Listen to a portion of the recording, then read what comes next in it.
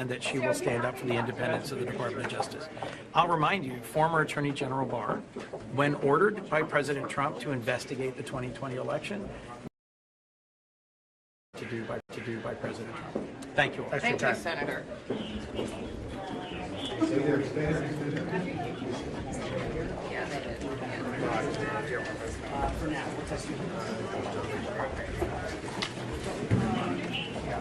Folks, if you are doing anything, you need to be behind the stanchions.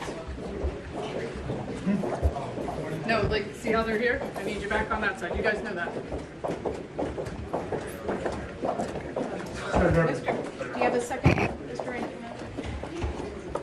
You had asked about the independence of Pam Bondi.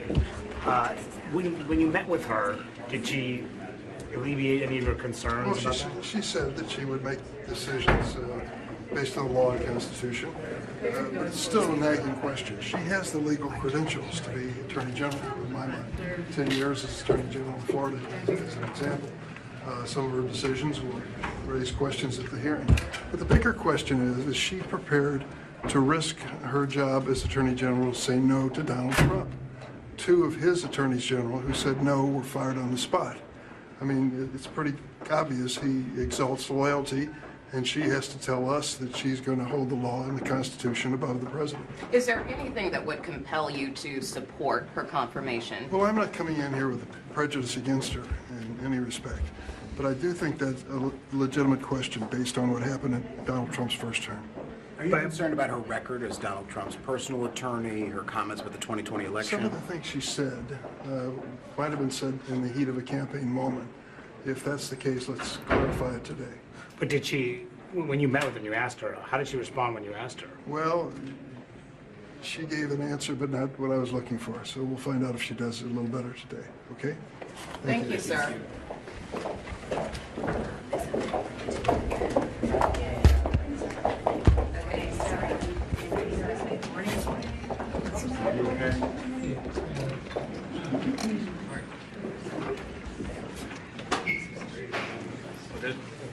Were you saying that it?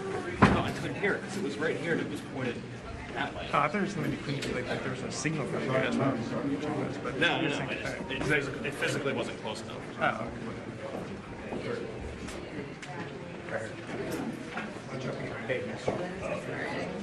Okay, the officer was told to be at first floor. Yeah, very rare to just over.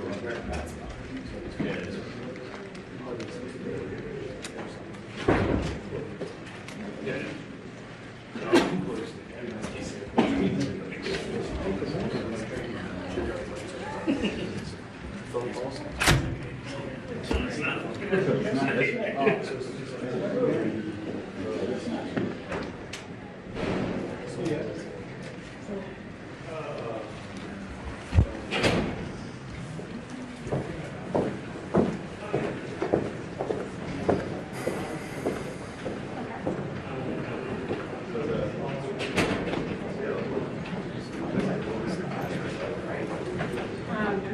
Who are these guys?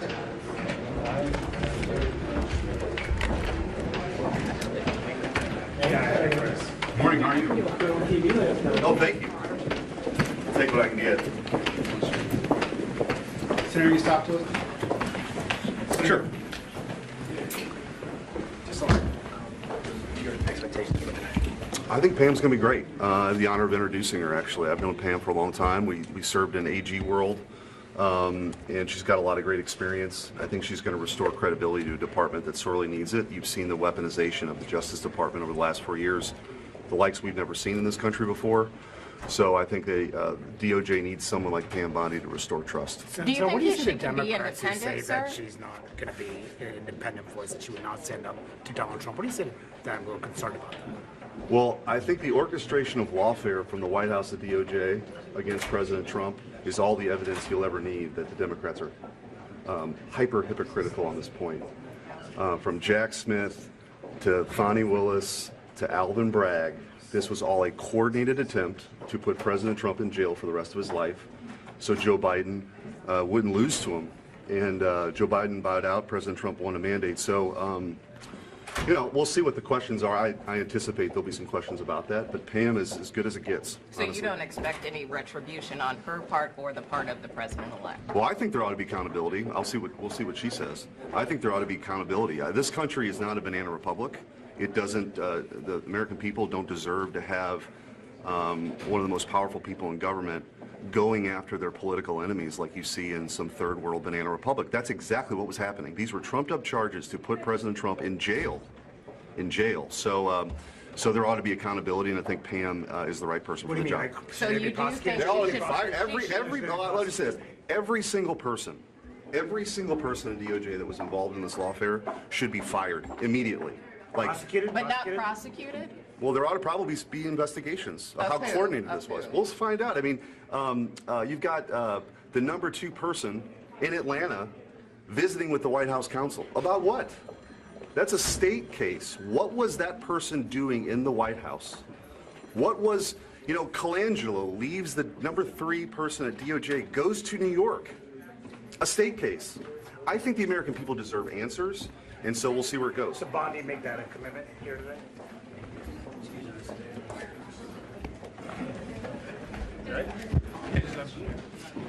Backs against this wall. So Right.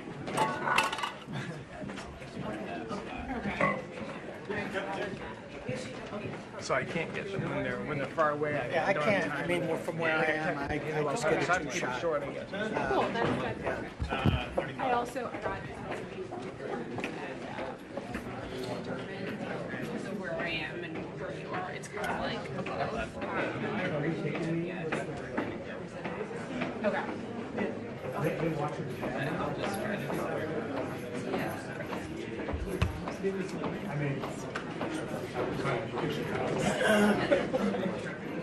I can try to see if I can. I haven't looked at them yet. I'll try to.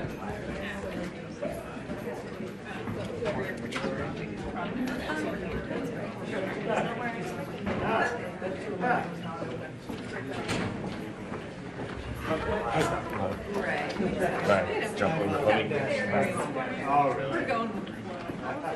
So he has, yeah, we have Intel, Hello. Hello. I'll swap places. I was just might need you to calm down a little. Yeah, no worries.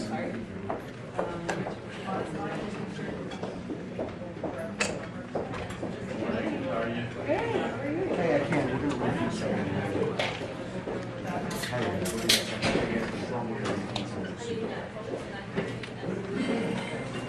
Okay, I must look at me back. Do I need it? No? I did have some coffee, so yeah, just one. Oh, okay, sorry. Thanks. I always Arthur. take a go. You traitor. Here, put your hand so I can see how many are going. Flatten your hand so I can see how many are going. Burrito already today? Can't smell it yet? No, I gotta go. Is it Mentos? What? It's Mentos? Just take it. Don't take candy from strangers. I do, it's Mentos. Senator Cruz, what is your message to any of your colleagues that don't Senator mind Cruz? confirming Pam Bondi?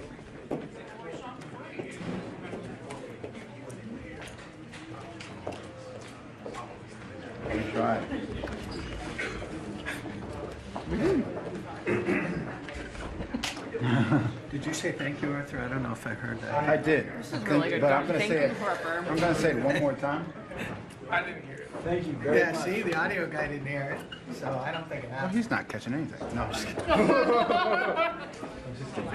Well, no, just, should I, better if I just kind of stay here and duck down? Yeah. Okay, cool. Yeah, because like if they're coming down. I mean, they were come from either place. Hello. Hi, how are you? Good morning. If I'm a little bit further forward. Yeah, I work, I'll probably get like a long shot. Yes, if you're further in front of me. Yeah. Right. Let's,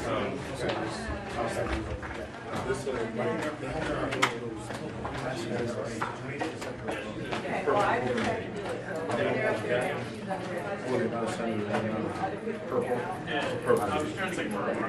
want to see it real quick?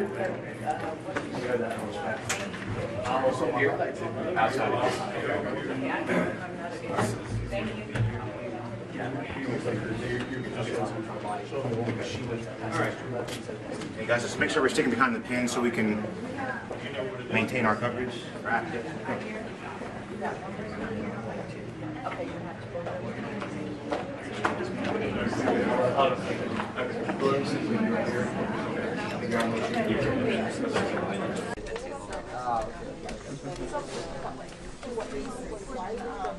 She's not coming.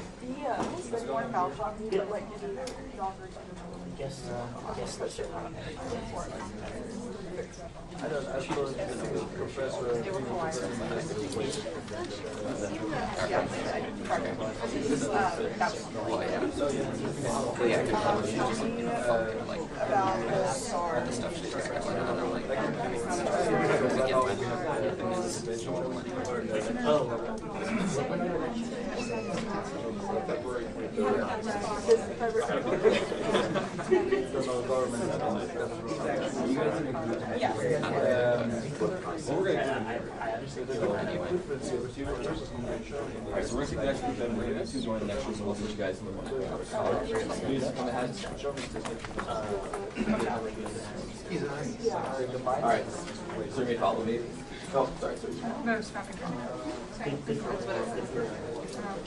I don't know. I don't really. Bonnie was the so neither of us got it.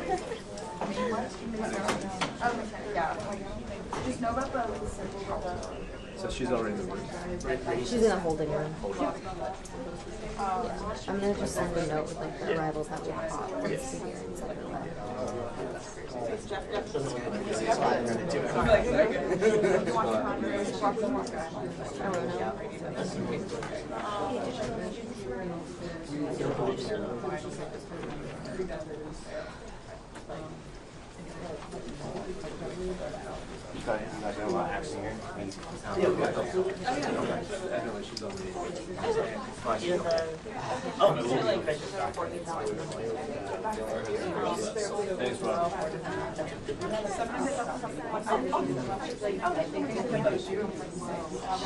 Alright, if you guys would all like to follow me, please. It was a joke. It was a joke.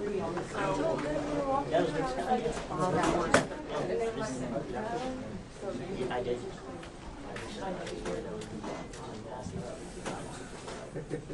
Did you know the other side?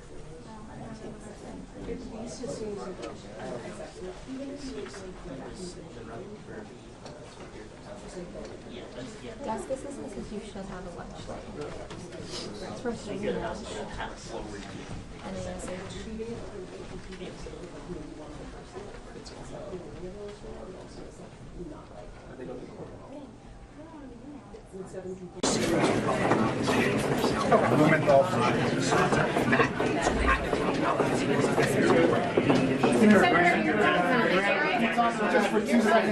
What is it the Democrats who say that Pam Bondi won't show independence from Donald Trump and are concerned about her efforts while he was trying to overturn the 2020 election? I don't take that seriously. I think she's one of the most qualified people he could have picked. I think almost any Republican presidential person would have picked Pam, yeah. Do you think she would prosecute anyone who's on? Well, it depends on what they did. Do you believe that she'll be confirmed easily? Yes. Do you think there should make commitments in there to keep the DOJ independent?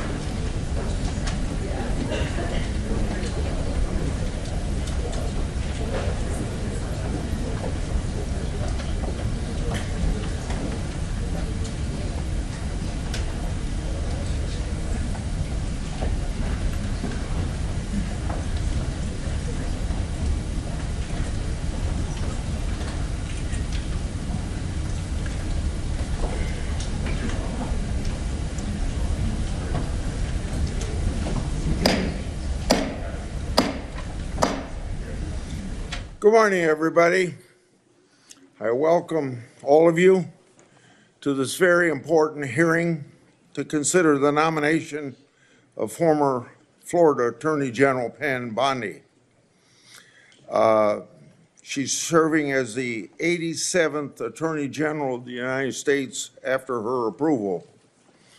Congratulations to your nomination, Ms. Bondi, and thank you for your willingness to serve. I thank Senator Durbin for his leadership as chairman of the committee over the last 4 years. Although he and I have differences of policies, I think the public could say we worked well together on many issues over the years. As he steps into his role as ranking member, I will work closely with Senator Durbin to serve the American people. I also would like to welcome three brand new members of the committee and a person that's repeating his service here after a stint off. I welcome to the committee Senator Britt, Senator Schmidt, Senator Crapel, and Senator Schiff. Welcome. Before we get started, I'd like to set out a couple ground rules. I want to handle this hearing using a similar structure to how Senator Durbin handled the nomination hearing of Attorney General Garland. I want everyone here to be able to watch the hearing without obstruction. If people stand up and block the view of those behind them or speak out of turn, it's not fair or considerate to others, so officers will immediately remove those individuals. Now, before I turn to my opening statement, let me explain how we're going to proceed today. I'll give my opening remarks, and then I'll invite Ranking Member Durbin to give his opening remarks.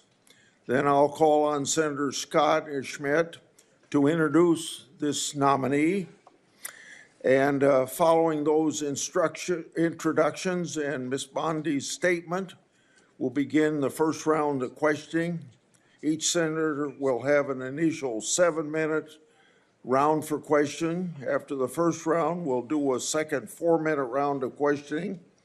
Members should do their very best to adhere to these time limits so that we can proceed efficiently with the hearing.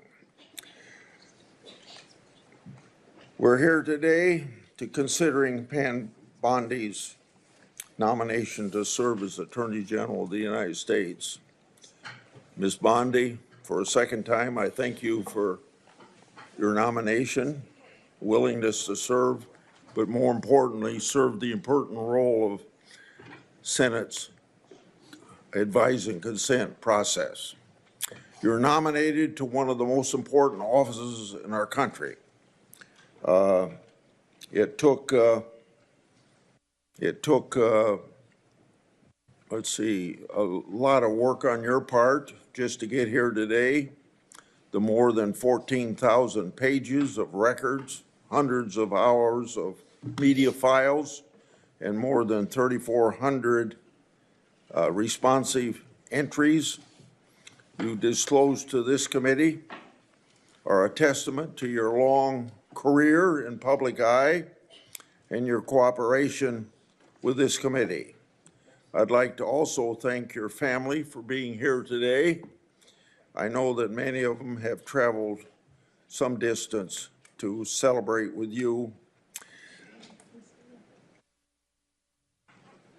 I'd like to explain and expect that Ms. Bondi be treated fairly. During Attorney General Garland's confirmation hearing, Republicans treated him with respect. We asked tough but fair questions, and we ultimately voted him out of committee on a bipartisan basis. Although Attorney General Garland wasn't who we on this side of the aisle would have chosen to lead the Department of Justice, We recognize that President Biden won that election and that he was entitled to choose his Attorney General. We were ultimately disappointed with some of the things that General Garland and his department did, but at the time of his nomination, we gave him the benefit of the doubt.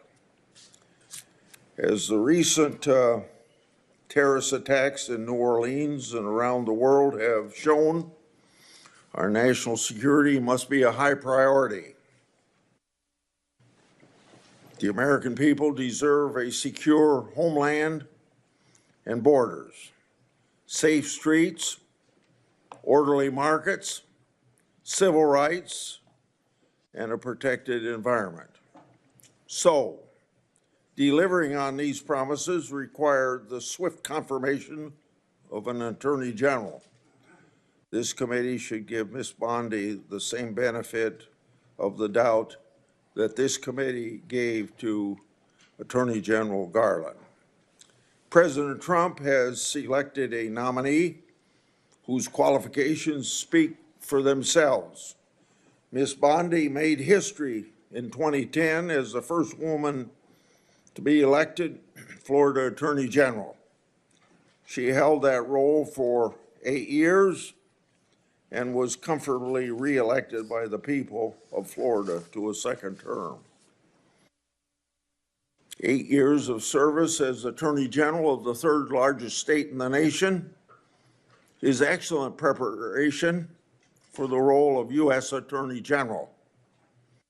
As Florida Attorney General, Ms. Bondi was a member of the Florida Cabinet, chief legal officer of the state, and led a large agency that tangibly impacted people's lives.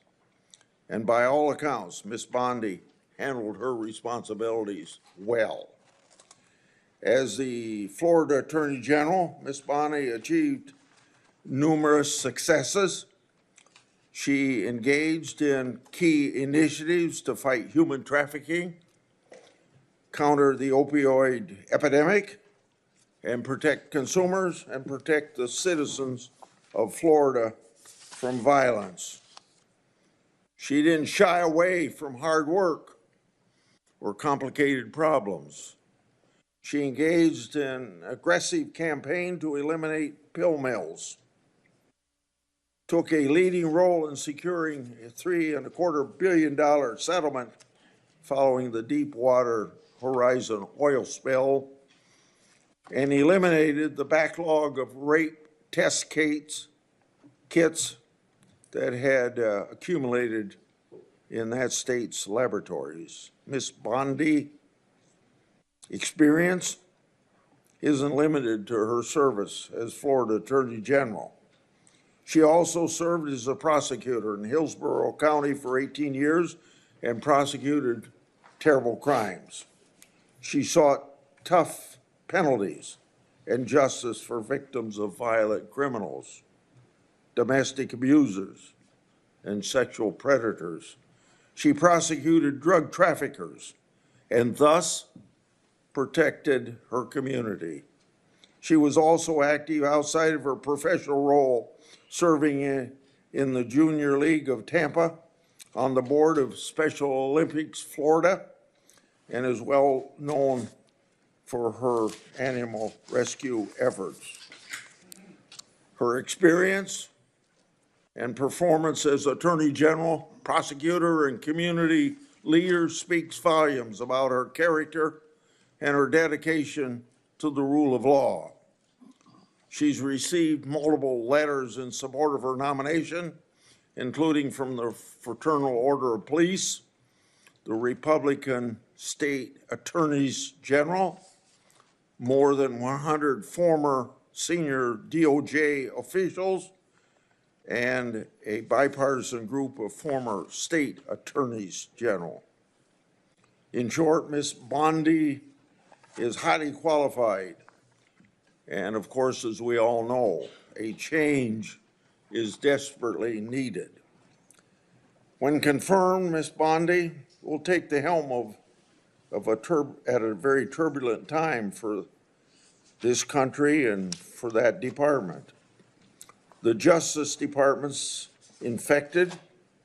is infected with political decision-making, while its leaders refuse to acknowledge that reality. Crossfire Hurricane was a textbook example of government weaponization. The FBI's investigation was built on the fake Steele dossier, which was funded by the Democratic National Committee and Clinton campaign, who worked with foreign operatives. My investigative work exposed that the FBI actually knew the dossier was false information and was likely a part of a Russian disinformation campaign. Even with the knowledge of such dossier defects and political infections, the Justice Department sought FISA warrant renewals and took other actions. After directing my oversight staff to investigate Justice Department's mishandlings of the matter, the Justice Department retaliated in issuing a subpoena for my own staff's phone records. That's right, challenging my constitutional rights of doing my oversight duties. Well, what's next? Then a few Democratic colleagues pressured the FBI Foreign Influence Task Force to supposedly brief me and Senator Johnson related to our Biden family investigation. On August the 20th, Senator Johnson and I had that infamous briefing from the FBI. Later, this FBI's briefing contents were leaked to the media, even though the FBI promised confidentiality. That leak falsely labeled our oversight work as, you guessed it, Russian disinformation. To this day, over 4 years later, the intelligence community and the FBI refused to provide us the intelligence basis for that briefing. The title of this Wall Street Journal's article sums it up, quote, "The FBI's dubious briefing. Did the Bureau set 2 U.S. GOP senators up at the behest of Democrats?" Question mark, end of quote. So, I know, as other people on this committee and in and out of Congress know, what government weaponization is. And then we get to Special Counsel Jack Smith and his lawfare operation. It involved an unprecedented FBI raid on Trump's house, including agents that even searched the former First Lady's clothing drawers. Hillary Clinton and Joe Biden certainly did not receive the same treatment by government regarding their records. Indeed, as my oversight exposed, the FBI amazingly agreed to destroy laptop records and records associated with Clinton's staff. This Orwellian conduct should have no quarter. On top of it all, the FBI Special Agent Thibault, the anti-Trump agent that violated the Hatch Act for political activities on the job, started one of Jack Smith's cases. But Jack Smith wasn't the only department official who tried to influence this past election. The Washington Post reported just last August about a previously undisclosed Mueller investigation into Trump that was closed for lack of evidence, and it being, quote unquote, fishing expedition. That news reporting was based on sealed court records, government records, and potentially classified information roughly 90 days before the last presidential election. The Justice Department leaked that information to the press to impact the election against President Trump. And they did it while stiff-arming congressional requests for information that would prove embarrassing to the Biden-Harris administration. So let us not forget some of the more and other flagrant abuses of power that we've seen from the DOJ and the FBI over the last 4 years. And I don't have the time to spend on these that I spent on 2 or 3 others, but just to list them. The Department of Justice used the might of the federal government to prosecute individuals peacefully praying outside of an abortion clinic.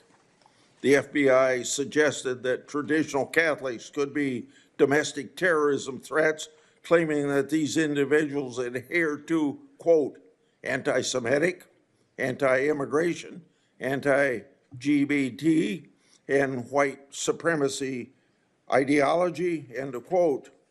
The FBI opened dozens of investigations into parents who voiced their concerns at school board meetings regarding curriculum choices and COVID-19 mandates. The FBI applied undue pressure to social media platforms to censor so-called misinformation, downgrading or removing flagged social media posts and removing users.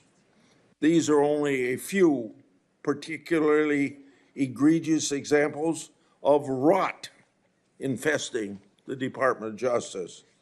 The impact of this political infection in our once storied law enforcement institutions is catastrophic. By every metric, the Biden-Harris Justice Department conduct has failed to live up to our country's ideals. So, Ms. Bondi, should you be confirmed, the actions you take to change the department's course must be for accountability so that the conduct I just described never happens again.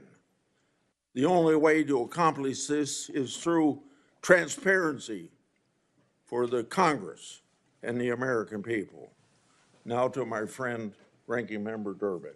Thank you, Senator Grassley. I appreciate your commitment to the Judiciary Committee's longstanding bipartisan practices for vetting presidential nominees. That was in doubt several weeks ago, but I spoke to Senator Grassley and he assured me that he's still personally committed, as I am, to maintaining these practices which we've established over the years. Our process is rigorous, and it shows how seriously members on both sides of the aisle take our constitutional responsibility of advice and consent. Ms. Bondi, thanks for coming to my office last week to discuss your nomination. The importance of the Attorney General to our justice system cannot be overstated. As our nation's chief law enforcement officer, the Attorney General oversees the Department of Justice, which is responsible for protecting the civil rights of Americans, economic freedom and opportunity, public safety, and of course, national security. In short, the Attorney General has real impact on America's everyday life.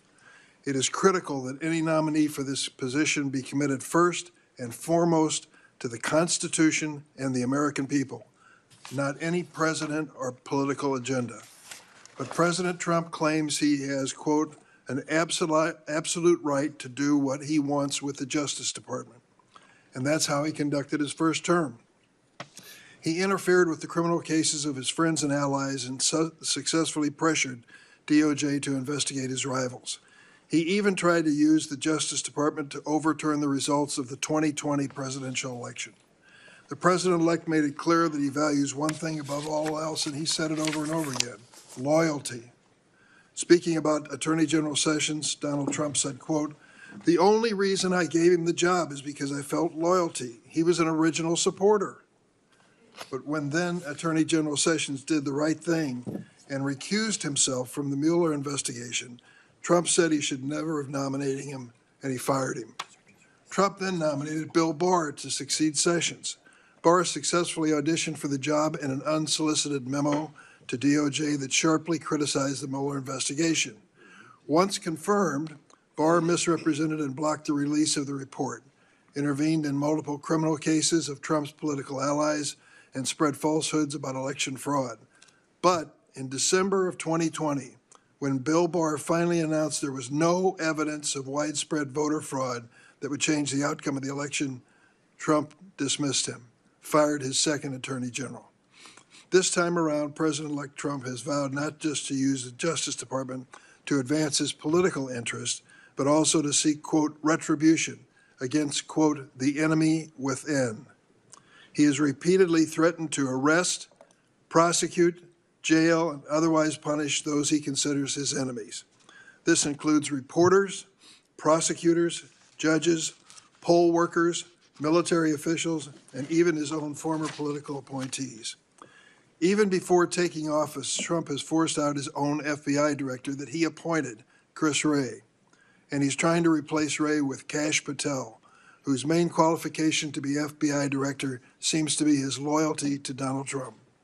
Patel has even compiled an enemies list of, quote, government gangsters to target that even includes former Trump appointees like Director Wray, Attorney General Barr, and Defense Secretary Esper.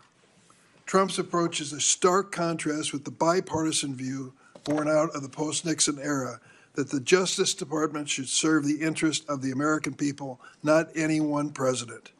For those who need a reminder, Richard Nixon ordered department officials to fire Archibald Cox, the special prosecutor investigating Watergate. Two of those officials, Elliot Richardson and William Ruckelshaus, resigned rather than carry out Richard Nixon's orders. When this committee considered the appointment of Loretta Lynch to be President Obama's Attorney General, a Republican member of the committee emphasized, and I quote, "What we need from our next Attorney General more than anything else is independence." That same member, who now still serves on the committee, said, and I quote, "The job is not to be the president's wingman. The job is to represent all Americans.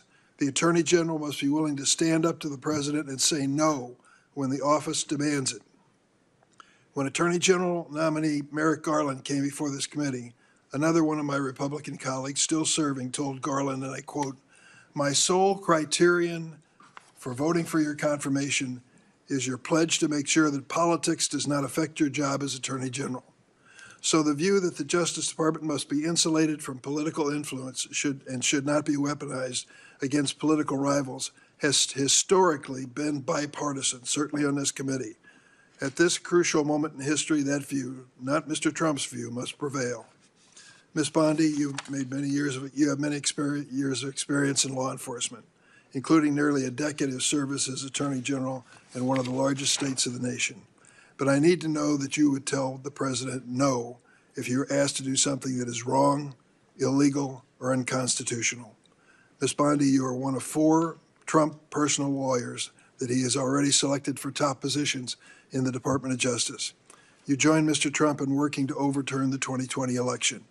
You've repeatedly described investigations and prosecutions of Mr. Trump as witch hunts, and you have echoed his calls for investigating and prosecuting his political opponents. This flies in the face of evidence, like Mr. Trump's call to Georgia Secretary of State Brad Raffensperger. We've all heard that audio recording.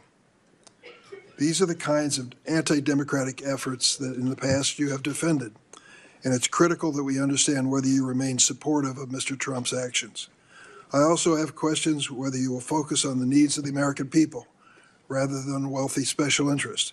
I'm concerned that you failed to identify your extensive lobbying for foreign governments and big corporations as potential conflicts of interest. There will be questions in this hearing on that issue. That's why I've asked the Justice Department and the National Archives for information on your lobbying of the Trump White House and your foreign lobbying disclosures. I'm particularly concerned about your work on behalf of the government of Qatar, which reportedly paid you $115,000 a month to launder their image on human trafficking, an issue of bipartisan concern on this committee. We need an Attorney General who will enforce our antitrust laws to prevent price fixing and monopolies that lead to higher prices for American consumers, not favor corporate giants that you've lobbied for in the past like Amazon and Uber. I also have questions about some of your actions as Florida Attorney General. I'm concerned that your office failed to investigate more than 24 complaints about the for-profit Trump University after Mr. Trump donated to your reelection campaign and held a fundraiser for you at Mar-a-Lago.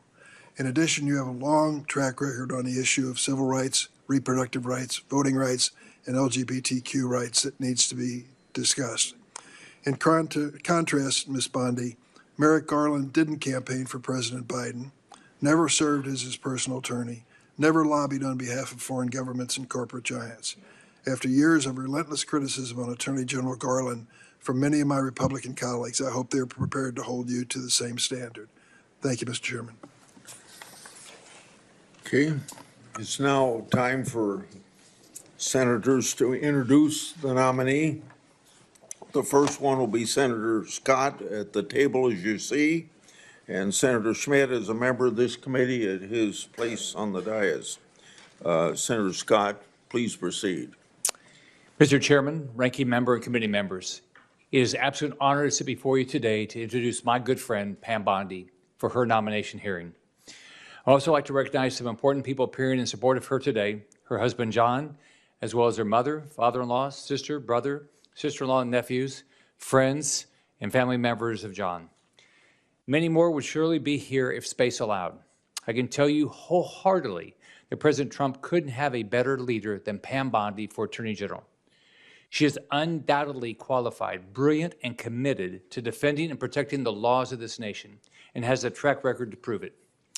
It is no secret that the DOJ is facing a public trust crisis after Democrats spent years weaponizing the justice system and the entire federal government. They become an agency that attacks the American people instead of defending and protecting them. That will change under Pam Bondi.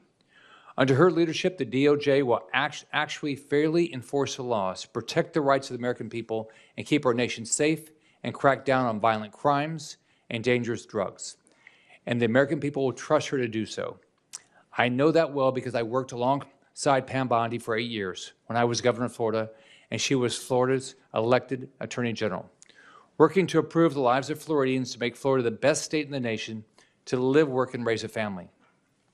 Pam was an incredible partner, working to keep Florida safe and uphold the laws of our state, ensuring crime is aggressively pursued by law enforcement and prosecutors. President Trump has made clear that one of his top priorities is to reverse the rising rates of crime, and specifically violent crime, that have plagued our communities over the past 4 years. Pam Bondi is uniquely equipped to advance this priority as U.S. Attorney General because she has a proven track record of success in achieving dramatic reductions in crime and violent crime during her time as Florida's Attorney General. From 2010, the year before she took office, to 2018, the last year she was in office, together, Florida experienced a remarkable 26% drop in overall crime, including a 19.6% drop in violent crime and a 27.4% drop in property crime. These aren't just numbers. These are tens of thousands of lives saved and communities improved and made safer and families and businesses protected. As Florida's Attorney General, Pam Bondi also spearheaded other life-saving initiatives like tackling the opioid epidemic and fighting human trafficking. Her achievements are too many for me to list in this short introduction. As U.S. Attorney General, Pam Bondi will restore law and order to the nation. She'll put Americans' interests first and make the nation a better and safer place. I urge every single member of this committee to support my friend Pam Bondi, and I look forward to voting for her confirmation soon on the Senate floor and help her get to work for the American people. Thank you, Chairman.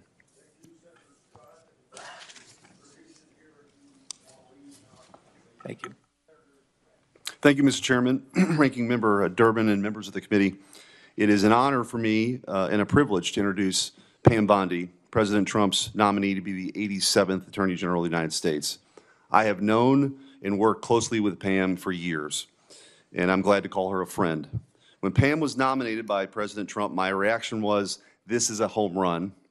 As many of us are, I was only to be outdone by Senator Graham, who described the nomination as a grand slam, touchdown, hole-in-one, ace, hat trick, slam dunk, Olympic gold medal pick, and he's right.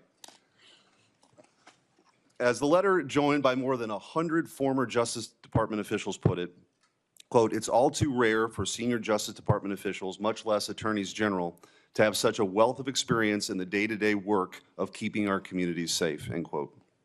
Pam exemplifies and personifies the Department of Justice's mission to uphold the rule of law, to keep our communities safe, and to protect our rights and liberties as Americans. Pam has distinguished herself in her career in public service that has taken her from her small-town upbringing in Temple Terrace, Florida, to a hearing before this esteemed committee. After attending the University of Florida and Stetson University College of Law, she started her career as a local prosecutor in Hillsborough County, Florida. As a local prosecutor for nearly 2 decades, Pam kept her community safe, prosecuting violent criminals, drug dealers, those who had threatened the local community, and those who stood in opposition to the rule of law. Pam's fellow Floridians then elected her to serve as Florida's Attorney General, where she was the first woman in state history elected to that office. As a former state Attorney General myself, I can vouch for the deep experience that Pam Bondi has developed from serving in that role.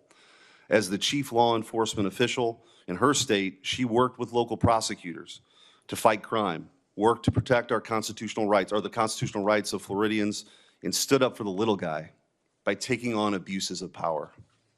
As Florida's Attorney General, she worked tirelessly to combat the opioid crisis, fighting pill mills, and helping to combat the widespread misuse and trafficking of deadly drugs, including fentanyl, which have devastated families and communities all across our country. She stood up for Floridians in the wake of a 2008 financial crisis, leading to the National Mortgage Settlement Act, resulting in $56 billion in compensation to victims.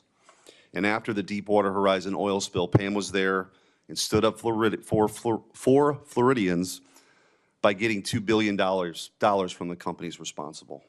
On a more personal note, Pam has always taken it upon herself to help others. She's incredibly generous and someone I could always count on.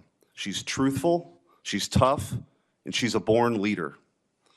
She has charted her own course with the rare combination of backbone and heart.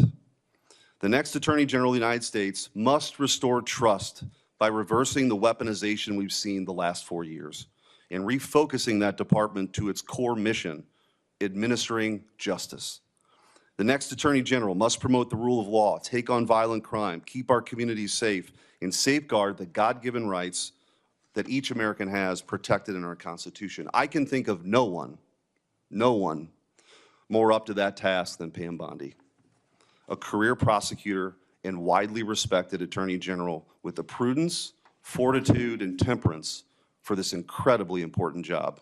Mr. Chairman, it is truly an honor for me to introduce Pam Bondi to this committee and to our country here today and speak on her behalf, and it's my hope that her nomination will be swiftly confirmed. Thank you, Senator Schmidt. Now, Ms. Bondi, would you please come forward, and before you're seated, I'd like to administer oath. Would you please raise your right hand and answer this question? Do you swear that the testimony you're about to give to this committee will be the truth, the whole truth, and nothing but the truth, so help you God? Please be seated and move ahead with your opening statement.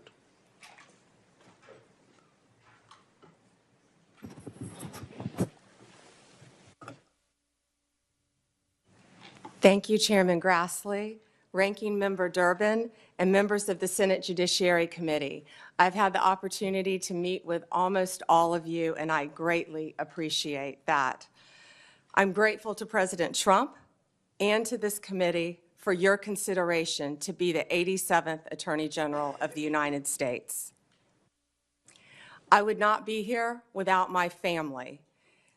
And if you can bear with me for just a moment, a lot of them have made a very long trip, and I wrote them all down so I don't forget anyone. My beautiful mother, who I wouldn't be here, a retired kindergarten teacher, would not be here without my mom. As of a week ago, it was 12 years since we lost my dad to leukemia. Feels like 12 days.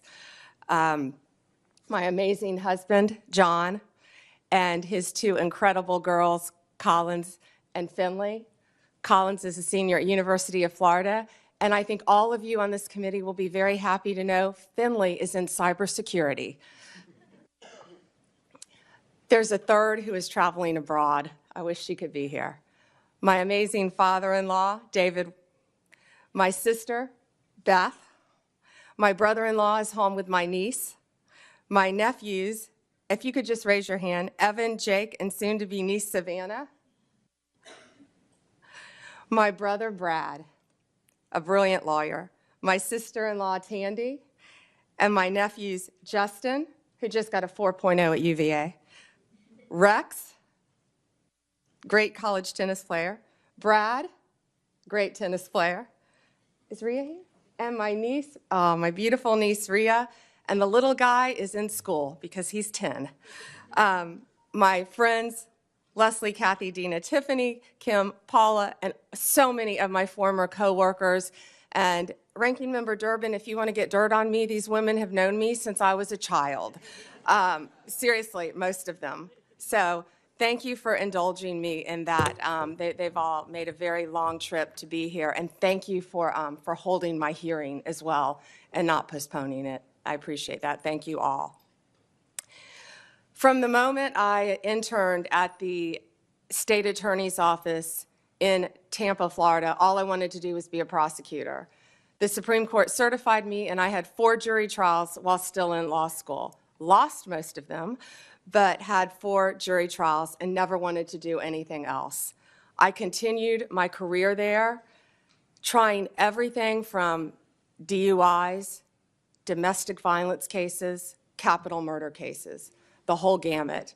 I became a lead trial attorney in courtroom every day trying career criminals, was deputy chief of a division, and then ultimately was felony bureau chief, and eventually left to become Florida's 37th Attorney General for the state of Florida.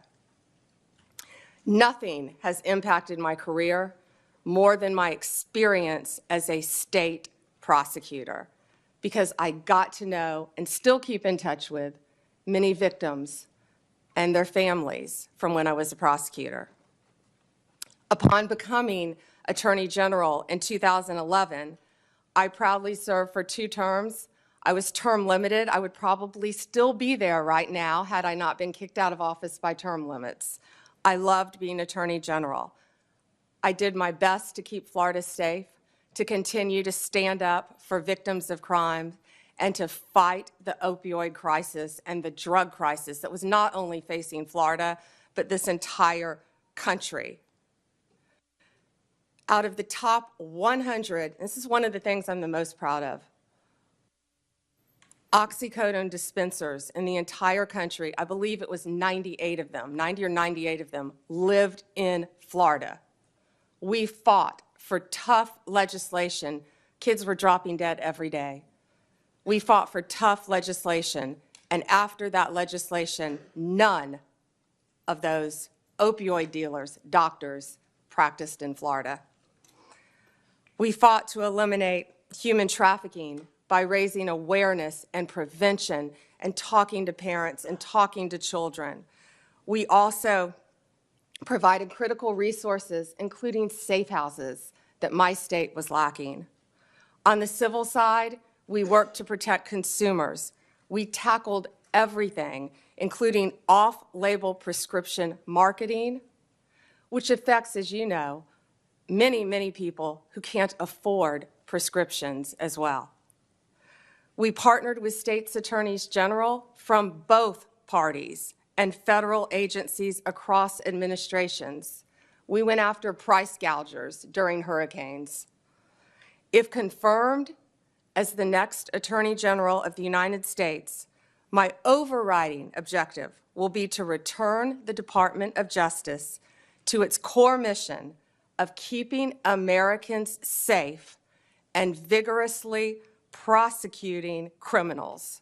And that includes getting back to basics: gangs, drugs, terrorists, cartels, our border, and our foreign adversaries. That is what the American people expect, and that is what they deserve from the Department of Justice. If confirmed, I will do everything in my power, and it will be my great responsibility to make America safe again. Making America safe again also requires reducing recidivism. We have to fix the Bureau of Prisons. and I am looking on both sides of the aisle. The Bureau has suffered from years of mismanagement, lack of funding, and low morale. I was proud to support President Trump's First Step Act. I think more can be implemented and more can be done on that front. President Trump's leadership on criminal justice reform has demonstrated what is possible when a president is unafraid to do things that have been deemed to be too difficult. We have to reach across the aisle and get solutions for all of these problems. Like the president, I believe we are on the cusp of a new golden age where the Department of Justice can and will do better if I am confirmed. Lastly, and most importantly, if confirmed, I will fight every day to restore confidence and integrity to the Department of Justice and each of its components. The partisanship, the weaponization will be gone. America will have one tier of justice for all. In all this work, I'll collaborate closely with this committee. I will work with all of you, as I've committed to do when I met with almost all of you. And I will partner not only with the federal agencies, but with the state and local officials throughout our great country. I look forward to answering your questions today and working together for this country and our Constitution. Thank you, Senators.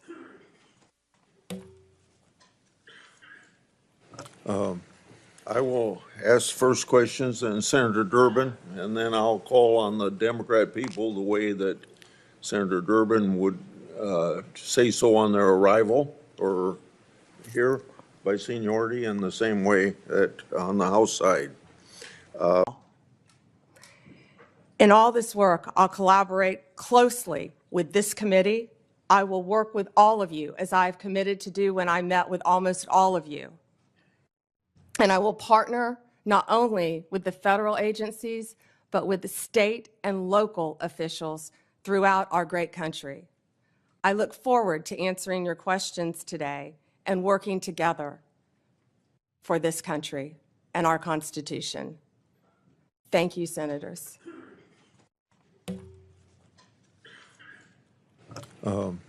I will ask first questions, and Senator Durbin, and then I'll call on the Democrat people the way that Senator Durbin would say so on their arrival or here by seniority, in the same way that on the House side. And I'll make sure that I don't abuse the 7 minutes. I want you to have your attention on this binder that I put up here. It gets to a key factor of each senator's role in oversight. It contains 144 oversight letters that I sent to the Biden-Harris Justice Department and its component agencies, with many of those letters in there to the FBI. Adding letters to the Inspector General, that would be about 165 letters. So I've sent more letters since you've been in my office before Christmas. Should you be confirmed, 144 letters will be your responsibility. The responses I have received so far fall in two categories. First, they weren't answered at all. Second, I received a response, but it didn't fully respond. Said another way, the Justice Department merely sent me words on a piece of paper. So, should you be confirmed, you'll have an obligation to respond even to the minority and consider a letter from them, even if my signature's not on it, as they want information. Will you commit to responding to my oversight requests as well as the requests of other members of the committee? Chairman, either I or my top staff will personally review the letters and do everything we can to respond to you. Your tenure as Florida Attorney General was impressive. You fought against pill mills, human trafficking. You eliminated a backlog of rape test kits in state labs. You fought against organized retail theft, and you were known to stand for law and order. With such achievements, it's easy to see why the people of Florida re-elected you in 2014 and why President-elect Trump nominated you to serve as the nation's chief law enforcement officer. So this gives you a chance to tell us on this committee and the people of this country what you're proud of as your record as Attorney General of Florida. Thank you, Chairman Grassley. I was truly honored to serve the people of the state of Florida for 8 years, but it was a team effort. I had great people around me, many of whom are in this room today. And we did a lot. We did a lot to fight crime, and I've been reminiscing a lot since I was asked to take this nomination. Opioids, as I talked about, were a top priority right when I took office. When I was running for office, I went through the entire state of Florida. Parents were walking up to me, handing me pictures of their children who were deceased from opioid abuse. After I was elected, I took those pictures and I framed them in my office as a goal of stopping that fight, which I talked about in my opening statement. And if U.S. Attorney General, I'll bring those pictures back out, and they will be there to inspire me on the further drug abuse we're facing throughout this country.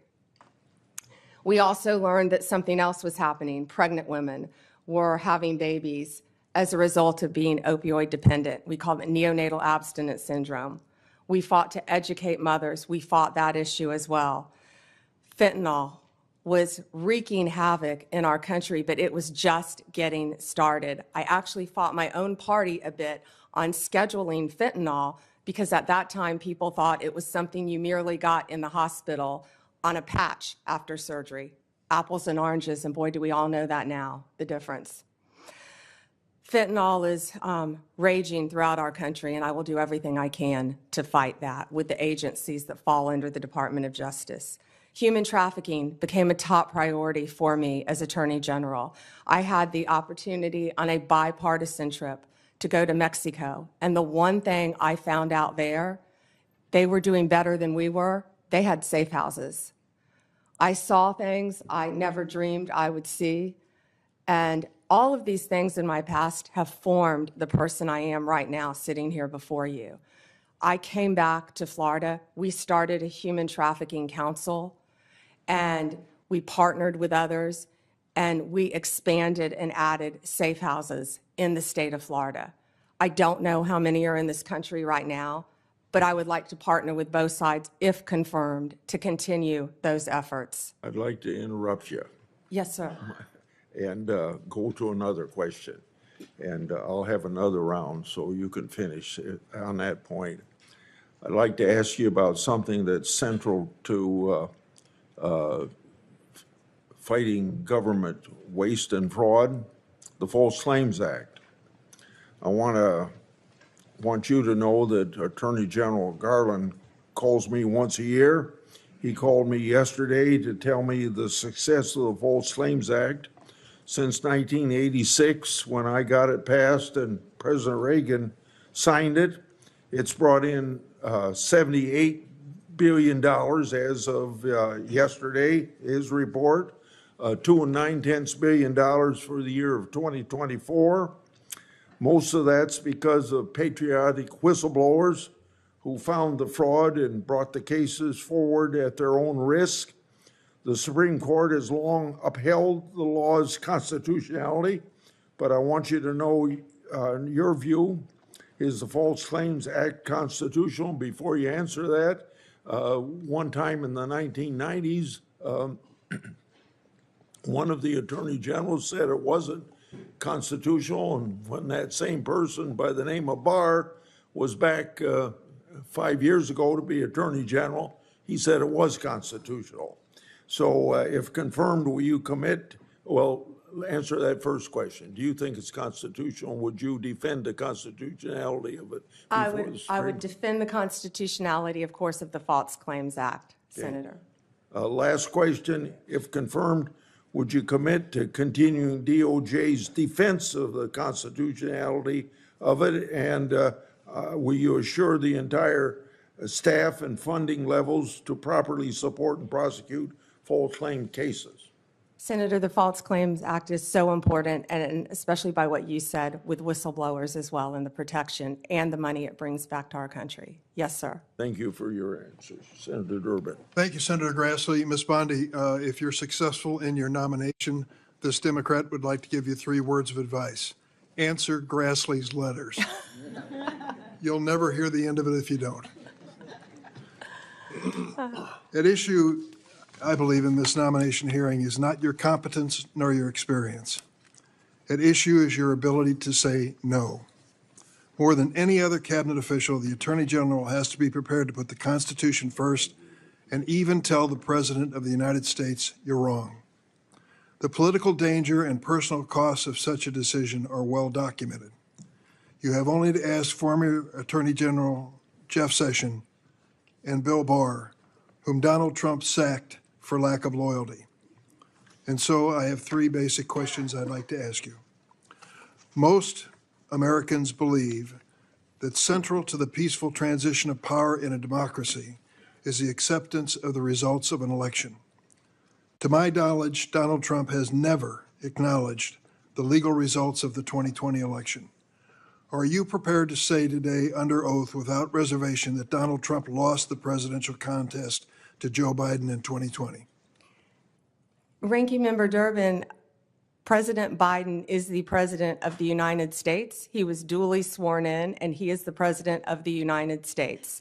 There was a peaceful transition of power. President Trump left office and was overwhelmingly elected in 2024. Do you have any doubts that Joe Biden had the majority of votes, electoral votes, necessary to be elected president in 2020? You know, Senator, all I can tell you as a prosecutor is from my firsthand experience. And I accept the results. I accept, of course, that Joe Biden is President of the United States. But what I can tell you is what I saw firsthand when I went to Pennsylvania as an advocate for the campaign. I was an advocate for the campaign, and I was on the ground in Pennsylvania, and I saw many things there. But do I accept the results? Of course I do. Do I agree with what happened? And I saw so much, you know, no one from either side of the aisle should want there to be any issues with election integrity in our country. We should all want our elections to be free and fair, and the rules and the laws to be followed. I think that question deserved a yes or no. And I think the length of your answer is an indication that you weren't prepared to answer yes. Have you heard the recording of President Trump on January 2nd, 2021, when he urged the Secretary of State of Georgia to, quote, find 11,780 votes and declare him the winner of that state? No, I've heard about it through clips, but no, Senator, I've not heard it. What was your reaction to President Trump making that call? I would have to listen to the tape, Senator. Well, the quote that I give you is exact. He said to the Georgia Secretary of State, find 11,780 votes. Do you have the entire context of that call? I feel like it was much longer than that and may have been taken out of context. It was an hour long. Right. And you can certainly listen to it. I hope you will. Every American should. As a former prosecutor, are you not concerned that the President of the United States called a state election official and asked him to find enough votes to change the results of the election? Senator, I have not listened to the hour-long conversation, but it's my understanding that is not what he asked him to do. You need to listen to it. Let me ask a third question. Do you believe that the January 6 rioters who've been convicted of violent assaults on police officers should be pardoned? Senator, if confirmed as Attorney General of the United States, the pardons, of course, fall under the President. But if asked to look at those cases, I will look at each case and advise on a case-by-case basis, just as I did my entire career as a prosecutor. You also advise the president on pardons. That's part of your responsibility as Attorney General. And so I'm asking you, do you believe that those who've been convicted of the January 6th riot, violent assaults on our police officers, should be pardoned? That's a simple question. So, Senator, I have not seen any of those files, of course. If confirmed and if asked to advise the president, I will look at each and every file. But let me be very clear in speaking to you. I condemn any violence on a law enforcement officer in this country. Let me ask you about your work as a lobbyist for Ballard Partners. You did not list your current position as a partner at the lobbying firm, nor the work you've done for your Ballard Partner clients, such as lobbying for the country of Qatar for $115,000 a month, and for corporate giants Amazon and Uber when you're asked about conflicts of interest. Why do you believe your work as a lobbyist does not constitute potential conflicts of interest? Well, Senator, first, that was the amount my firm received. I believe multiple people represented the country of Qatar within my firm. My role, and I am very proud of the work that I did, it was a short time and I wish it had been longer for Qatar, was anti-human trafficking efforts leading into the World Cup, which is something I'd like to talk about later too. I was registered as FARA along with many members of my firm. That was the sole portion of my representation for Qatar. Now, if there are any conflicts with anyone I represented in private practice, I would consult with the career ethics officials within the department and make the appropriate decision. I would also like to point out to you, I don't believe that I would be the first Attorney General who has represented and advocated for businesses in their past. Of course not. The question is whether you will recuse yourself from any case involving your Ballard clients. One of those clients was the GEO Group, was it not? GEO, yes. A private prison company you lobbied for. It manages correctional institutions and detention facilities. The GEO Group has faced criticism for safety violations, inadequate health care, and poor management. The U.S. Immigration and Customs Enforcement is GEO's largest source of revenue. Under the Trump administration, GEO stands to earn hundreds of millions of dollars by detaining immigrants if there is this mass deportation. Would you sense any conflict of interest if you're asked to judge the performance of this government contractor? Senator, I will consult with the career ethics officials within the Department of Justice and make the appropriate decision. Thank you, Mr. Chairman. Senator Graham. Thank you. Congratulations. Thank you you. forgot to say that John's family was from South Carolina. The upstate, I'm sorry. Yeah. I'll give you a pass on that. From Anderson, by the way. So, listen, President Trump asked a bunch of us, who would you pick for Attorney General? How many of you got asked that on our side? Probably didn't ask Dick, but he asked me. I said Pam Bondi. That's like an easy decision. I couldn't think of anybody more qualified that he knew, that he trusted. And it's okay to have, you were his lawyer, right? Yes, sir. I represented him when they tried to impeach him the first time as part of White House Counsel, Office of Special Counsel. Being Trump's lawyer prepares you for many things. So, yeah, you have a long-standing relationship with the president. He trusts you. That's a good thing. That's probably why President Kennedy picked his brother, Bobby Kennedy. I guess you can say no to your older brother. I'm sure he would. But this idea there's something bad is ridiculous. Who do you pick? You pick people you know. You pick people you trust, people that you're qualified. I'm glad he picked you. He knows you, he trusts you, and you're highly qualified. So the idea that there's something wrong with that is just absolutely ridiculous. So let's talk about the job you're about to have here. Do you support making certain drug cartels in Mexico foreign terrorist organization? Senator, I personally went to Mexico. I personally dealt with these cartels when I was a state prosecutor, and they are a grave and violent threat to our country. Yes, Senator. Advising the president. Good, good. Now, when it comes to Crossfire Hurricane, are those days over if you're Attorney General? Absolutely. Okay. Lake and Riley, are you familiar with that case? Sadly, I am, Senator Graham. Do you know why the man who killed her was released from custody? He was paroled due to detention capacity at the Central Processing Center in El Paso, Texas. Now, that's not your call. You'll be DOJ. But do you agree with me that the statute regarding parole doesn't allow parole to be based on we don't have detention beds? There's nothing in that statute would authorize parole based on lack of capacity. Are you familiar with that statute? Yes, sir, and that's frightening. Yeah, well, it is frightening. Are you going to fix it? I am going to do everything in my power to fix it if confirmed as Attorney You're General. going to advise President Trump we need more beds. Tom Homan's the guy that's going to do this, but would you as Attorney General say we need more bed space so Lake and Riley never happens again? Senator, my job, if confirmed as Attorney General, will be to keep America safe. Do you think we need more detention space? And that includes having enough space for violent criminals, for people that should not be in this country who have committed violent crimes. And Lake and Riley is one of many. Yeah.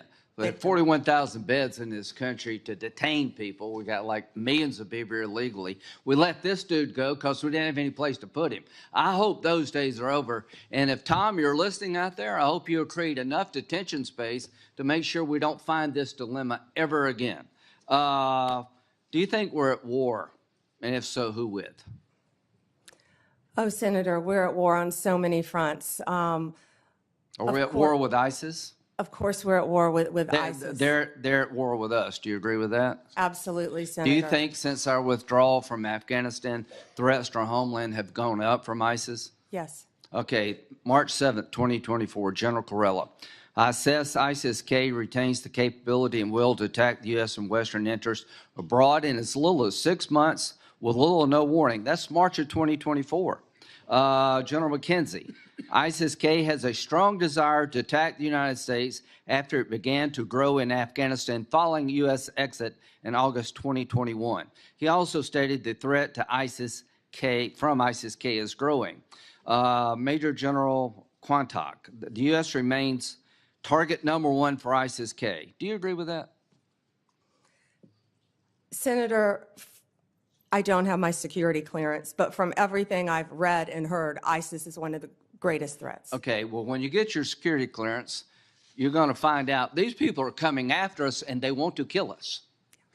So I would like to have a strategy to deal with the ISIS threat that's beyond just the law enforcement model. Does that make sense to you that we should use every tool in the toolbox? Senator, that includes wrapping in our state and local officials too, and better cooperation throughout our country and our world. I totally agree. Do you support reauthorizing FISA in 2025? Senator, I believe 702 is up in 2026. Okay, I'm sorry, I believe it's 2026, and we will closely be looking at that. FISA is a very important tool. Do you agree that the 702 provides important intel gathering capability to protect our nation? Extremely important. Okay. So, Pam, you're about to step into a job that's one of the most important jobs in any democracy. Let's go back to pardons. If I'm a lawyer for somebody in jail, would you promise to listen to the application and read it before you made a decision? Yes. Okay. No matter who you are. Good. That's the way it works. People want to bargain with you up here. Will you do this? Will you do that? All I ask you to do is call it as you see it, hire good, competent people, and give the president the best legal advice you can, run the Department of Justice in a manner that other people would want to join it one day. Growing up, I had a fondness for the FBI. I watched the show, I think it's every Sunday, wanted to be an FBI agent. Right now, the FBI needs an image overhaul.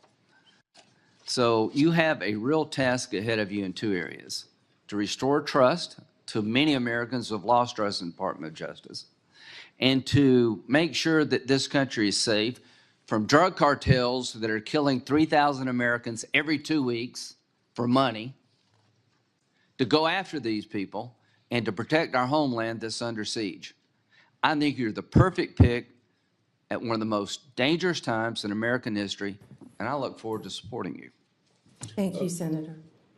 Senator Whitehouse. Thank you, Chairman. Welcome, Ms. Bondi. Thank you, Senator, and thank you for meeting with me. I greatly appreciate that. It was a pleasure. Ms. Bondi, you were a courtroom prosecutor for a great many years. As a courtroom prosecutor, did you ever have an enemies list? No, Senator.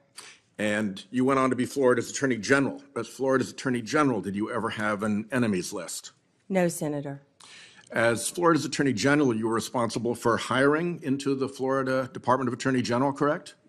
Senator, the Attorney General's office in Florida is the third largest in the state, approximately 1,400 employees and approximately 400 lawyers. Only California and Texas are our bigger offices. And you were responsible So, yes. for hiring into that office while you were Attorney General? Yes. Would you Senator. have hired someone into the Florida Attorney General's office who you knew had an enemies list? Senator, to cut to the chase, you're clearly talking about Kash Patel. I don't believe he has an enemies list. He made a quote on TV, which I have not heard. I saw your sign, or Senator Durbin's sign, about Kash. But I know that Kash Patel has had 60 jury trials as a public defender, as a prosecutor. He has great experience in the Intel Department, Department of Defense. I have known Kash, and I believe that Kash is the right person at this time for this job. You'll have the ability to question Mr. Patel. And I'm when- questioning you when right you now do. about whether you will enforce an enemies list that he announced publicly on television. Oh, Senator, I'm sorry. There will never be an enemies list within the Department of Justice. Thank you. The FBI's, what is the FBI's role in national security and counterterrorism, and how important is that role? You know, Senator, I believe now more than ever, counterterrorism is so important and vital in our country. We are facing such incredible threats here and abroad. I'm sure many of you saw former FBI Director Wray's interview on 60 Minutes. He talked about the threats that, frankly, again, I don't have my security clearance, but the threats facing us, Senator, from China right now that are so great. Given the that- sleeper cells within our country. Given that importance, is it responsible to call for shutting down the FBI's counterterrorism and national security work? And will you, as Attorney General, impede or shut down the FBI's counterterrorism and national security work?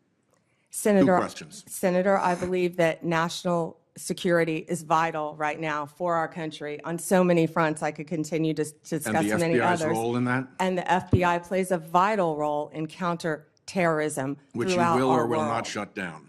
I will look at each agency. I have no intention of shutting anything down right now, Senator. I am not in that office yet, and if confirmed, I will look at each individual agency and how it should be managed, but counterterrorism right now in our world is vital. You have said that Department of Justice prosecutors will be prosecuted in the Trump administration. What Department of Justice prosecutors will be prosecuted and why?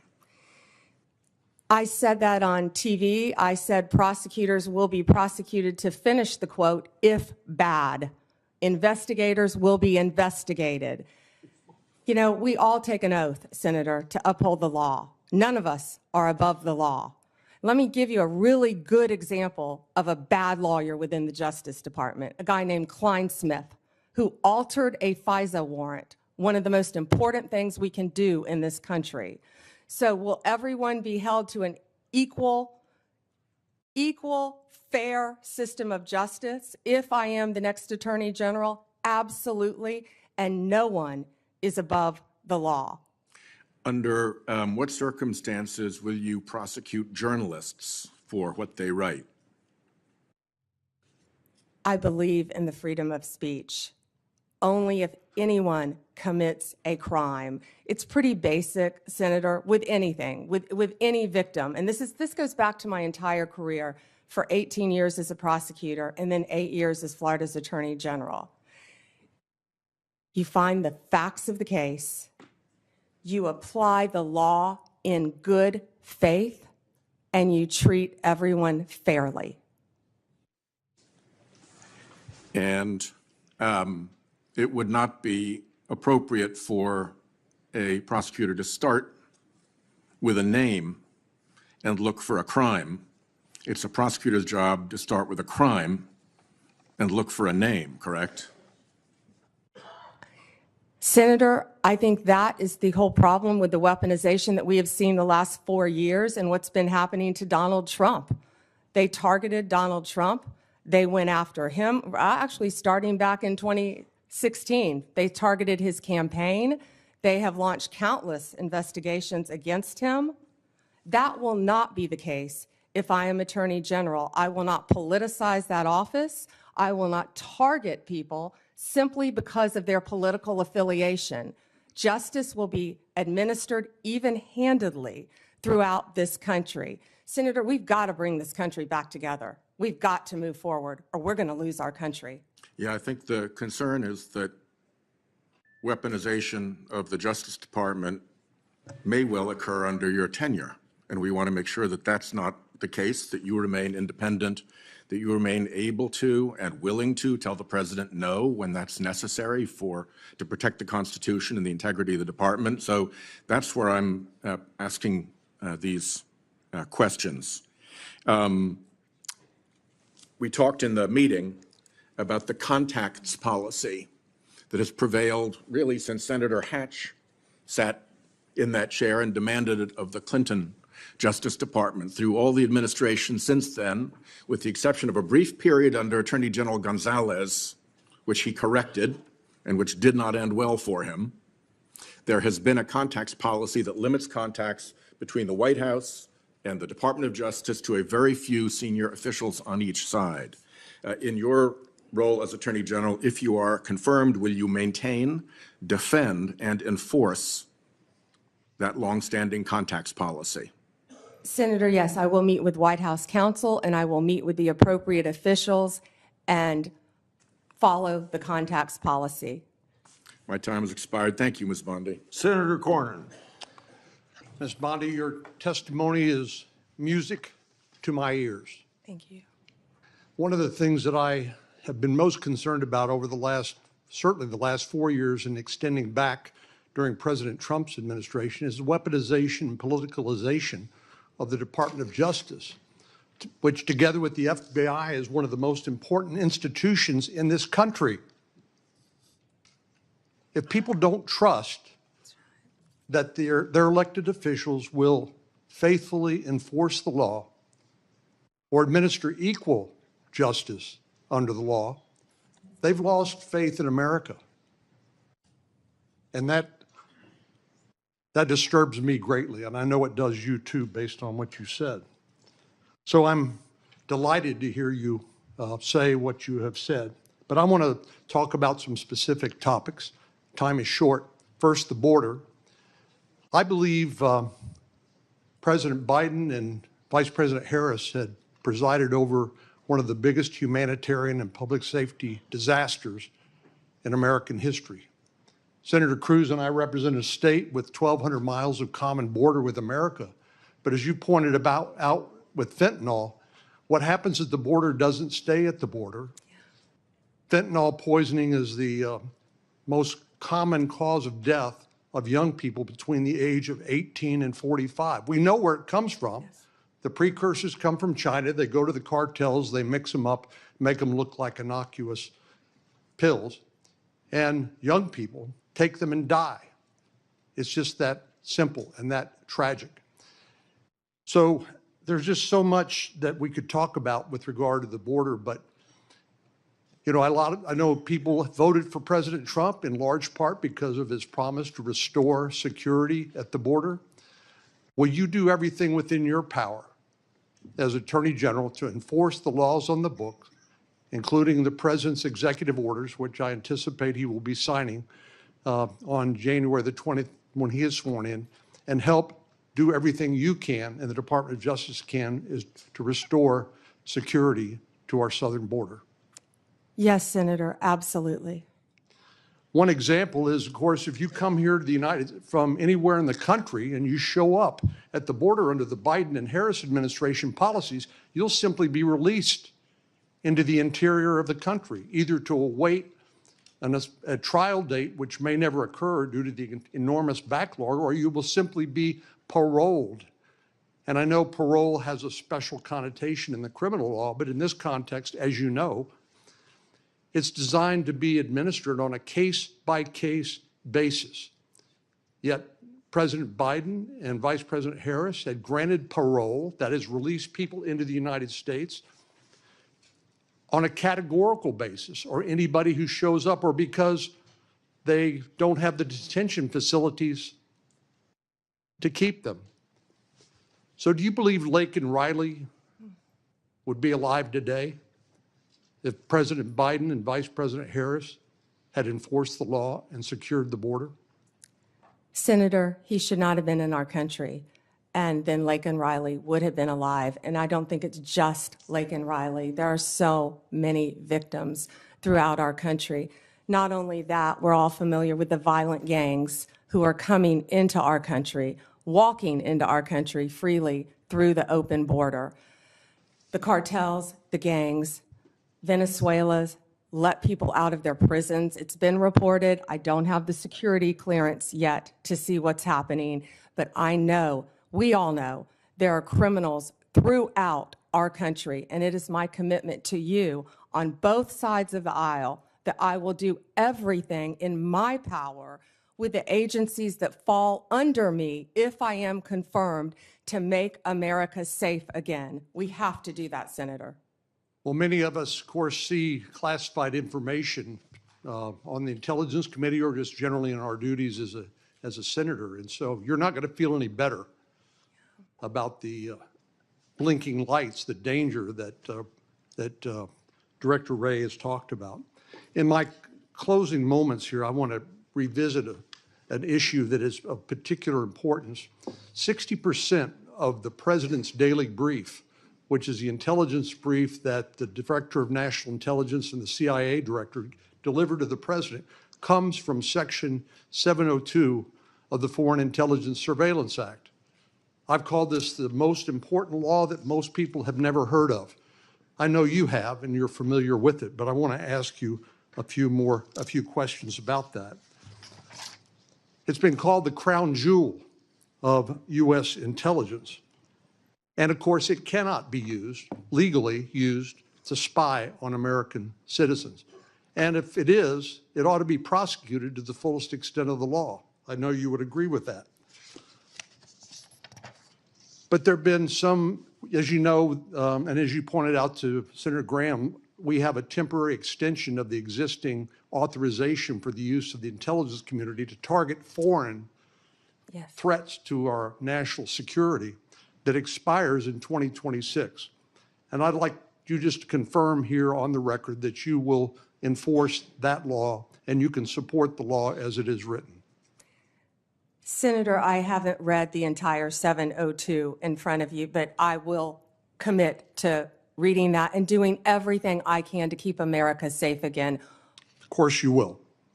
So Director Ratliff, who's going to be, I'm going to go to his hearing on for CIA Director. Of course, he was confirmed as Director of National Intelligence. Some have argued that in order to query or look at lawfully collected FISA 702 product, that you need to get a warrant requirement in order to show probable cause that a crime, including espionage, perhaps has been committed. But Director Ratliff has written that a warrant requirement may not achieve its intended objectives and could hinder national security efforts. Do you share Director Ratliff's concerns? I would read his memo, and I will speak to you after I read his memo, Senator. Well, we need to have I hope you and I can continue this conversation after this, because I think there's a lot of misinformation with regard to how Section 702 works. I happen to be one of the members of the Senate Intelligence Committee. We read that product on a regular basis. and it is not used to spy on American people.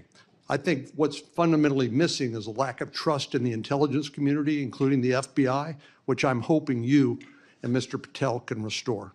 Thank you. Thank you. Senator Klobuchar. Thank you. Thank you, Mr. Chair. We had a good meeting this week. Thank you for that. And I appreciated your priorities on human trafficking that you mentioned today, that work, as well as fentanyl and some of your other prosecution experience. We had some similar backgrounds in doing that. And I want to talk about, first of all, the U.S. Attorney's Office in Minnesota, one of the premier offices in the country. This office has been instrumental in combating violent crime, dismantling street gangs, taking fentanyl off our streets, enforcing civil rights laws after George Floyd's murder, ensuring victims of fraud get justice. Do you agree that it should be a priority to support U.S. attorneys, frontline prosecutors, and case agents who work hard every single day on our streets? Senator, I think that is one of the most important things in our country right now, and there are so many good men and women within the Justice Department throughout our country, as well as all the law enforcement agencies. Yes, they work very hard and they will be supported. I'm concerned about some of the proposals that could put cuts in the COPS program, burn JAG programs. I know you're familiar with those. Senator Murkowski and I lead the COPS reauthorization bill.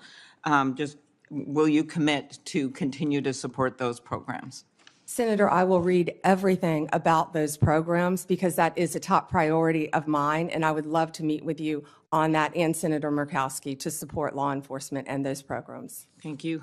Independence from political interference is vital to the legitimacy and success of the Department of Justice. I was honestly troubled by some of the answers to Senator Durbin's questions. We will continue that discussion, I'm sure, on the committee about the election. But I want to focus on the investigation, charging decisions. As a prosecutor, I'm sure you had this experience. I would get calls from people, hey, that's just a kid, give him a break. And I remember one answer I gave was, he's 40 years old, he's not a kid. But that kind of interference is attempted all the time. And one of my concerns here, whether it's a call from a friend, a corporate lobbyist, a White House, it has been very clear that the attorney generals of both parties have established clear policies to ensure the White House doesn't tamper with criminal investigations and prosecutions. At Attorney General Mike McCasey's hearing, he made clear that any attempt by the White House, and these are the words, to interfere with a case is not to be countenanced. Any call to a line assistant or to a United States attorney from a political person relating to a case is to be cut and curtailed. Do you agree with this statement? Senator, yes, I believe that the Justice Department must be independent and must act independently. The number one job is to enforce the law fairly and even-handedly, and that's what will be done if I am confirmed as the Attorney General. So you will provide an assurance to every member of this committee that the Justice Department will only follow the facts and the law, and the White House will play no role in cases investigated or brought? Senator, it will be my job, if confirmed as Attorney General, to make those decisions. Politics will not play a part. I've demonstrated that my entire career as a prosecutor, as Attorney General, and I will continue to do that if you confirm me as the 87th Attorney General of the United States of America.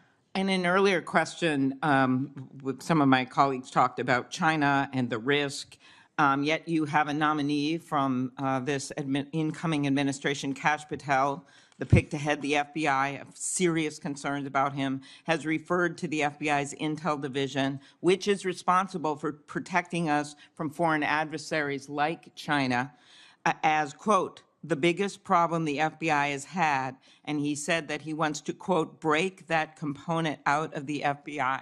Do you agree? I have not seen those comments from Mr. Patel. I would review them, but we have to do everything we can to protect our country. Again, Mr. Patel would fall under me and the Department of Justice, and I will ensure that all laws are followed, and so will he. Okay. There are many decisions made by the FBI director, having seen a number of them do their work, that can be made. While I agree you would be the boss of Kash Patel, I'm not sure that you would be able to intervene with every decision or position that he had or know what he's doing. So let's continue. Do you agree it is a duty of the Justice Department to defend the laws Congress passes? And will you commit to do even when the president may disagree with an act campaigned against its passage or called for its repeal? President Reagan's AG, William French Smith, said the department policy was the department has the duty to defend an act of Congress whenever a reasonable argument can be made in its support. So I'm specifically referring to the 2022 law that I long led that we passed to empower Medicare to negotiate drug prices, major savings for seniors. Will you commit to defend the law against the lawsuits from Big Pharma? Senator, I was involved in big pharma cases when I was Attorney General of the state of Florida, and I will commit to protect the laws of the United States of America. Okay, thank you. That would also, same question, with the Supreme Court is going to be hearing a challenge to the Affordable Care Act's coverage of preventative services. And despite the fact that you twice joined suits to have the entire Affordable Care Act invalidated, will you commit to defending this law? Yeah, I believe this is very different. It's a very isolated, it's different. It's not the entire Affordable Care Act, but I will, it's pending litigation, of course, within the department. Since the 1990s, the Freedom of Access to Clinic Entrances Act has protected patients, providers, and facilities that provide reproductive health services. Will you commit to continuing to enforce the FACE Act to address violence and threats against those providing reproductive health care services? Senator, the FACE Act not only protects abortion clinics, but it also protects pregnancy centers and people going for counseling. The law should be applied even-handedly. Yes, Senator. So you'll uphold the enforcement of that law? I'll uphold the enforcement of the law, Senator. Okay, and I will ask my antitrust questions in the next round. We had a good discussion about that, and I do appreciate the nominee that has been put in place for the antitrust division, and there's incredibly important work that has to be done in that division. So Gail thank Slater you. is remarkable. Thank you. Thank you. I thank all of my colleagues for abiding by the 7-minute rule. Before I call on Senator Lee, I want everybody to plan on our first break would be about 11:50, and that would be 30 minutes for lunch. Senator Lee. Thank you, Mr. Chairman. Thank you, Ms. Bondi, for being here today. I too share the assessment that Gail Slater is great. Had a great meeting with her yesterday. Just thrilled that you're here and that you're willing to serve. I'd like to talk to you as a longtime lawyer and one who has handled a variety of criminal matters about the Fourth Amendment. What can you tell us about the Fourth Amendment's warrant requirement and why it's so important? Well, the warrant requirement is so important, which I've dealt with that since I was in my 20s as a state prosecutor. A warrant is so important because it protects citizens' rights, and that's why it's so important. And it does that specifically because under the Fourth Amendment, you're required to go to a judge, and you're required to show a judge evidence providing probable cause, and based on that probable cause, you can describe with particularity the things or persons to be searched or seized. And on that basis, the judge may issue or not issue the warrant, but without it, you can't get it. Now, this is time-consuming, no doubt, right? Oh, I've done many of them, yes. It's very time-consuming, Senator. And there's probably not a law enforcement officer anywhere in the world who wouldn't acknowledge that they could save time if they didn't have to go about it. And yet we require it. Why is that so important that we do it? Well, it's so important for the reasons you just laid out. When I said I've done many of them, I've approved them and not approved them as a state prosecutor, because law enforcement, there are checks and balances, and law enforcement must bring these warrants to prosecutors to see if there is sufficient evidence. Then after that's done, they have to take them to a judge to have a judge sign them. So there have to be sufficient checks and balances throughout our system. So even after you as Attorney General, as the chief law enforcement officer and prosecutorial authority in the state of Florida approved it within your office, you still had to go to the judge. And if it was late at night, early in the morning, didn't matter when, you had to find a judge. All hours of the night. That was more when I was a state prosecutor. As Attorney General, the office of the statewide prosecutor, Nick Cox, would have done that many, many times at all hours throughout the night and woken up many, many judges throughout the state of Florida. Is there an exception to the warrant requirement that exists anytime it would be inconvenient for prosecutors or anytime national security might be involved? I'm not certain about national security, but absolutely no for a state prosecutor. Right. Yeah, there's no exception. There's no catch-all exception that just says this is important or it would be inconvenient for the prosecutor, and with good reason. Right. We've learned through sad experience over many hundreds of years, not only in our own country, but also in that of our mother country, what happens when you don't have this in the loop. So you've been asked today a little bit about Section 702 of the Foreign Intelligence Surveillance Act, also known as FISA. There are those who have repeatedly assured members of this committee, including myself, that don't worry, content of phone calls or electronic communications involving American citizens, sometimes resulting in the quote-unquote incidental collection of American citizens' private conversations. Don't worry, their Fourth Amendment rights are just fine. And yet, when they incidentally collect the communications of American citizens, either because they're perhaps unwittingly talking to somebody who might be an agent of a foreign power and themselves under 702 surveillance, they get onto this big database. And at times, there are those in the government, including the Federal Bureau of Investigation, who have gotten into that database and done so, of course, without a warrant because there currently is no warrant requirement. This has the effect of what we call a de facto backdoor warrantless search. Would you agree with me that that is potentially concerning anytime an American citizen's private conversations are intercepted, stored, whether as an incidental collection or otherwise, they ought not be searched without some kind of probable cause showing? I assume you'd agree with me on that. Yes. Yeah, it's important. Sometimes people will defend that by saying national security is involved, as if that's the beginning and the end of the inquiry. That has never been the case, and I hope and pray it never will be the case, because that's not what the Fourth Amendment says, not what it does, not what it ever can be. So it's my sincere hope that the next time FISA 702 comes up for reauthorization, Congress finally do what it has been avoiding for a long time, which is to ensure that this doesn't happen. We've heard again and again from people who, if you're confirmed to this position, will soon be your predecessors, prior occupants of the position to which you've been nominated and to which Mr. Patel has been nominated. Don't worry, we have good people. Don't worry, we have good systems in place.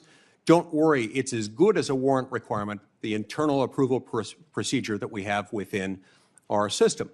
And yet we've found out time and time again that this has happened, by some accounts, hundreds of thousands of times.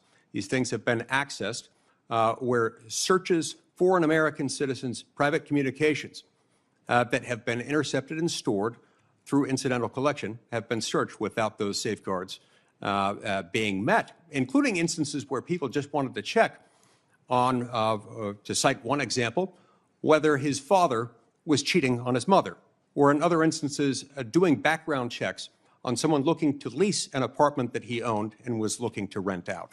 This is unacceptable, and we've got to fix it. Speaking of unacceptable, we have seen over the last few years the weaponization of government, specifically within the Department of Justice, against law-abiding Americans. Law-abiding Americans whose offense was something along the lines of, them exercising their constitutional rights, ranging from Catholics attempting to practice their faith, to parents showing up to school board meetings, to people showing up to engage in peaceful protesting outside of abortion clinics. As Attorney General, how will you prevent the weaponization of the Department of Justice against Americans? And Senator, you just gave the classic example of what's been happening regarding the weaponization. Going after parents at a school board meeting has got to stop. For practicing your religion, sending informants into Catholic churches must stop. What about branding parents as domestic terrorists or trying to incarcerate one's political opponent as a sitting president of the United States? Will stop, must stop. Your Senator. It is exactly the sort of answer I was hoping and expecting to receive from you, and I look forward to doing everything I can to help get you confirmed. I've been pleased with your answers thus far. I've enjoyed knowing you, considering you a friend for many years, and look forward to the great things you will do as Attorney General of the United States. You have my emphatic support and my vote. Thank you, Senator. Senator Coons. Thank you, Mr. Chairman. Welcome, Attorney General Bondi, and to your family Thank and you. supporters. Thank you for your service, and I look forward to our conversation today.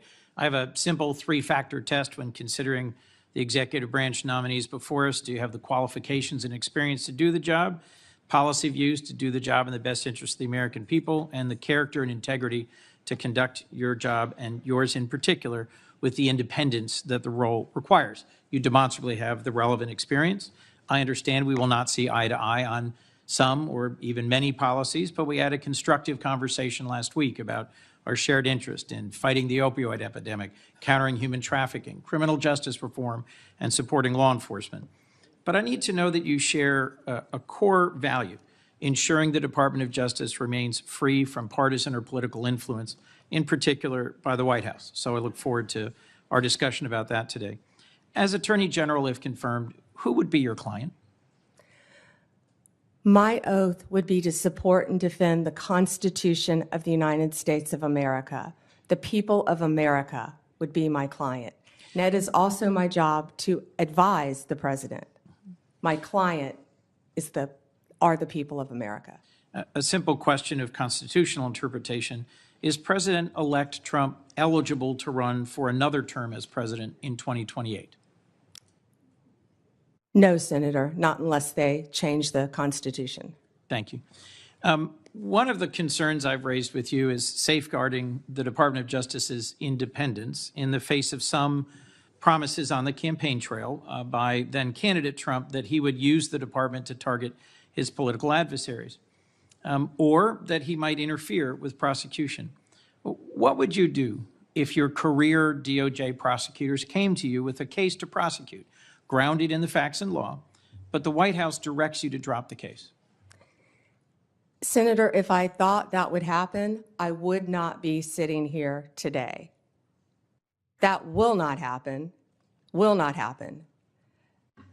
Every case will be prosecuted based on the facts and the law that is applied in good faith, period. Politics have got to be taken out of the system.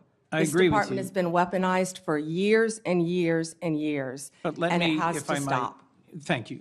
Let me, if I might, Madam Attorney General, refer you back to Senator Durbin's opening comments about previous attorneys general, our former colleague, Jeff Sessions, Bill Barr. I don't think it's credible to say that it may never happen that the president-elect would direct an unethical or illegal act. I think both of those attorneys general found themselves crosswise with the then president by doing things he didn't welcome or approve of. Just answer the question for me, if you would. I know you may not expect it. I know you wouldn't have accepted this nomination if you thought it possible. But let's imagine that once again, President-elect Trump issues a directive or order to you or to the FBI director that is outside the boundaries of ethics or law. What will you do? Senator, I will never speak on a hypothetical, especially one saying that the president was the Constitution and the United States of America. And the most important oath, part of that oath that I will take, are the last four words, so help me God. Given the importance of that oath, I hope you can understand the importance of repeated questions from some of us about the importance of having independence in the Department of Justice. It has a long tradition of independent special prosecutors, especially to handle high-profile or often political cases. If you got credible evidence of a criminal violation by a White House official, including even the president, would you bring in a special prosecutor? Senator, that's a hypothetical. I can tell you what I do know is special prosecutors have been abused in the past on both sides. We have seen that for many, many years. They have cost the taxpayers countless dollars, countless. And I will look at each situation on a case-by-case basis and consult the appropriate career ethics officials within the department to make that decision. Attorney General, do you think special counsels need to be confirmed by the Senate? I will follow the law and I will consult with the appropriate ethics officials regarding the law. Right now, they do not need to be Senate confirmed, of course. But you did sign an 11th Circuit brief arguing that they should be. I will follow the law, Senator. That's why I said that. Understood, but I was just getting to the clarity about the difference between a Absolutely. position you've advocated and what the current law is. Thank you for that. Look, bluntly, to me, refusing to answer a hypothetical when there is clear and concrete previous history raises some concerns for me. I think Chris Wray has done an outstanding job as FBI director at avoiding political pressure. And although he was chosen by President Trump, he's being driven out so that he can be replaced. My perception, I've not yet met with Mr. Patel, by a loyalist who has publicly said he will do what the president asks him. Given that Attorney General Barr was asked to go find evidence of election interference and improprieties, went and looked for the evidence and said, I can't find any, and was then dismissed, I'm just going to ask you one last time.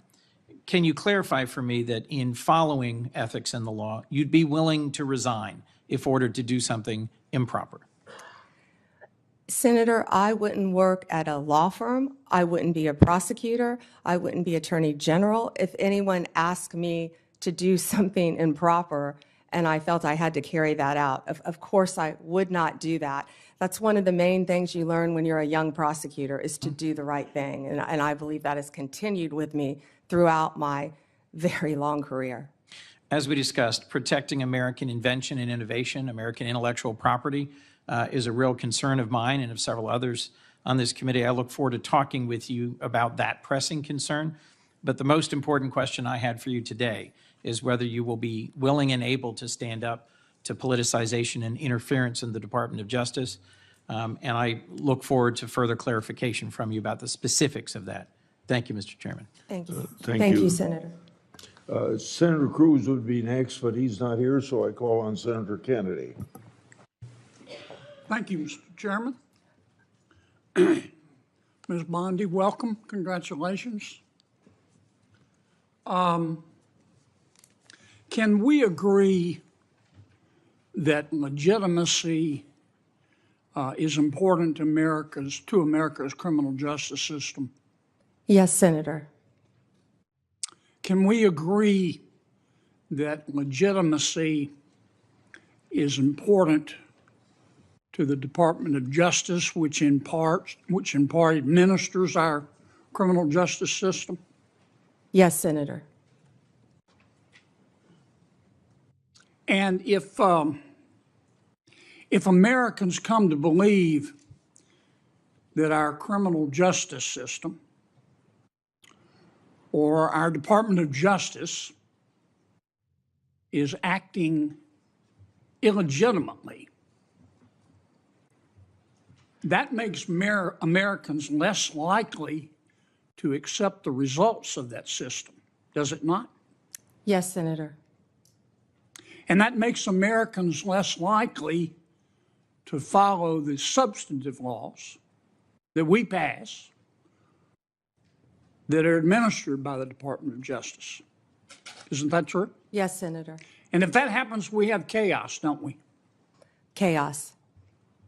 And the social contract is breached, isn't it? Yes. Do you remember a person by the name of Michael Avenatti?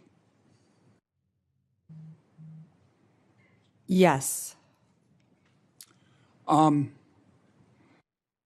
Several years ago, he was a media star here in Washington. An attorney, correct? Yes. He was a media star.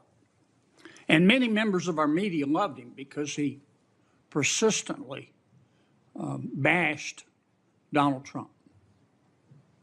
And he was on TV every day. He was on CNN more than Wolf Blitzer.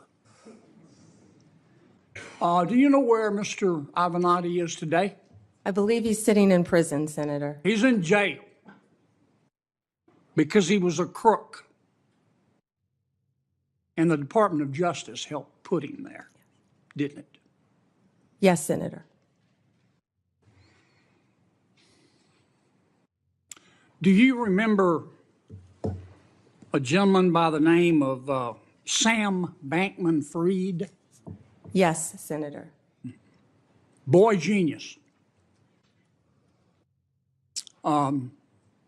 So smart and so powerful that he thought he could command the tides. So smart and so powerful and so rich that he would go to meetings with serious people like Bill Clinton, like Tony Blair, looking like a slob, looking like a fourth runner-up to a John Belushi lookalike contest. And he thought it was cute. Where's Mr. Bankman-Fried today?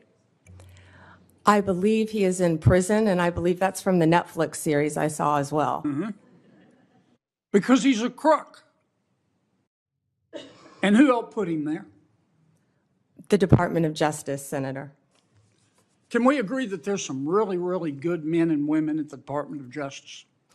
Many, many great men and women in the Justice Department, as well, Senator, as all the law enforcement agencies that fall within the Department of Justice.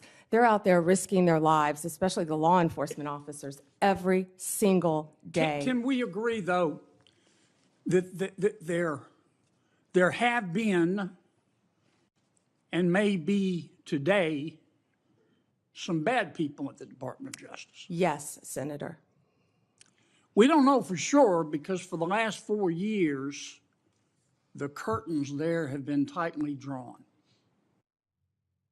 But I think a minority of people there, have delegitimized America's criminal justice system.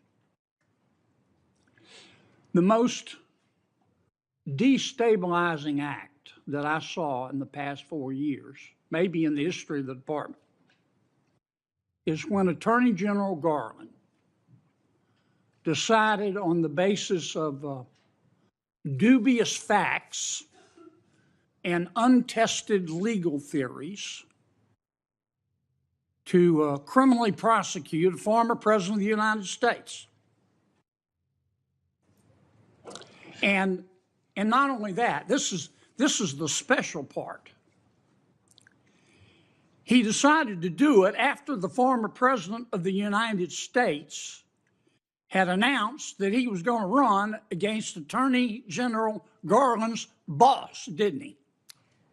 Senator, are you referring to going after a political opponent? I think so. Now, this is one person's opinion. That kind of stupid takes a plan. And I say that because, number one, this is America. That had never happened before in America. That's the sort of thing that happens in a country whose Powerball jackpot is 287 chickens and a goat. It doesn't happen here. And I call it stupid because it broke the seal. It broke the seal. It normalized it. There are a lot of ambitious prosecutors in America, Democrat and Republican. And I'll bet you right now there's some prosecutor in a particular state thinking about, well, maybe I ought to file criminal charges against President Biden's inner circle for conspiring to conceal his mental decline. And that's the road we're headed down. And you've got to fix it, Counselor. You've got to fix it. And here's, in my judgment, what I would ask you to do. Find out who the bad guys are and the bad women and get rid of them. Find out who the good people are and lift them up. But do it on the basis of facts and evidence and fairness. Because the temptation of some people is going to be, they're going to tell you, look, two wrongs don't make a right, but they do make it even. Don't resist that temptation. Help us restore legitimacy to the Department of Justice. Thank you, Senator. Thank you, Mr. Chairman. Welcome, Ms. Bondi, and to your family. Thank you. Thank you for visiting with me in my office. And I have to say, I'm sympathetic always to a former Attorney General, particularly having been one myself. But I am, I have to say also, really troubled, deeply disturbed by some of your responses and non-responses to the question that you've been asked today. You say the right things, that you're going to be the people's lawyer. That's what you have to say to be here. But I believe being the people's lawyer means you have to be able to say no to the President of the United States. You have to speak truth to power. You have to be able to say that Donald Trump lost the 2020 election. You dodged that question when you were asked directly by Senator Durbin. You have to be able to say that January 6th insurrectionists who committed violence shouldn't be pardoned. You have to be able to say that a nominee for the FBI director who says he has an enemy list, and that's just the beginning of what he has said in terms of politicizing, deeply weaponizing the FBI against political opponents, that he shouldn't be the FBI director. You know, we have some history here with your predecessors, Barr, Sessions, and others, who perhaps sincerely, when they sat where you are now, said that they would say no, but they were working with a president that expected them to be his Roy Cohn, his personal attorney.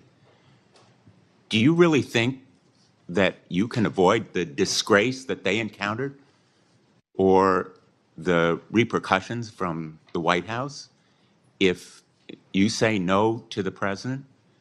And so my question to you is, can you say no to the President of the United States when he asks you to do something unethical or illegal? Senator, first, I need to clarify something that you said, that I have to sit up here and say these things. No, I don't. I sit up here and speak the truth. I'm not going to sit up here and say anything that I need to say to get confirmed by this body. I don't have to say anything. I will answer the questions to the best of my ability and honestly. Let me ask you, an individual who says that he is going to, quote, come after, end quote, people he alleges, quote, help Joe Biden rig the presidential elections, that he has a list of people who are part of this deep state who should be prosecuted, that he's going to close down the FBI building on his first day in office. Is that a person who appropriately should be the FBI director? Aren't those comments inappropriate? Shouldn't you disavow them and ask him to recant them? Senator, I am not familiar with all those comments. I have not discussed those comments with Mr. Patel. What I do know Well, is I'm Mr. asking Patel, you for your excuse view. me, what I do know is Mr. Patel was a career prosecutor. He was a career public defender, defending people, and he also has great experience within the intelligence community. What I can sit here and tell you is Mr. Patel, if he works with running the FBI, if he is confirmed, and if I am confirmed, he will follow the law if I am the Attorney General of the United States of America, and I don't believe he would do anything otherwise. Well, let me just submit that the response that I would have hoped to hear from you is that those comments are inappropriate and that you will ask him to disavow or recant them when he comes before this committee, because they are indeed chilling to fair enforcement and the rule of law. Let me ask you on another topic. when we met, I welcomed your support for the goals of the Kids Online Safety Act. And Senator Blackburn and I have spent a lot of time, devoted a lot of effort to the passage of the Kids Online Safety Act, which happened by an overwhelming vote of 91-3, 72 co-sponsors, including Vice President-elect Vance. I appreciated our discussion and your support for protecting kids online when we met last week. I'm hopeful that this area is one where we can work together. Can we count on your support in working together to protect kids online? Senator, absolutely, and thank you for that legislation, and Senator Blackburn. I believe in this world right now, we have to find the things we have in common, and that is certainly one of them, Senator, protecting our children from online predators. You've done so much on that front, and I thank you. I attempted to do that as well when I was Attorney General, but I am committed to working with you on anything we can do to protect our children throughout this country. When I was Attorney General, we started something called From Instant Message to Instant Nightmare, and educating parents about online predators. And that also, Senator, is one of the core functions of the FBI, the cyber unit. They sit there, these agents sit there all day long and investigate child predators. We tell parents constantly, you think you're talking to another child, and you're not. I'm going to interrupt you. I welcome your positive response. I have one more question that I'm going to try to fit into this round. TikTok will be banned unless it is sold, because it has become a tool for the Chinese to collect information and do surveillance and endanger our national security. Can you commit that you will enforce that law promptly and effectively? And I ask this question because President Trump's pick for your Solicitor General in the Department of Justice went to the United States Supreme Court arguing that the ban should be delayed. Will you commit to enforce that law on your first day when you are, if you are confirmed? Senator, as I discussed with you during our meeting, that is pending litigation within the Department of Justice. Well, it's pending litigation, but will you enforce that law? I can't discuss pending litigation, but I will talk to all the career prosecutors who are handling the case. Absolutely, Senator. Discuss with them. Thank you. Thank you, Mr. Chairman. Senator Tillis. Ms. Bondi, thank you for being here. I think I told you when we met, thank you for the time we met. I was born in Florida, have a lot of friends and family, and follow Florida politics pretty closely, and you've had a very impressive career there, though I do also have to admit I'm a Gator hater, so for the Florida alum, I'm University of Tennessee. But anyway, I actually, in some of these hearings, I created a bingo card to see what some of my colleagues on the other side of the aisle were going to hit. I want to go back to a few of them really quickly. One was about you being a lobbyist paid for and on the payroll of Qatar. Would you mind going back and repeating what you said in case people did not hear the involvement of your law firm and precisely what you were doing for the government of Qatar? Yes, Senator, I was very proud of that work. It was anti-human trafficking in advance of the World Cup, and human trafficking has been something that's been very important to me my entire career, especially when I was Attorney General of the state of Florida. And you also made it clear that you had a number of practitioners within the firm working on it, so this narrative that you were getting $115,000 a month from Qatar is correct or not? Not correct. Okay, thank you. I want to talk a little bit about, well, first off, I want to go back. You should be happy that so many comments have been directed towards Kash Patel, whose confirmation I am supporting. In fact, I'm meeting with him today, because that means they're out of stuff for you. So if it comes up again, you will once again know that you've got a great reputation and a great resume, and they are just trying to find things to put your integrity into question. You have answered the question repeatedly that that you will be loyal to the Constitution and you will live up to the oath to the Constitution and to protecting the American people. And I think Mr. Patel, when he becomes here, he'll be able to get rid of the myth in the same way that you did as a lobbyist for Qatar. He'll be able to get rid of that list of the enemies, be able to deal with the enemies list, and the marketing department for your opposition is going to have to come up with new material because that stuff is getting old. Section 702, you heard Senator Lee talk about some concerns that he has with 702. I believe it's one of the most important things that you can do early into your confirmation. You will be confirmed, and hopefully with some Democrat support. There have been dramatic reforms to 702. I've sat through an extensive presentation to try and make sure that the abuses never occur again and that you have a throat to choke if somebody abuses the protocol that's in place. I believe that we need to codify a lot of that. As a matter of fact, when I went through it, I felt like there were so many blinding flashes of the obvious. How could this not have already been a part of the approval matrix? So can you, after you're confirmed, commit that you or a designate will come back and provide for this committee an update on all of the protocols that have changed and recommended legislation for codifying so that when we do go to reauthorization, we'll have what we need to make sure that that program stays in place? Senator, I or a designee will review all of 702 before it terms, of course, in 2026 and come back and report to you on both sides of the aisle.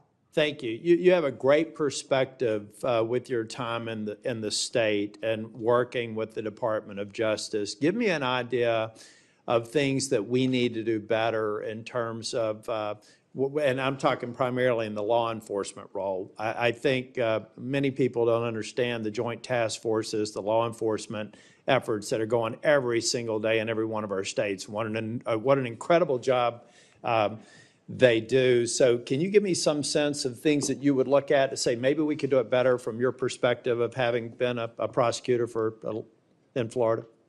Yes, thank you, Senator. Yeah, having been a career prosecutor, I think I have a unique perspective because I was a state prosecutor, of course, prior to becoming Attorney General.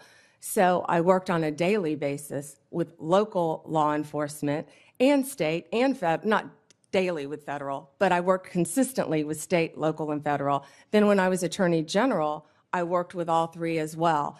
I feel like we have to have better coordination among all our agencies, especially given all the terrorism issues that we've discussed earlier in this hearing. We have to wrap in and communicate better with our local and state law enforcement officers throughout this country. There are so many great men and women in law enforcement, and we have to, I don't know exactly how yet, but we have to figure out a better way to work together with the federal authorities.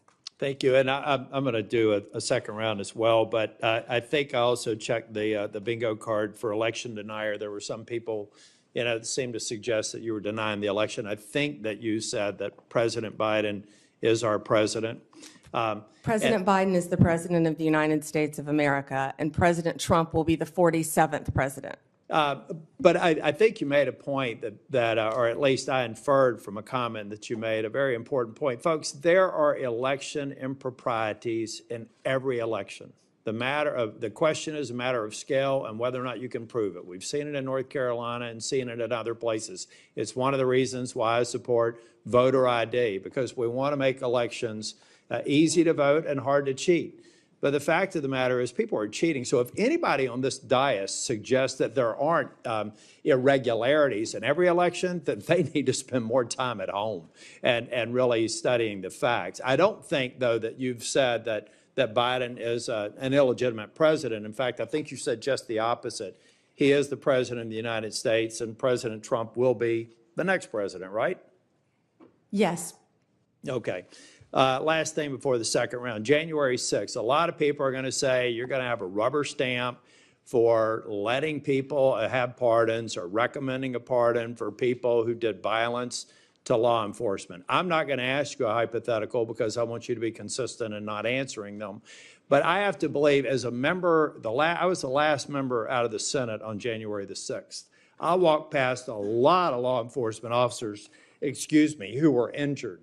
I find it hard to believe that the President of the United States or you would look at facts that were used to convict the violent people on January the 6th and say it was just an intemperate moment.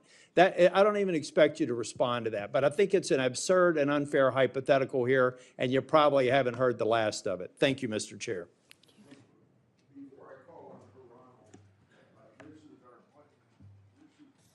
Before I call on Senator Hirano, after her and Cruz's testimony, then we'll take a lunch break, and that break will be for 30 minutes.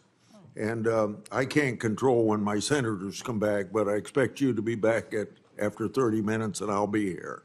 Yes, Chairman. And then I may leave the meeting to open the Senate, so whoever's on our side is acting chairman during that period of time. Senator Hirano. Thank you, Mr. Chairman.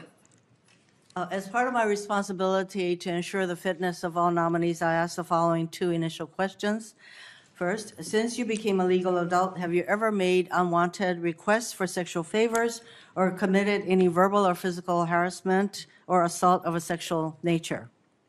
No, Senator. Have you ever faced discipline or entered into a settlement relating to this kind of conduct? No, Senator. Ms. Bondi, I am focused on two things in my evaluation of President-elect Trump's nominees. The first is whether the nominee is qualified and experienced enough to do the job. The second is a fitness to serve, which includes putting loyalty to the Constitution over loyalty to the president. Unfortunately, in my view, many of President-elect Trump's nominees are lacking in at least one of these two requirements. Ms. Bondi, your experience as a prosecutor is the kind of thing we would expect to see in a nominee for Attorney General, but I do have questions and concerns about potential conflicts of interest, about whether you will keep DOJ's law enforcement responsibilities independent of the president's political whims, and about whether you will let facts and evidence guide your decisions. So let's start with the importance of facts, which you say is important. Ms. Bondi, we want an Attorney General who bases decisions on facts. So I want to ask you a factual question.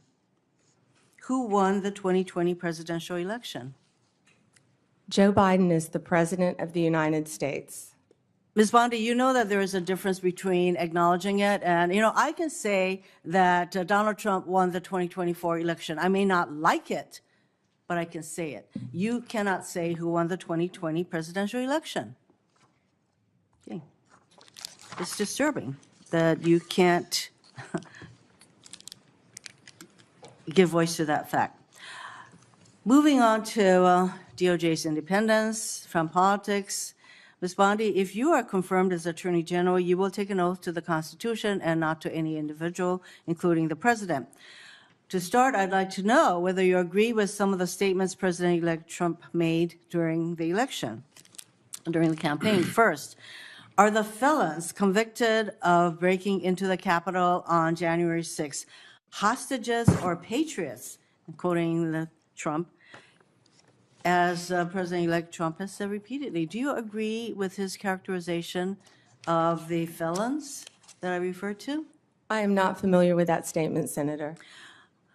I just familiarized you with that statement. Do you agree with that statement? I'm not familiar with it, Senator. No answer. He has also said illegal immigration is poisoning the blood of our nation. He said that in December 2023. Do you agree with that statement? Senator, I am not familiar with that statement, but what I can tell you is I went to the border a few months ago. I went to Yuma, Arizona, and what I saw at that border was horrific, Senator. It was horrific. Ms. Bondi, I went to a rape crisis center. That is If I could not my finish. question. I went to a rape crisis center. Well, I'm not familiar with the statement, but I went to a rape crisis center. I met with Border Patrol agents. I'm sure you've been to the Ms. border Bondi, as well. So I you want to could get answer to my that. next question. So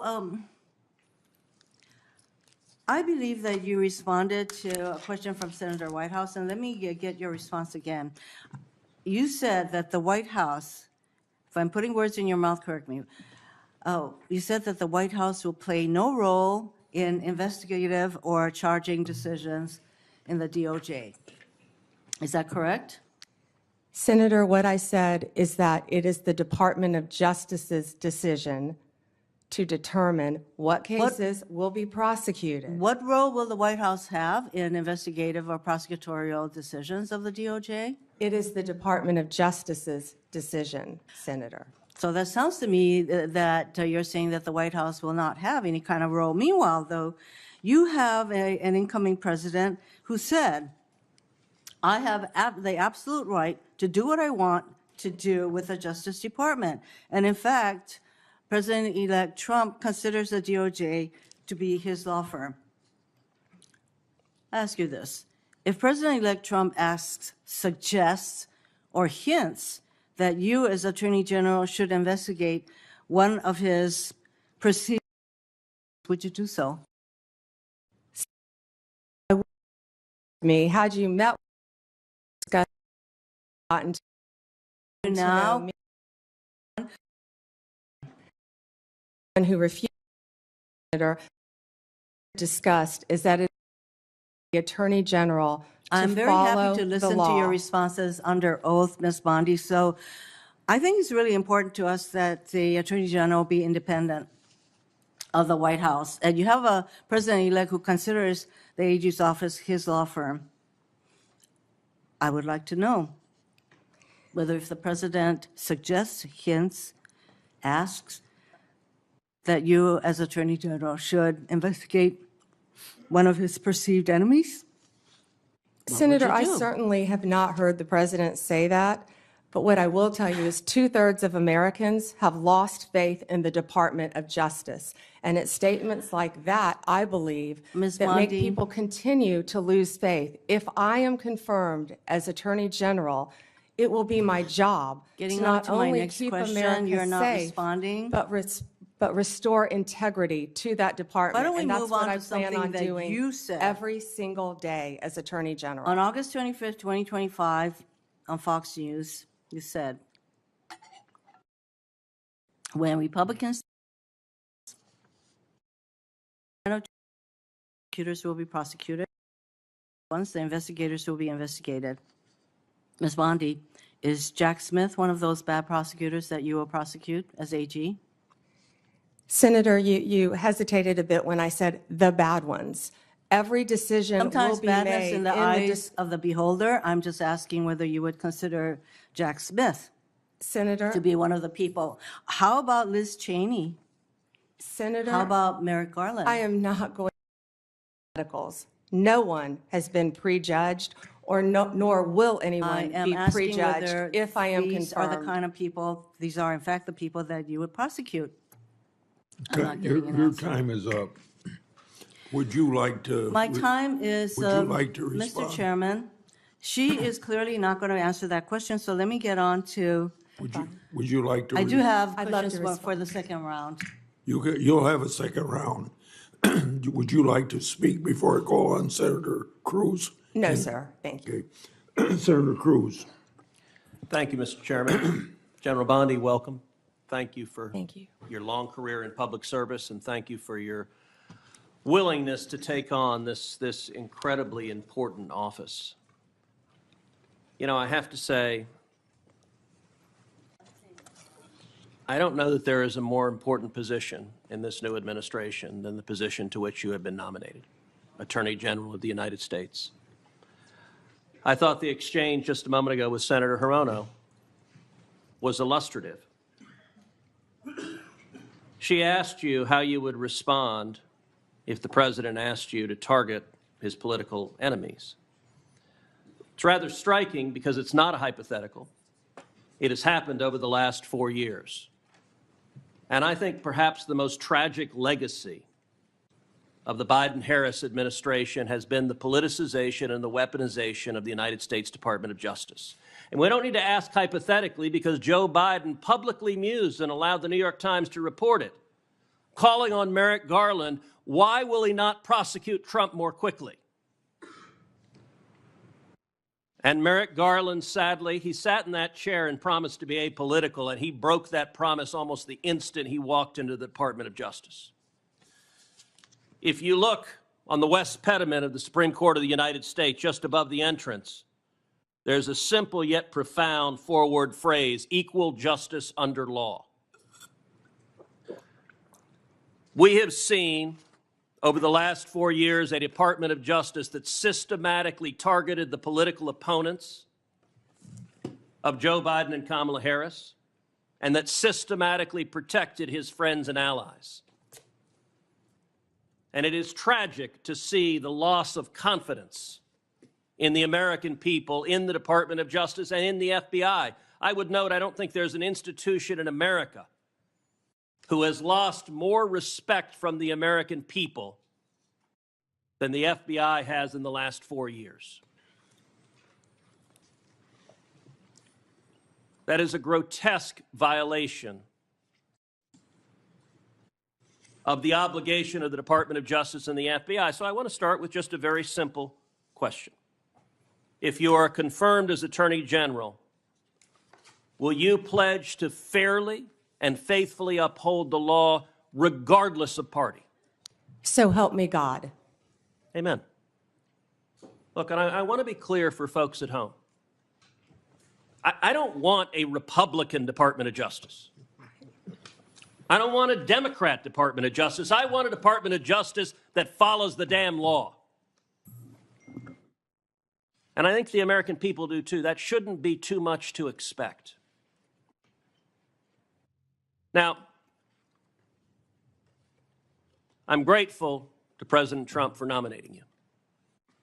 I think on any objective level, you're clearly qualified for this position. You have been a prosecutor for decades. You have been the elected Attorney General of the state of Florida, the third largest state in America, for 8 years. Let me ask you, in terms of your practice, how many criminal cases over the course of your career have you personally handled? Handled thousands. How many of those were before a jury? Hundreds. I don't want to overstate, but hundreds. I was in a courtroom for many years. I tried 4 when I was an intern, jury trials. I think you had to try at least 20 in misdemeanor before you went to felony. Then you were in court every day, and I was also lead trial attorney for many years trying many cases. So. And how many of those cases would have been before a judge? Oh, hundreds and hundreds as well, but hundreds before a jury, I would assume. And as Attorney General of Florida, how many lawyers did you supervise roughly? Approximately 400, Senator. Now, I also want to clarify something. During the course of this hearing, several Democrat senators have referred to you as President Trump's, quote, personal lawyer. Now I don't believe that is an accurate characterization. As I understand it, you represented President Trump as a White House special advisor during his first impeachment trial. Is that correct? Within Office of White House Counsel, yes, Senator.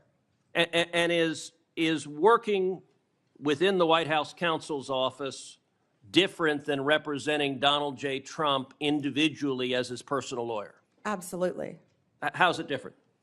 You're working for the government. You're working for the Office of White House Counsel. You're not representing him in his personal capacity. And so you have not represented him in his business affairs, in his personal life, or in any of the criminal trials he has faced? No, Senator. And you know, when it comes to weaponization, it's worth noting that in more than 2 centuries of our nation's history, no president had previously been indicted, no president had previously been prosecuted until the Biden-Harris White House came along. And in the last 4 years, we've seen Donald Trump indicted and prosecuted not once, not twice, not 3 times, but 4 separate times. And 2 assassination attempts, Senator.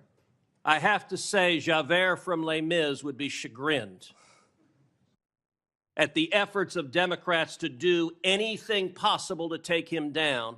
And I believe the real target in this was not President Trump, but it was the American people, that these prosecutions were brought because partisan prosecutors were terrified that the American people would do exactly what they did in November of 2024 and vote to reelect Donald J. Trump? By 77.3%. Million Americans, 77.3 million Americans. Will you commit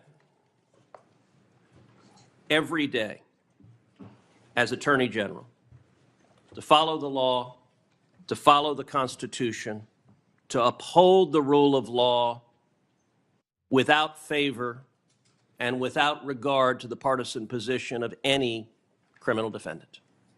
Yes, Senator. That's what we should all expect from an Attorney General. Thank you. We'll now recess for 30-minute lunch break. That means we'll be back at 12:25. And when we resume, Senator Booker will be recognized to ask his questions.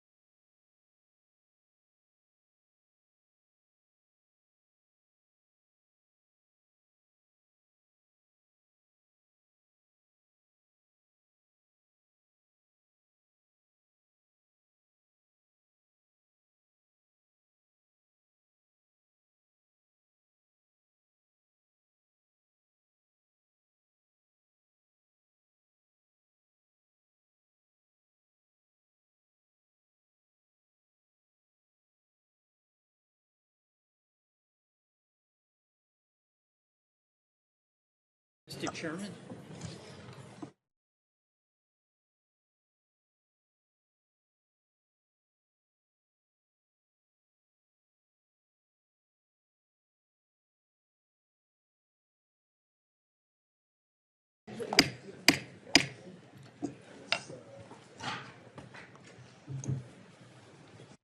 Since senators that would have been called on before the senator from Vermont, I'm going to ask him to start the questioning so we don't waste any time. Mr. Chairman, thank you very much for this hearing. Ms. Bondi, thank you so much for the visit to my office. A couple of things. First of all, congratulations on the nomination. And number two, a couple of Vermont things that we talked about. We're going to have a new U.S. attorney in the state of Vermont. And in the last Trump administration, the Justice Department in the Trump administration worked closely with Senator Leahy, Democrat, and with Governor Scott, Republican, and came up with a consensus choice. And I seek your assistance in helping make sure that we are successful in getting a very competent U.S. attorney in Vermont, and hopefully with the cooperation of Governor Scott, our Republican, as I mentioned, and Senator Sanders and me.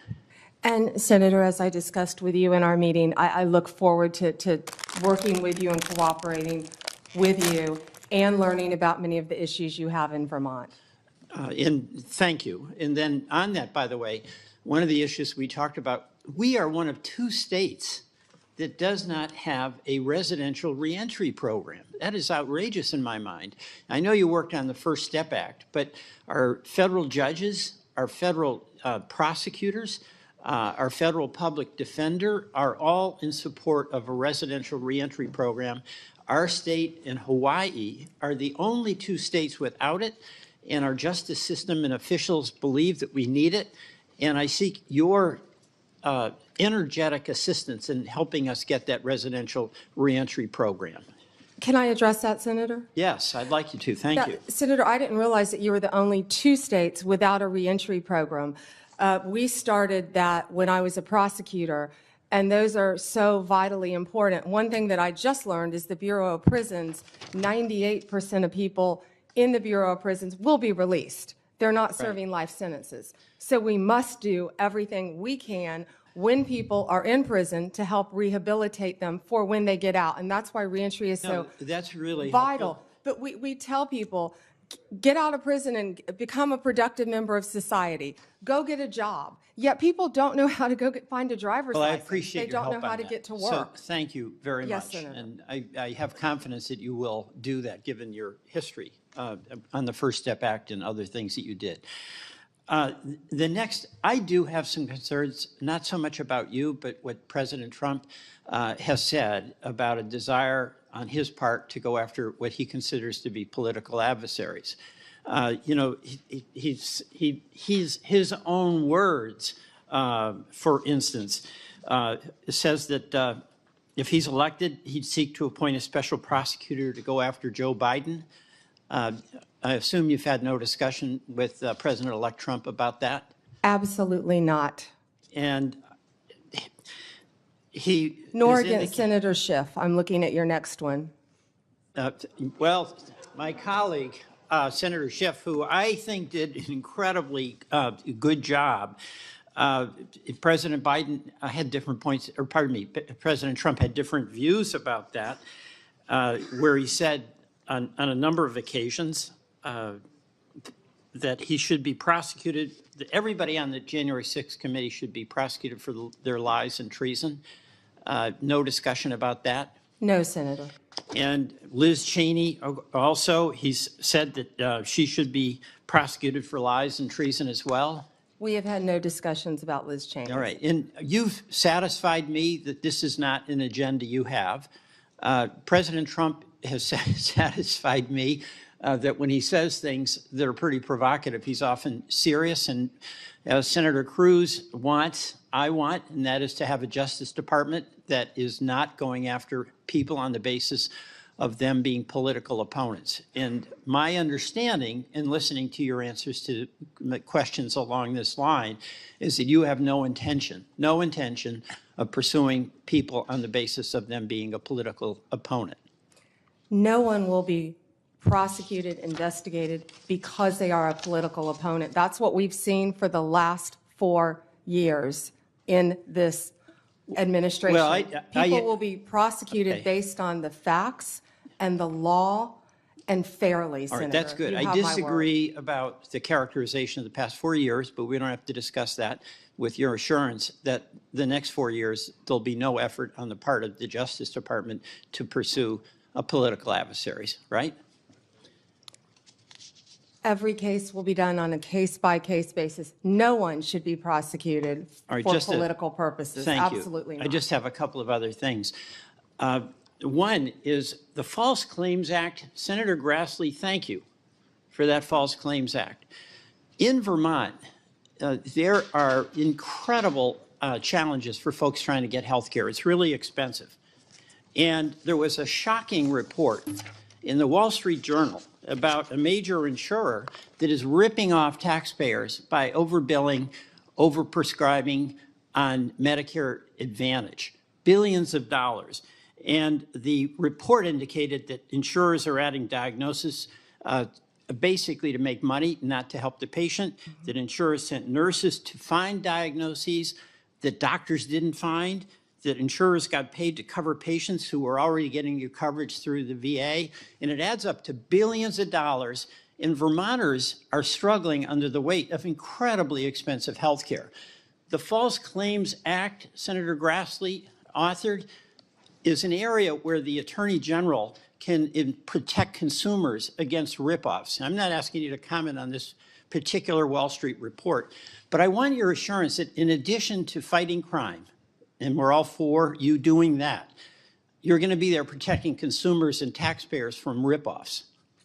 Absolutely, Senator. When I was Attorney General, we went after a pharmaceutical company. It was Medicaid fraud. I can't remember the settlement value. It may even be ongoing, but it was a large number. And that, you know, people don't understand that's hurting the taxpayers of Florida, of Vermont.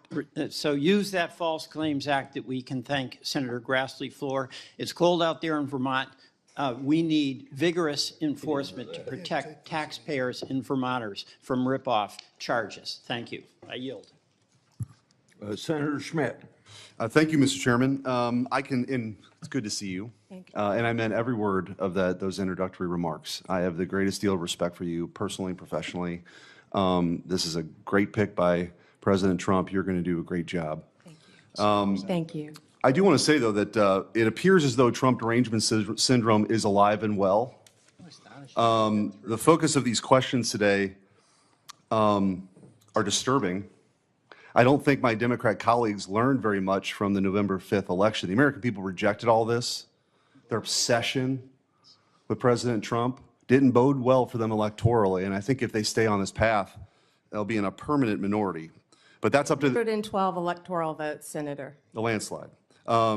But that's up for them. That's up to them to decide. I do want to comment a little bit, I guess, on this newfound religion on independence from the Attorney General. I will remind my colleagues that the last 3 Democratic attorneys general for the United States of America were perhaps the most biased, politically biased AGs we've had in modern political history in the United States. And there are some receipts. Eric Holder described himself as Obama's heat shield and wingman. This committee moved forward, and one of my colleagues referenced that the Attorney General shouldn't be the wingman of the president. Eric Holder's bragged about it. He bragged about it. Loretta Lynch met with Bill Clinton on the tarmac in a private meeting while she was investigating Hillary Clinton. And Merrick Garland probably gets however many gold stars you want to give for the most politicized, weaponized Department of Justice we have ever seen. And I think it's worth exploring that, and I want to get your comment on it. To just sort of take a step back, I think part of leadership is understanding the moment that you're in and the landscape. We've never seen anything like this. And there is a story to be told. The arc of this story begins when Joe Biden gave a speech demonizing half the country, calling them threats to the republic, threats to democracy, these MAGA Republicans, and I'm going to do everything I can to make sure President Trump ever gets back into the White House. Miraculously, these zombie cases are resurrected. And let's talk about a couple of those. You've got, of course, Jack Smith, the overzealous and disgraced special prosecutor who time and time again has been slapped down by courts for overcharging and taking an overtly political position. He, by the way, in his postmortem this week, even acknowledged that it was unusual for him to be tasked with going after the political opponent of the President of the United States. It didn't stop him, though. The Supreme Court did, thankfully. But you had Jack Smith take on these unprecedented actions. You had a raid at Mar-a-Lago, staged photos at Mar-a-Lago for boxes of documents, which, by the way, boxes of documents were in Joe Biden's garage from his Senate days. And by the way, somebody who didn't register like you did under FARA, Hunter Biden was staying in. We don't know if he's compromised or not because that investigation was dropped. And give me a break that justice was meted out fairly for Hunter Biden. It wasn't. The Department of Justice went out of its way in documents to try to get him absolved of all potential crimes in the plea deal. It was only when the judge asked questions that unwound that. And they got back to the gun charge, but then President Biden did the dirty work himself. It was always going to be Plan B. You had Jonathan Sue, Biden's deputy White House counsel, coordinated with the DOJ and Jay Bratt on those classified document cases. Matthew Colangelo, who's that? The number 3 guy at DOJ goes to where? Alvin Bragg's office. Alvin Bragg then resurrects a zombie case in lawfare at a local level. Why would the number 3 person go do that? Maybe there was coordination. Maybe there was coordination, by the way, with the number 2 assistant DA in Atlanta in the Fani Willis case, who was meeting with the White House. Why would the White House care about a case in Atlanta? Well, the truth is everybody knows, it was on full display. This was warning us about it. It's banana republic stuff.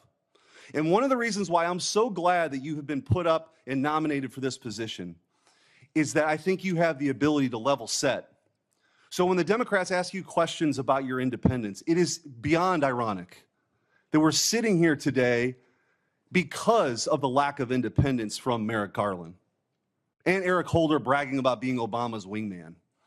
So I just want to ask you, you've been asked this a bunch of times, you're going to make decisions, as you always have, right, on the law and let investigations go where they're going to go, but they're not politically motivated, correct? Yes, Senator, based on the law and the facts that apply. And in my limited time, I do want to give you an opportunity to talk about some of your experience working with law enforcement as Florida's Attorney General. This is something that, you know, as you and I talked about over the years, you were known for this, the collaboration you had. And I think getting the Department of Justice back to its core function of taking on violent crime, protecting the constitutional rights of Americans, but taking on violent crime is really important. And how you went about doing it, you've gotten bipartisan praise for that over the years. You've got the support of all these law enforcement agencies. That's something that you're going to continue and take forward into this office. Is that right?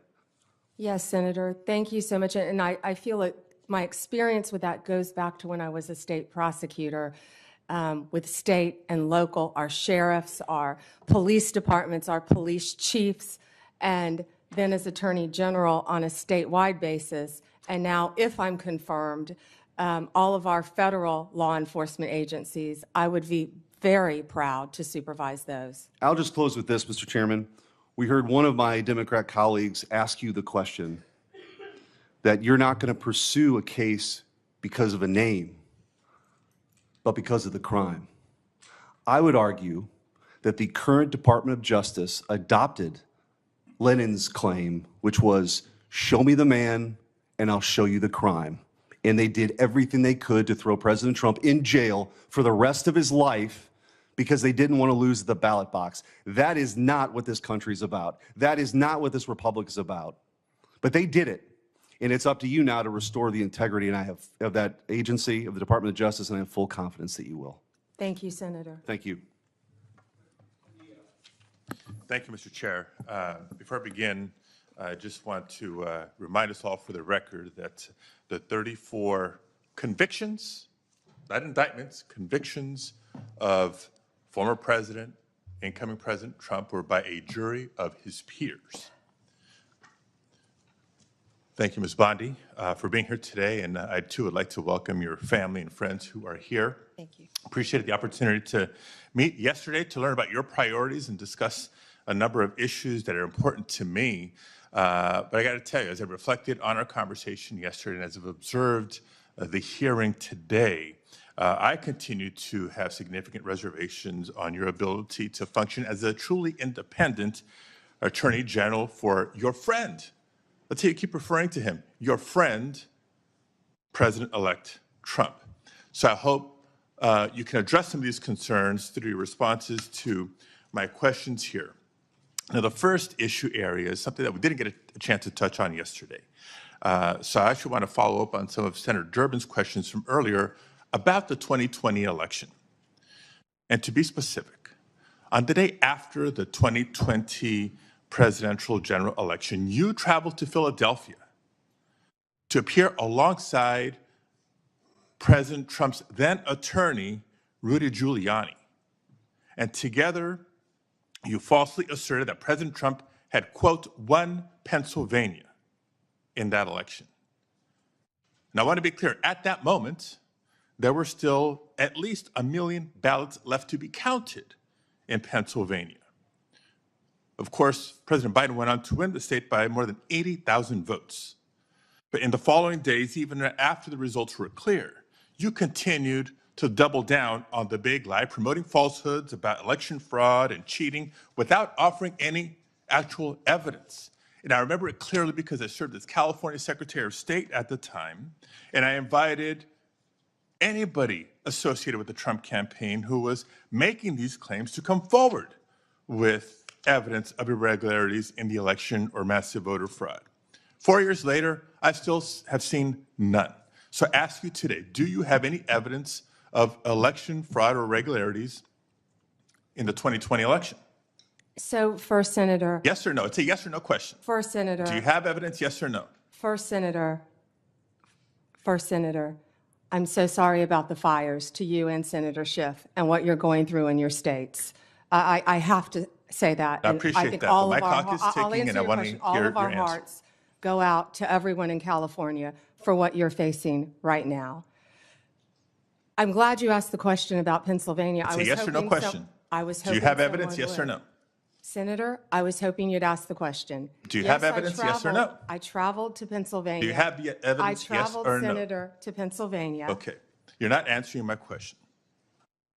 If you have no evidence to offer, let me ask you this. Will you now retract your previous statements that Trump won Pennsylvania in the 2020 election, yes or no? Oh, Senator, I traveled to Pennsylvania, and let me tell you what I saw firsthand. Yes or no? no? I didn't talk about California because I was not in California. I talked about Yes or no? Last time I'm going to ask. I talked about Pennsylvania because Mr. I Chair, was there. I'm going to move on because You she's got a clearly not court answering my order questions. And to I want to know, observe. colleagues, for everybody, members of the committee and everybody watching, that the attorney who stood beside Mr. Giuliani was making very similar statements. And he has since been disbarred from multiple jurisdictions for making these false claims about the 2020 election in court. And like Mr. Giuliani, as you've noted today, you've taken an oath to uphold the Constitution just as an attorney. And now you're asking us to consider you to serve as the chief law enforcement officer in our country? So it's imperative, Ms. Bondi, that you subscribe to facts and evidence and not politically convenient conspiracy theories. Your job will be, your job will be to protect voters and election workers, not to undermine and dox them. Now, I know that earlier you agreed that Joe Biden is in fact president, but many of the president-elect's inner circle continue to spread the big lie about the 2020 election. Then we'll move on to a different topic. 'Cause I know Senator, that's one you were that you're obviously speaking. not comfortable with. May I speak? You cut When I me ask off you the when I next was question, speaking. you can speak, and I hope you answer, Ms. Bondi. Well, I'd now, like when to we met answer the yesterday, previous one, Senator. when we met yesterday, You pointed your finger at me and you said did not you were seem to speaking. be familiar Let me answer with my question. the I'm not going to be Citizenship bullied by you, Clause, the Senator 14th Padilla. Amendment of the United States of America, which was deeply disappointing. I guess you And I'm didn't want to hoping you're hear more my familiar answer with it about today Pennsylvania. after I gave an opportunity to study overnight. So can you tell me and this committee what the Citizenship Clause of the 14th Amendment says? Senator, I'm here to answer your questions. I'm not here to do your homework and study for you. If I am confirmed as You're Attorney the one General, asking for a confirmation hey, vote, you ma'am. cut me off. Can I please finish? What does the 14th Amendment say? Senator, the 14th Amendment, we all know, addresses birthright citizenship. I've been a state prosecutor. I've been a state AG. I look forward to, even given your remarks today, working with you and the people of California if I am confirmed as the 87th Attorney General of the United States of America. I didn't take your homework assignment. I'm sorry. I was preparing for today. So on the 14th Amendment, now you've testified repeatedly to this committee that you will uphold the laws of this country and defend the Constitution of the United States. Do you believe birthright citizenship is the law of the land, and will you defend it regardless of a child born in the United States, regardless of their parents' immigration status? Senator, I will study birthright citizenship. I would love to meet with you regarding Ma'am, you're birthright asking us to citizenship. Can I continue answer to the serve as the question? Attorney General of the United States, and you still need to study the 14th Amendment of the Constitution? That is not helping me have more confidence in your ability to do this job. One other immigration-related question, I'll steer clear of the I Constitution have one and the regarding law. that I'd like to Senator talk about. Hirona asked you earlier, but I don't think you answered her question. Can you please tell us, do you agree with the statement that immigrants are, quote, poisoning the blood of our country, yes or no? I did not say that. I did not say that you said that. I'm asking if you agree with it, yes or no? I did not say that. Do you agree with it, yes or Senator, no? my great-grandparents are immigrants. Do you agree with it, They yes or no? came here from Sicily Do you agree through with it, Ellis yes or Island no? when they were teenagers. Do you agree with it, yes or no? Senator, let me answer the question. Yes or no? It's My real simple. great-grandparents came here, immigrated to this country from Sicily, recently went and found each of their birth certificates. We are a nation made up of immigrants. Do I believe immigrants are poisoning our country? No, Senator. Thank you very much. Mr. Chair, I can't wait for the second round. Same, Senator. Thank you. No, sir. Thank you.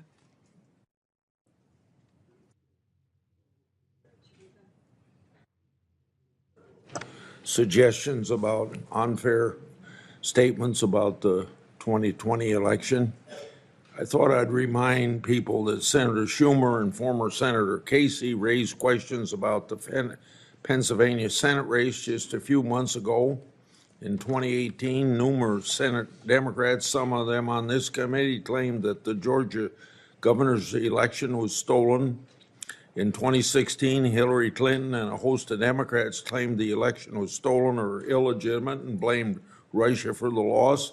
And every one of my Democrat colleagues voted last month to confirm Judge Anthony Brzezinski.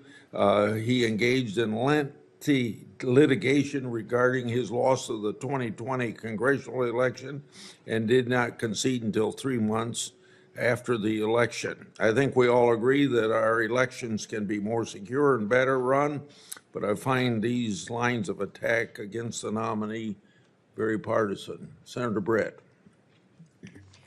Thank you, Mr. Chairman. And thank you so much for being here today, and really glad to see your family. I had the opportunity to help them find where to come back in. Thank you, Senator. They are all so excited, and rightfully so, and so proud of who you are and the work that you've done. And speaking of, I think it is absolutely, completely ridiculous that anyone on the other side of the aisle would ever say that you were anything but immensely qualified for this job. From your time as a career prosecutor to then a two-time Attorney General of the third largest state with regards to all of the people that operated underneath you, with what you were able to achieve. It is truly remarkable. The United States of America could only be so fortunate if you were confirmed and to have someone of your caliber, of your intellect, and of your experience running a department that unfortunately has been run into the ground. So I think that that is full-on gaslighting, which, by the way, I had to get my children to explain to me what that was. Not only that, but to act like you would be the one that would weaponize the Department of Justice. What I have heard you say time and time and time again is that you will follow the law. And this is coming from a side of the aisle that has allowed the Biden administration, by saying nothing, they've allowed them to go after parents who are at school board meetings, who want nothing more than their children to be taught and not indoctrinated. They have allowed them to go after people who are trying to practice their faith. And they have sat idly by while the weaponization of the Department of Justice has undermined the credibility and credence that Americans believe that they should have in equal justice under the law. So I know that you will, as you have said here, you will follow the law and you will return this department to where it should be in the eyes of Americans. So thank you. And I wish the gaslighting on the other side of the aisle would stop, because from my perspective, I'm over it. And I believe that's exactly what the American people have said too. And speaking of, my distinguished colleague, who I have a great deal of respect from on the other side of the aisle, just said, tried to make you answer a question about immigrants and, quote, poisoning the blood of America. When actually the previous question by our colleague from Hawaii was illegal immigration. We are a nation of immigrants, but we are also a nation of laws. And the lawlessness under the Biden-Harris administration has made every single state in this nation a border state. I am so thrilled about what you've done when it comes to opioid use and human trafficking. And I look forward to you instituting that at the Department of Justice. Your credentials speak for themselves. When opioid and fentanyl overdoses are the leading cause of death between the ages of 18 and 45 in this nation, we need someone who takes it serious. You not only take that serious, you have a track record of proving to the American people you've done it for the people of Florida, and I look forward to what that means to the families that I have met. You talked about the families you met across Florida that showed you pictures of their loved ones that they lost, their brother, their sister, their cousin, their friend, their mother. And I know that there will be more lives that are saved as a result of your service when you are confirmed. So on that, I say thank you. And when it comes to illegal immigration, which we need to put a stop to, I want to ask you a question that you and I had an opportunity to discuss a little bit. You share my desire, I know, to not only get away from the weaponization and wokeness that we are seeing in the department right now, but really prioritizing safety and security. And I want to say thank you for that commitment and your commitment to blind justice. When we are looking at illegal immigration, the Executive Office of Immigration Review within DOJ, there have been a number of things that we have talked about with that. And I know, as you are aware, some people call it EOIR, some people call it EOR, but it houses our nation's immigration courts. Over the course of the Biden administration, the immigration court backlog has grown from 1.4 million at the end of 2021 to 3.5 million at the end of 2024. Over that same period, the Biden administration pursued policies both at DOJ and DHS to foster a culture within EOR of failure to adjudicate cases.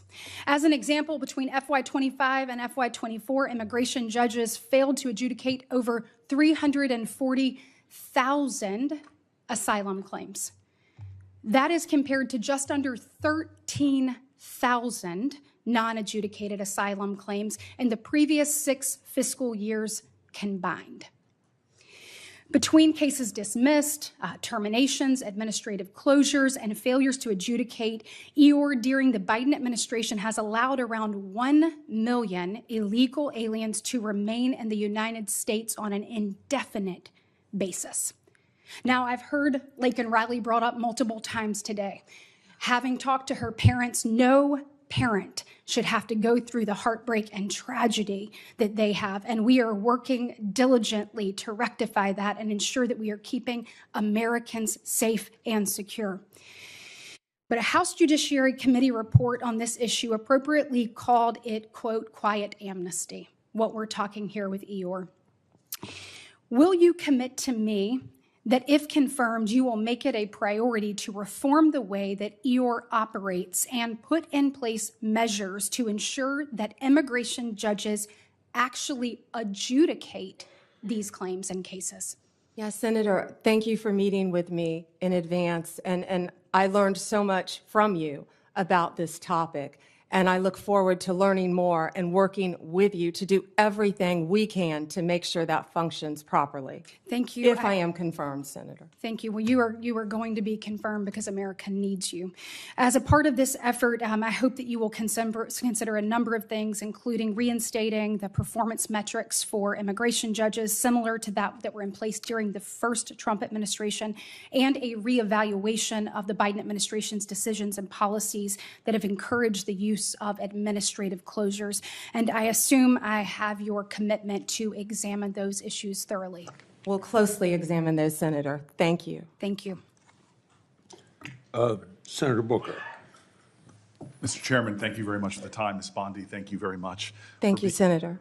And thank you for being willing to meet with me in my office. I really value that time that we had together. If there's anything that's been demonstrated in this hearing thus far, is there is a serious crisis of faith in our judicial system in America. And we are at a time where, as Judge Learned Hand reminded us in his writings and speeches, that the power of the Constitution is only strong as long as it is believed in and had faith by the American people. And that faith is shaken by so much of the political tumult. And as we have a new administration coming in and a lot of the protestations about retribution or going after political opponents, I know you could expand your empathy enough to understand why there are many that really worry about your independence. But I've heard you over and over again in this hearing, as much as I've tried to focus on it as I've gone back and forth between Senate Foreign Relations and another Floridian, Marco Rubio. But I am hearing from you that you understand that the Attorney General's guiding star is the U.S. Constitution and her client is the American people, that there can be no argument about that. Yes, Senator. Yes. And more than that, though, I hope that you, should you be confirmed, understand that there is an urgency in not just demonstrating through your actions that independence, but beginning to heal this country's lack of faith and shaken faith in that independence, in the U.S. Constitution. History may not long remember what any of us individually do here, but for the sake of our democracy, what you do to restore and repair the American faith, whether they be Democrats, Independents, or Republicans, is vital. I want to switch here to say publicly that when Donald Trump appointed Craig Carpenito as the U.S. Attorney in New Jersey, it was over the objections of myself and then Senator Menendez. I was wrong in my anticipation that he would not do good things in our state. He partnered with local leaders like those in Newark, New Jersey, to dramatically drive down crime. He was good for the safety of the city in which I live and the one that I led. Part of his strategy was to focus his resources on the most violent criminals. But that also meant that he used something that you know of called prosecutorial discretion. His strategies aligned with that of local leaders and was able to create historic drops in our murder rate.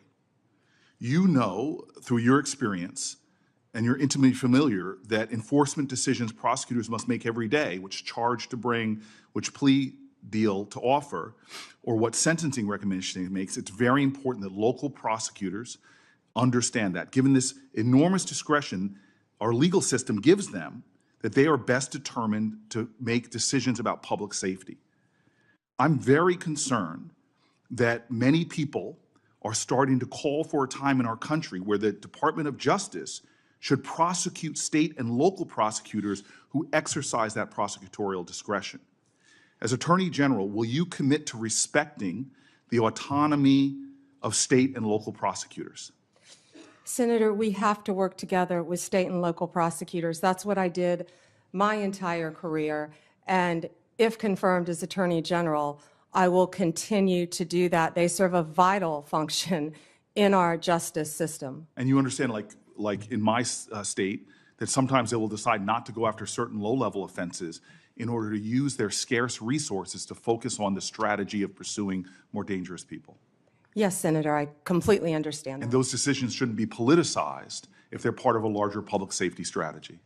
No, Senator. When I was a state prosecutor, we used to sit down with the U.S. attorneys and talk about cases and work together. And that's what I'm discussing about bringing back the cooperation between state and local Thank you, Ms. Bondi. governments. I just want to continue. One of the most stunning hypocrisies I've found since I've been down here in Washington is every politician gives lip service to driving down gun violence. But the very federal authority, the Bureau of Alcohol, Tobacco, and Firearm, that is primarily focused on enforcing America's gun laws and keeping people safe, is hamstrung by federal leaders. The ATF's core responsibility is assisting in local law enforcement. When I was a mayor, I detailed local law enforcement to the ATF, but I'm stunned at how they have been stripped of resources, of their budget, and all of their capabilities to go after illegal gun running. When I was mayor of the city of Newark, we couldn't find one gun crime that was done with a legally purchased gun. But when I turned to the ATF leader at that time told me in private, we don't have the resources, support, or legal ability to go after these crimes. I am concerned about our ability to fight gun crime in America that threatens our law enforcement officers as well as people in communities from red counties to blue cities. Will you commit to doing everything you can to making sure the ATF has its resources and the legal power to pursue illegal gun runners in our country? Senator, I will do everything in my power to prevent illegal gun runners in our country. When I left being a state prosecutor to run for Attorney General, I almost didn't run because I was working on a wire case involving illegal gun runners.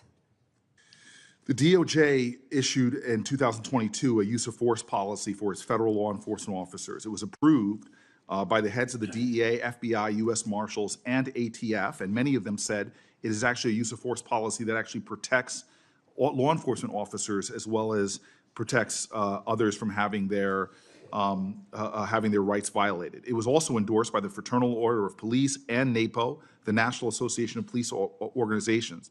This policy is considered best practices in law enforcement. Will you commit to continuing this policy?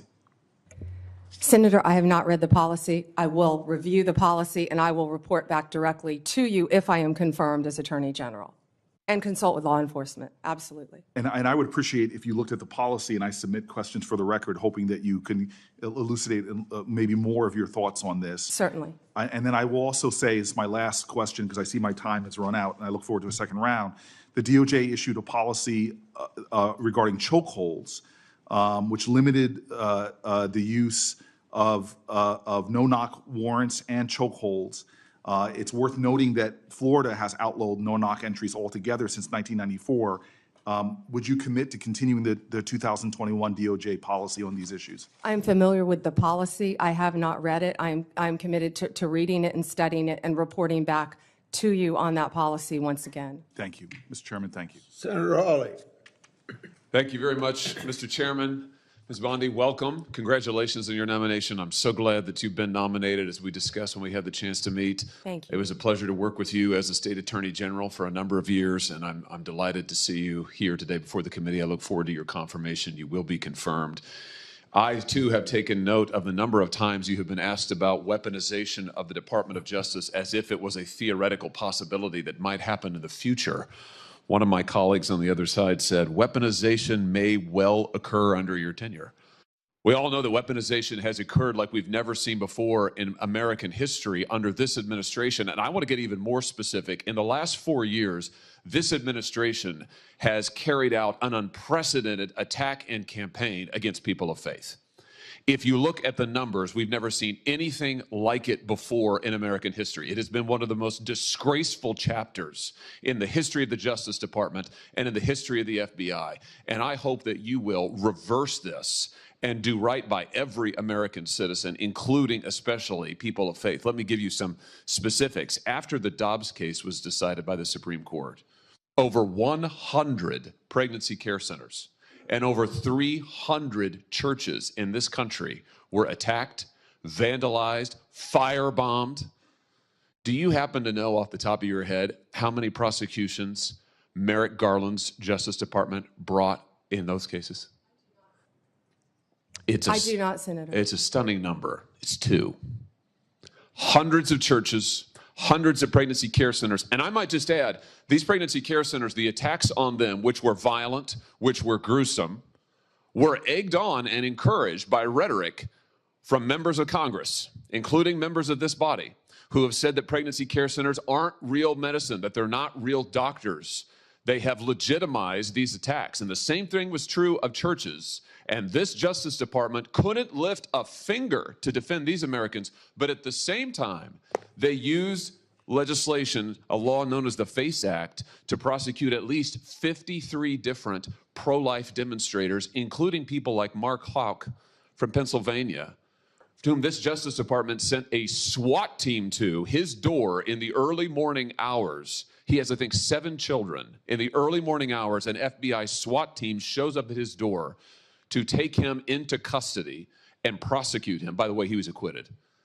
This kind of outrageous, disparate treatment has to end. So here's my question to you. Will you protect churches and pregnancy care centers when they are targeted for violence, when they are targeted for intimidation, when their members or parishioners are threatened with violence or other acts of illegal behavior? Yes, Senator. Will you stop the disparate treatment of Americans on the basis of religious faith? Yes, Senator. Will you stop the deliberate persecution of pro-life Americans for nothing more than their pro-life beliefs? Yes, Senator. Will you ensure that nothing like the Mark Houck case happens again, that Americans do not have SWAT teams arriving on their front doors with armed weapons to terrorize their children and their spouses, only in the end, of course, to have the case lost because there was nothing to it? Will you put an end to that kind of deliberate intimidation of the good American citizens on the basis of their religious beliefs? Yes, Senator. I'm glad to hear you say that because we need it. We need it. Ms. Bondi, we need a new chapter at the Justice Department, and we need it quickly. And I'm glad you're committed to it. Now, I also have heard you've been asked about your comment that you thought that in some cases we need to investigate the investigators, the ones who were bad. You know, I have to say I'm glad to hear you stand by that. We need to do that. You need to do that. And I'll give you another example. I'm sure you've read about this memo, which I now hold in my hands. This memo that was developed by the FBI field office in Richmond, Virginia, 23rd January 2023, targeting Catholic parishes for spying, for recruitment of infiltrators. I mean, the memo goes on and on and on about the FBI's plans to put assets into Catholic parishes, into choirs. This is an unbelievable, unbelievable assault on Americans' First Amendment rights, and we only know of it because of a brave whistleblower who came forward and released it to us. And I will tell you, I have never been misled and lied to like I was by the current Attorney General and the now former FBI director when they sat right where you're sitting now and told this committee, oh, we don't know anything about it. Oh, only one field office was involved. It was the single work of a single field office and a very few individuals. As it turns out, that's not true. Multiple field offices were involved. Multiple individuals were involved. Under your leadership, will you put a stop to the use of FBI or Department of Justice resources to try and recruit informants and spies into Christian churches or any church or house of worship in this country on the basis of nothing more than faith? Of course, Senator. Let me just say this. To our knowledge, no one who was involved in the writing and performance, execution of this memo has been disciplined or fired. Will you conduct an investigation like you talked about, Ms. Bondi, that will get to the bottom of abuses like this? And to be clear, this is an outrageous abuse. It is an outrageous abuse. One of the worst abuses of Department of Justice and FBI authority in our history. Will you conduct an investigation to find out who signed off on this, who approved it, who advocated for it within the Department of Justice? Will you open the books on these abuses so that the American people can have confidence in their DOJ?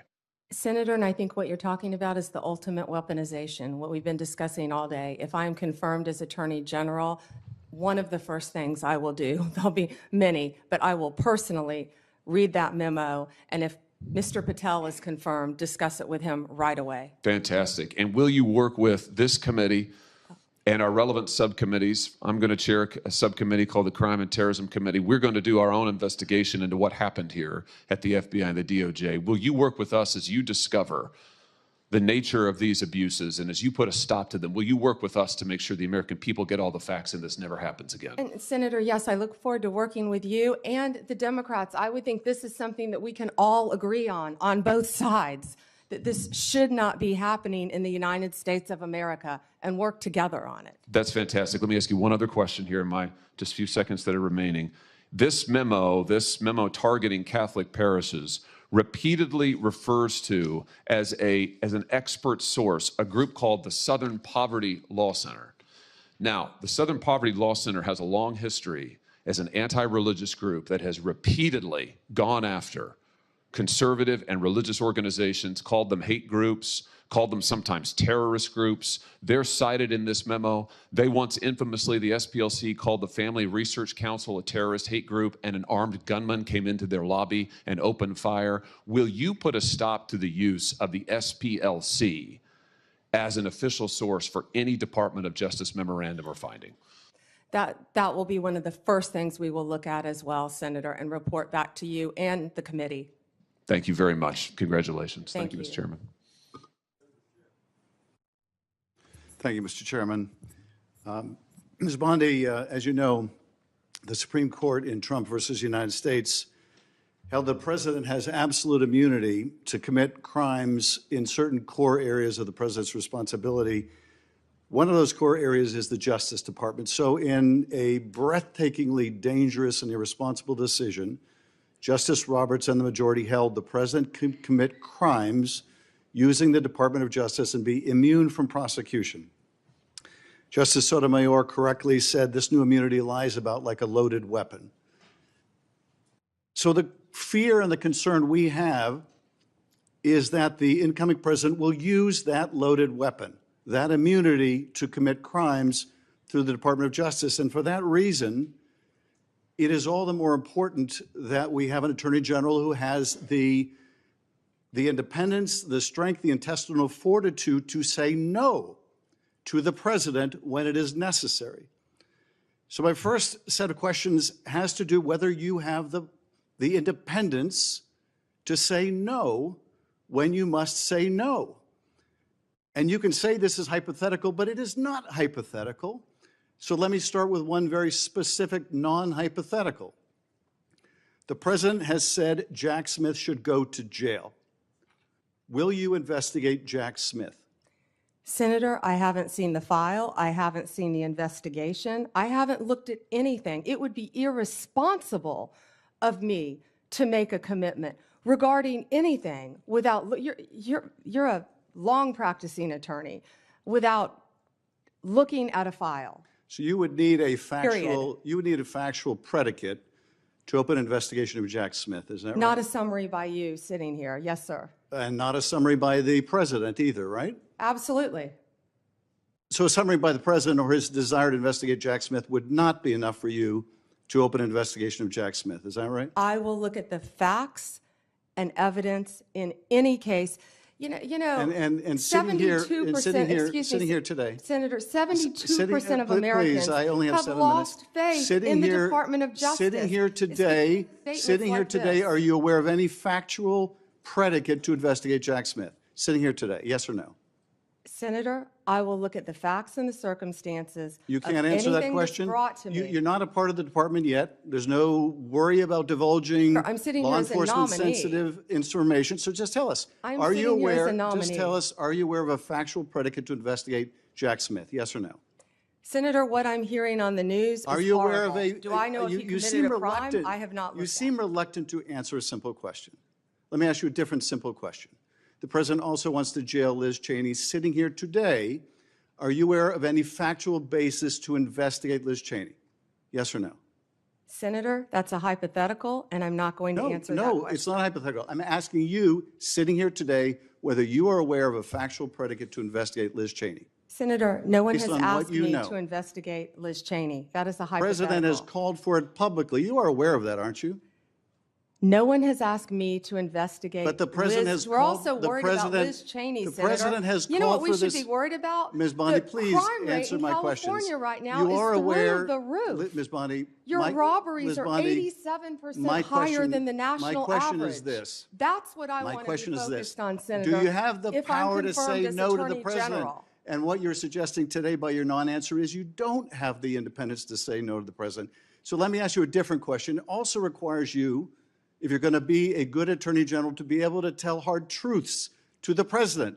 So my questions now are, can you tell hard truths to the president? So let me start with an easy truth that you could speak to the president.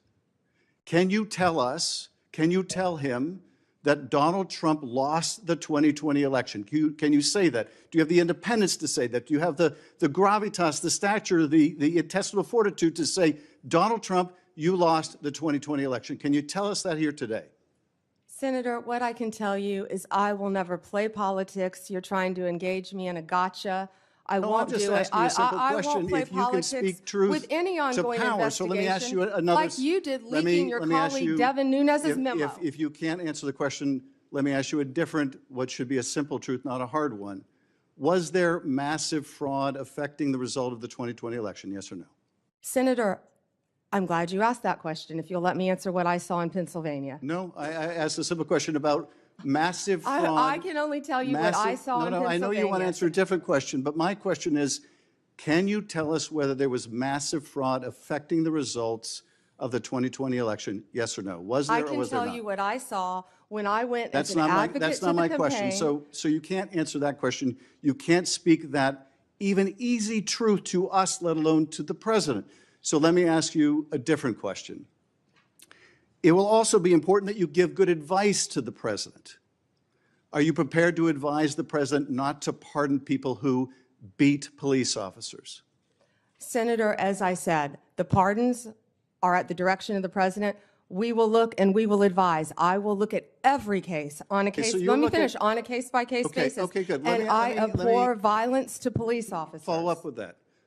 So will it be your advice to the president, Mr. President? I know you said you want to issue hundreds of pardons on day one.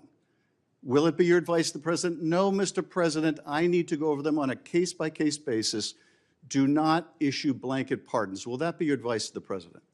Senator, I have not looked at any of those files. If confirmed, I will look at the files And for will the you be able to pardons, as well will as you the be able to ongoing review investigation. hundreds of cases on day one? I will look at every file I am Of course asked you to won't. look So at. will you advise the Hey, president? can I will answer you- the question? Well, my question I would is- have plenty of staff. You said, of course you want. You'll be able to review Listen, I'm hundreds not of going to cases on the first day? mislead this body nor you. All right, let me ask another question. You don't want to answer that. Let me ask You were another question. censured by It will Congress, Senator, for it will comments just also- like this that it are will so reckless. It will also be important for you to be able to preserve the records, the evidence of the department. Are you ready to commit that none of the evidence in the January 6th investigation will be destroyed under your watch? Senator, I will follow the law. I will consult with ethical officials in the Do department. you see any ethical basis to destroy evidence in the January 6th investigation?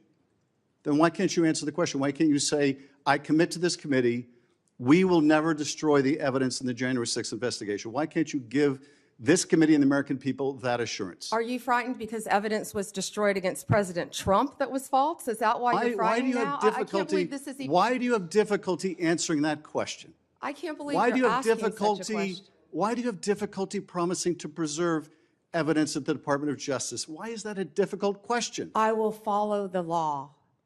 It shouldn't be a difficult question.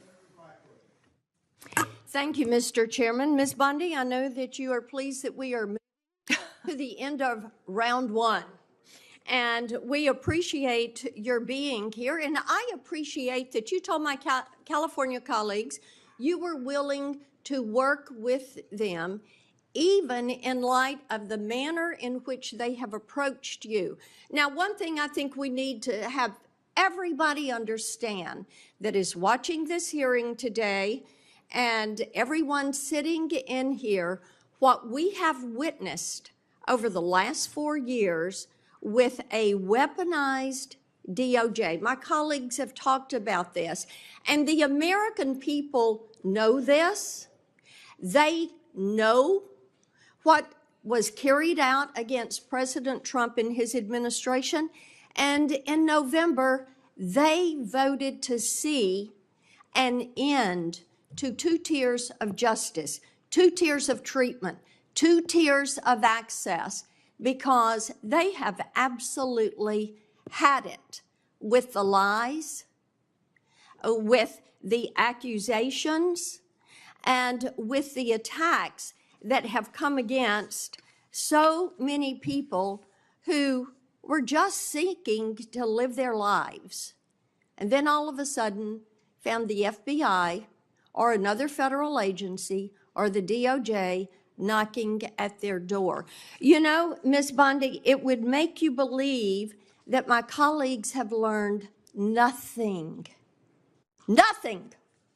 from the elections in November. They don't see this as a movie script that someone may have liked to write.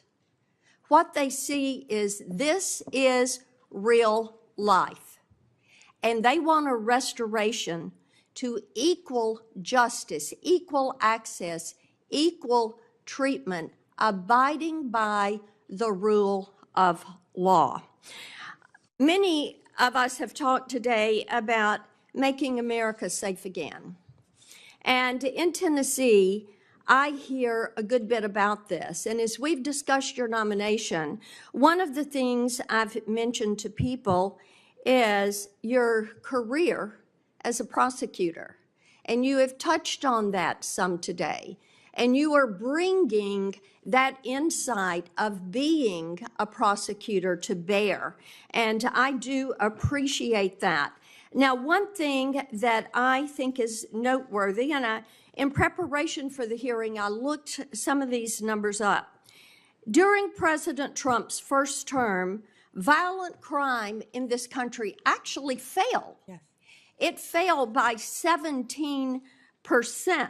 And in the first 2 years of the Biden administration, it soared by 43%. This is crime that is taking place in all of our communities. We've seen a rise, whether it's California or Tennessee, we have seen a rise. So I want you to talk to Tennesseans, to Californians, to all Americans about what you're going to do to get this crime rate down in this country. Senator, thank you for that question. And despite the questions from Senator Schiff, I look forward to working with you and the state of California to do everything we can to fight violent crime in California. And you know as well as I, that crime is only going to go through the roof now after these forest fires. You're going to have looting. You're going to have price gouging. You're going to have so many things that I have dealt with in the state of Florida, and I am committed to working with California just as much as I am committed to working with you, Senator Kennedy, in the tragedy that just took place in Louisiana, given all the human beings that were murdered in your state. And we have the Super Bowl coming up in less than 3 weeks now, I believe, Senator. I've been a little busy. But we've got to ensure, if I'm confirmed, that everyone in this country is safe.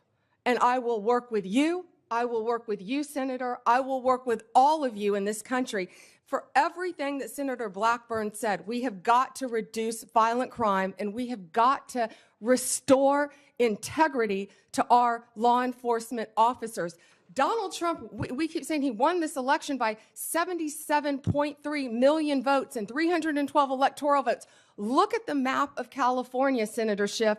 It's bright red, the popular vote, for a reason. People want law and order. They want to be safe so they can go to take their children to school, so they can go to church, Senator Hawley. People want safe streets. Of course we care about our economy and what's happening in this world, but if we're not safe, none of that works. We have got to come together. We have got to work together to make America safe again, and that in turn will make America great again, and I don't know where that phrase has become a bad word, because I think that's a great one. Making America great again. Let me move on with you to something else that's about law and order, and that is Section 1507.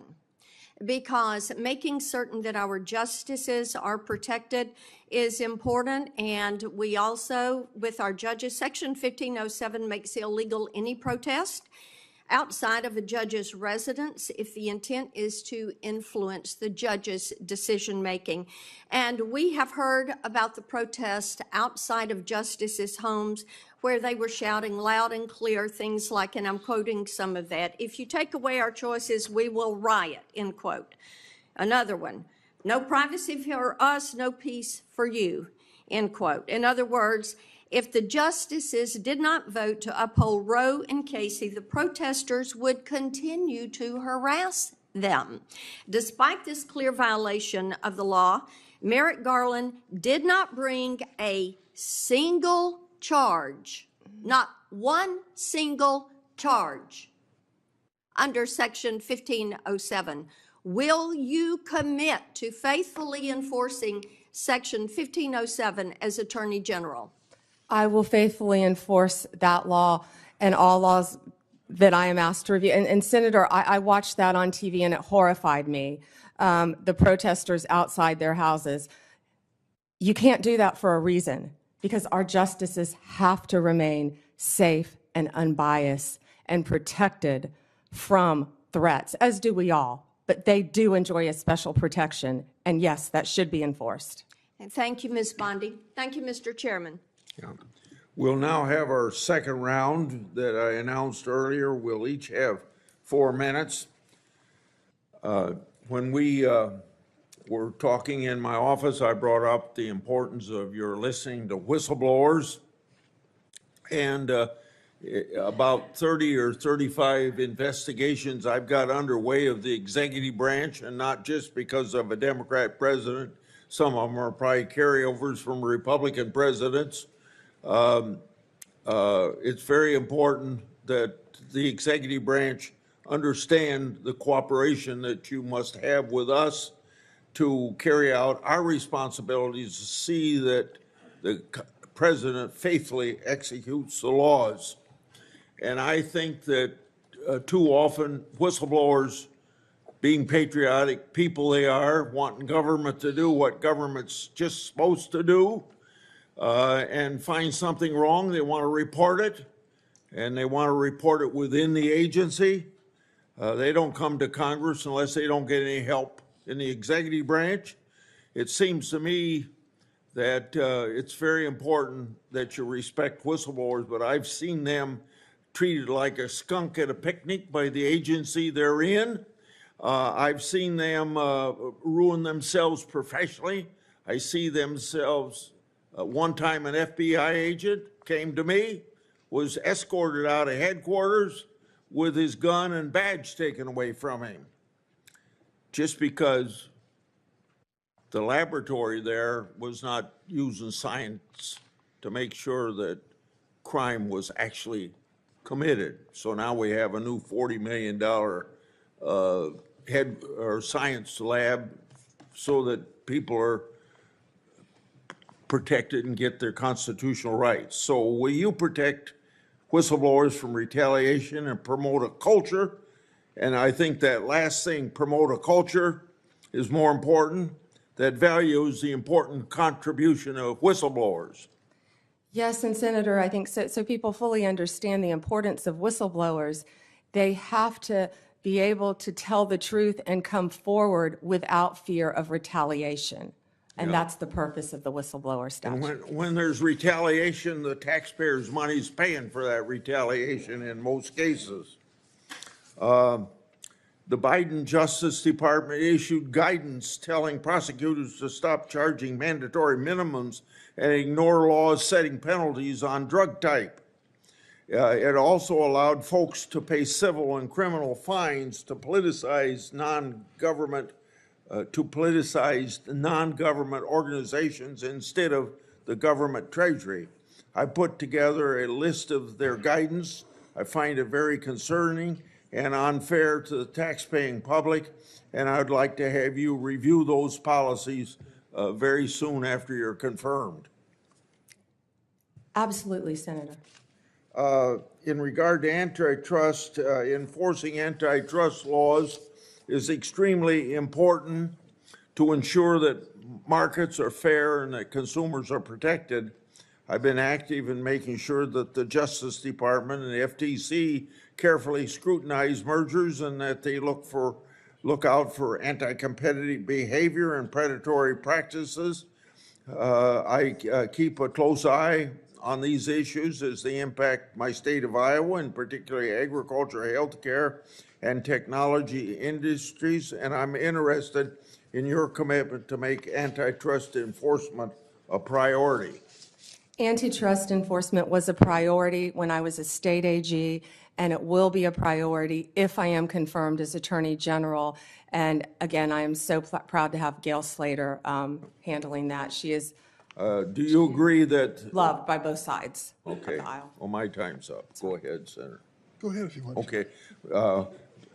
This the Civil Rights Division in your department, if you're head of it, supposed to enforce laws against race and sex discrimination, but under the Biden administration, the Justice Department has arguably promoted discrimination and turned a blind eye to racist hiring practices. Do you agree that race and sex discrimination by employers is illegal, even if the discrimination is called diversity or equity? No one should be discriminated against. Okay, go ahead. I'm done. You owe me 44 seconds. Ms. Bondi, I'd like to say something, and I hope you agree with it. Violence is never acceptable when it comes to political expression. Period. I think I said that initially. Yes, I do agree. Of course I agree. I abhor that sort of thing happening when it comes to conservative Supreme Court justices, and I abhor it when it comes to Nancy Pelosi's husband being attacked in his home. That was horrible. Which we should all say unequivocally both are unacceptable. I think you agree, correct? Horrible. All right. I guess as I reflect on what you've said today, a couple things surprised me. I did not expect you to be as outspoken as you are about Kash Patel. He's been characterized as a professional career defense attorney and a career prosecutor. That's a pretty amazing achievement in his life. But he also has said and done some things which are impossible to understand and justify. For example, are you familiar with something called the QAnon conspiracy? I have heard of it, but I do not know what it is, but I've heard of it many times, Senator. So let me tell you what I've learned about it. Its core belief is that a cabal of satanic, cannibalistic child molesters are embedded within our government and are conspiring against President-elect Trump. They asked Mr. Patel about it, and he said, quote, "I agree with a lot that the movement says." End of quote. Does that sound like a good preparation to run the FBI? Senator, I don't know anything about, I had heard of QAnon, but I've never heard that definition attached to it at all. You're going to have to ask Mr. Patel about those statements. We will. And I'll tell you, until we get answers to those questions, I don't know many people on this side of the table will give him an unequivocal endorsement. This and his enemies list, what he calls his government gangsters, this is what you expect of Stasi. This is what you expect of secret police. It is not what you expect of justice in America, as you've even described it at the table today. So I would say this unequivocal support of Mr. Patel should at least have some reservation until he explains some of these outrageous positions he has taken. I look forward to hearing his testimony about QAnon in front of this committee. You will. Let me say another word about January 6th and what happened. We lived through it, many of us. We'll never forget it. To think that the United States of America's Capitol building was desecrated by an insurrectionist mob that came in and did horrible things, particularly to our police force, that keeps you safe as you sit there and keeps us safe every single day. Over 100 of them were attacked by these demonstrators. One, Kenneth Bonowitz, a member of the so-called Proud Boys, another alt-right group, assaulted at least 6 officers, placed one in a chokehold and lifted him up by the neck.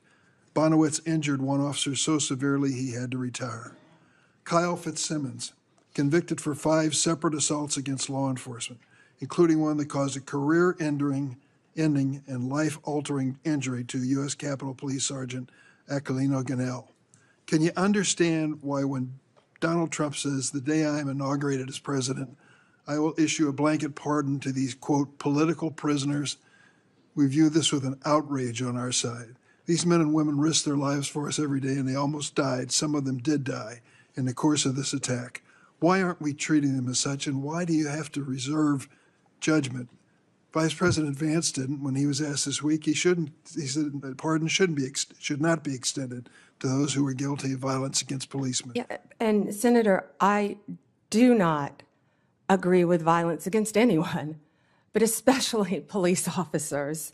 And every time I've been walking through these halls, meeting with all of you, the men and women of the Capitol Police Department are incredible. They do a great job. They deserve to be safe. And I do not agree with violence against any police officer. I would hope. I never have, Senator. You weren't able to answer my question affirmatively earlier, but I would hope that if this moves forward in a positive way on your nomination, you will speak up at some point on behalf of these police officers who are keeping you safe today and your family safe. I yield. Okay. Before Senator Graham, I want to enter into the record without objection from the members of this committee letters from law enforcement groups who support Ms. Bondi's nomination. These groups include the Fraternal Order of Police, the National Sheriff's Association, the National Association of Police Organizations. They praise her, quote, support for law enforcement, crime prevention, and public safety, end of quote, without objection.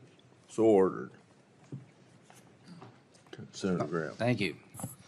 Well, I've been gone for a while, so they're asking you about Kash Patel. It must be going pretty well. You didn't miss anything, Senator. So that's just an observation. So anyway, thanks to my colleagues on the Democratic side. It's been a good hearing. And a couple things. Pardons.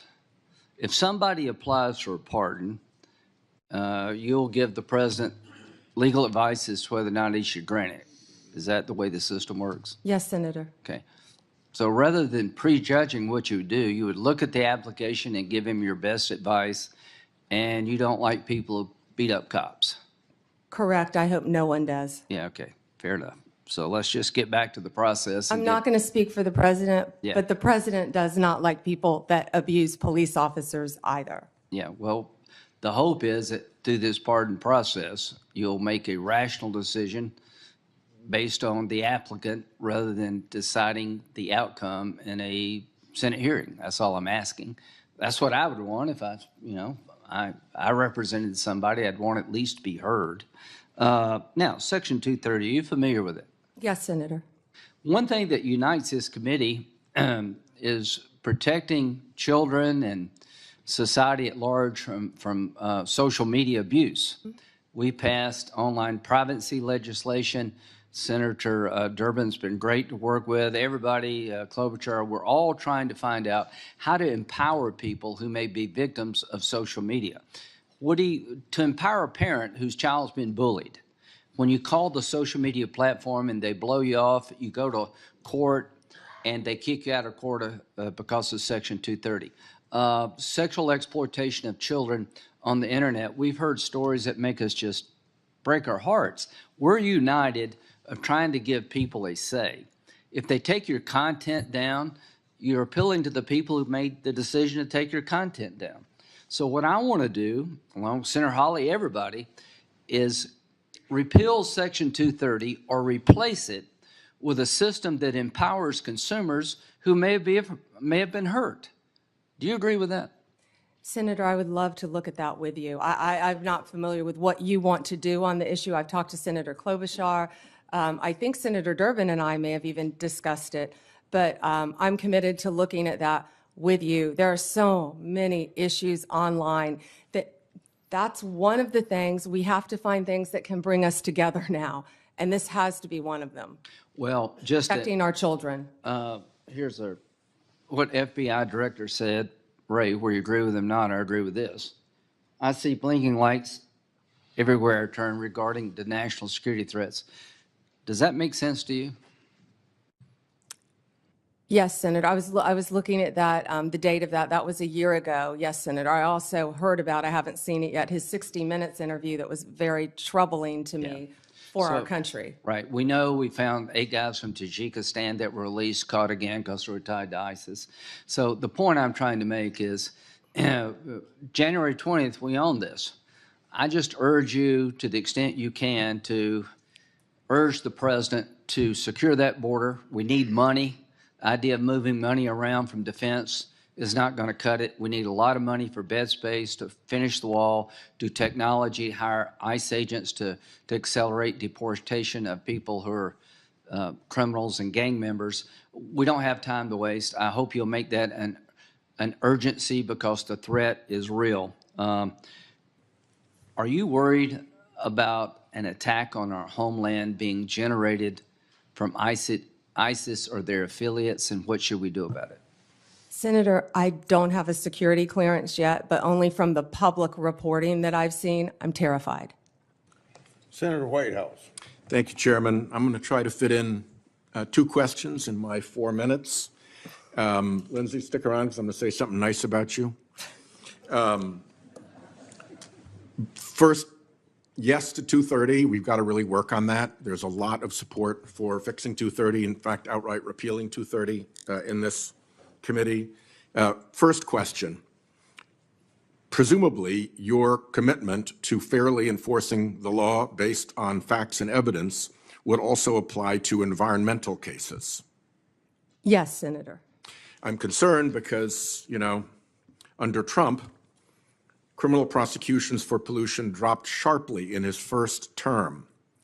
And you will be running an Environment and Natural Resources Division that has things like, for instance, a methane task force that big polluters who spent big money to get President Trump reelected don't like.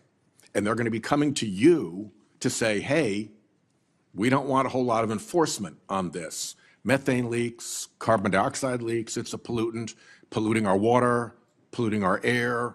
Will you be strong when that happens? Senator, if you haven't learned yet, I'm pretty strong and I'm pretty independent. And I think you and I spoke about this in your office a bit. I don't know a lot about that issue, but I am committed to meeting with the ENRD division and talking to you about it. I wish I knew more about the issue you faced, but I don't. But I'm committed to absolutely looking at it and doing what I can to help you in your state. I don't want environmental prosecutions to be an ignored stepchild subset. It's law just like any other law. The second question that I'd like to get to goes back to Chairman Grassley's opening comments, that it's going to be really important for the Department of Justice, under your leadership, to answer questions from senators, both Republican and Democrat, and to give us real answers. Sometimes the best oversight comes from the other party.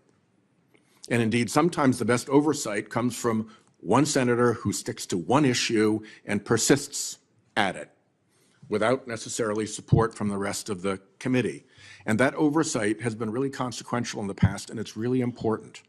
So Chairman Grassley has been very good about trying to enforce that rule. And I want to tell you just a quick story about something that went the wrong way, I believe. Crossfire Hurricane was mentioned by Senator Graham. There was a committee investigation into Crossfire Hurricane. During that Crossfire Hurricane investigation, box loads of material was provided by the department and the Bureau to Senate Republicans. They got files. They got investigative reports. They got internal memos. They got stuff that would not be FOIA-able. They really were able to do a deep dive because they got everything they asked for, even stuff that the FBI would ordinarily not produce. That was happening on that side of the aisle. For me, I had questions about Justice Kavanaugh's supplemental background investigation. And I asked for things like, what is the Department of Justice policy for how tip lines work? That's a FOIA-able question. I didn't get a single piece of paper. I asked for things like, what are the ground rules for investigations of supplemental background investigations? I didn't get a single piece of paper. Senator Graham called the Deputy Attorney General up into his office to say, will you guys please knock it off and give this guy some information? So, you know, I have lived the example of, if you're a Republican on this committee in a Republican administration, you get everything you ask for and more. And if you're a Democrat, you get zero. That was not a great moment for me and not a great moment for the department. And so I will take the chairman at his word that he wants the department to be responsive to requests from all of us. And I would ask you, will you be responsive to all of us, irrespective of our party affiliation, if we are asking legitimate questions that you have the power to answer? Senator, I think I've said that from the beginning. Yes, especially on Freedom of Information Act, I will follow the laws that apply to the Freedom of Information Act. I believe in that. I actually dealt with the public records when I was a state prosecutor. It's been so long ago, I'd forgotten about that. Yeah. So I handled all the public records. One just sort of point of order here. The FOIA, the Freedom of Information Act process is one thing. Anybody can get information under the Freedom of Information Act process. As senators, we should be able to do better than that. When we're doing worse than that, that's a sign that somebody's hiding something. When we're doing better than that, that's a good thing for congressional oversight. Thank you, Chairman. Thank you. Senator Tillis. Can we take a minute off Senator Schiff, since I'm joking, since he took an extra minute? I'm joking. Yes, you can. You wanted to say something to Senator Schiff?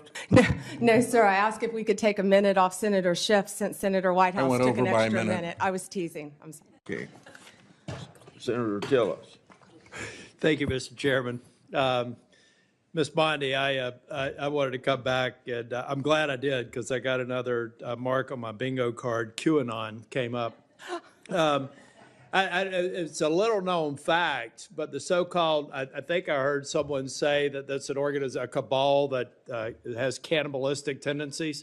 I don't know if y'all know this. It's a well-documented fact that the so-called QAnon shaman is a vegetarian who actually had to be transferred to another prison to satisfy his dietary needs after being sentenced to 41 months in prison. So I don't know if all the QAnon people are cannibals, but it's a little bit absurd. I just wanted to add a little levity here and let y'all know I'm one mark away from hitting bingo. Yeah, but you know, it's important to talk about this, folks, because this is the part I don't like about the big committee. I love intellectual property subcommittee because we don't get into this theater. But it's just absurd to think that, and it was mentioned in reference to a comment that Kash Patel made, who I spoke with earlier today.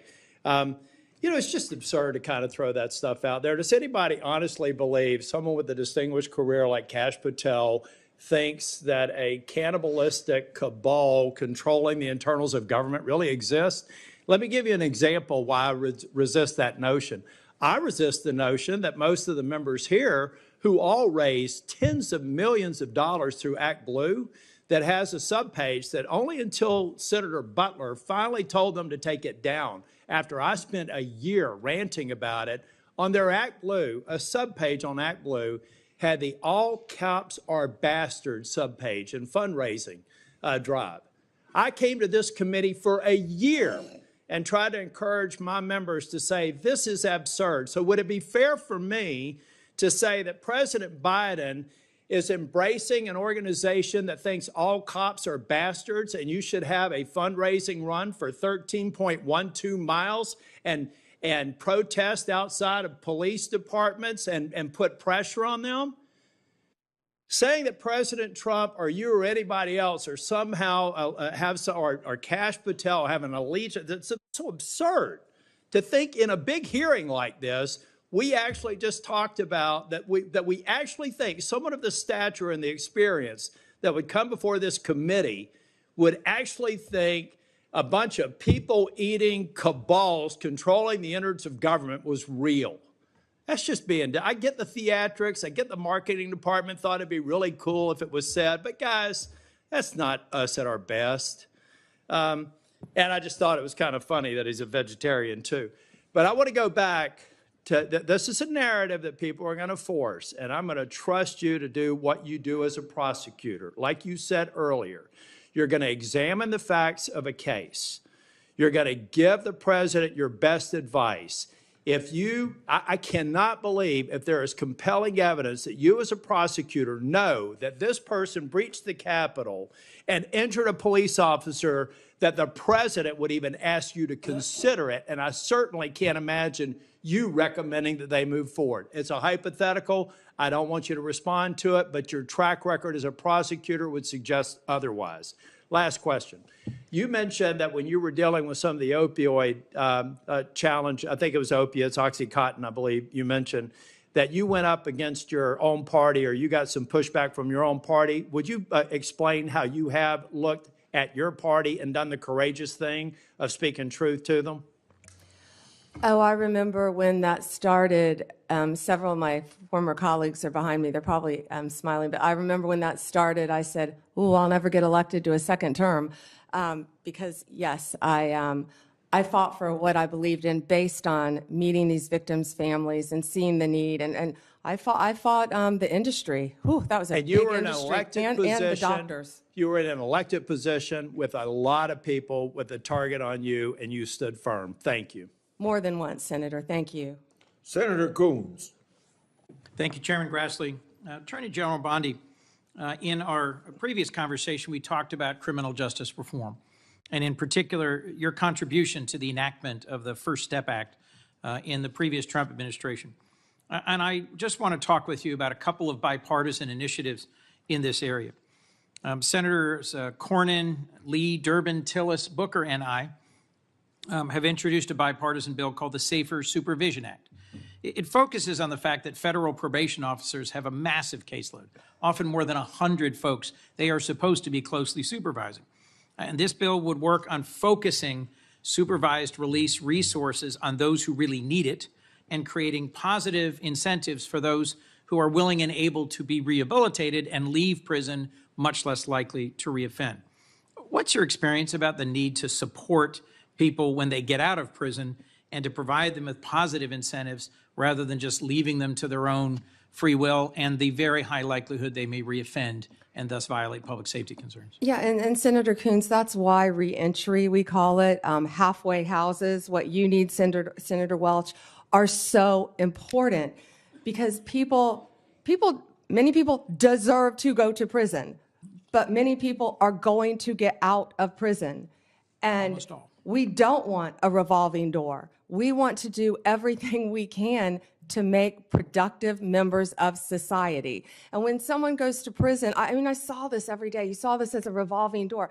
People get out. And first of all, I back up. We need drug programs. I could go on. We need drug programs, more drug programs in our prison. We have to. Mental health, we would be here for another 2 days. We have to get more mental health in our prison system, counseling to help people.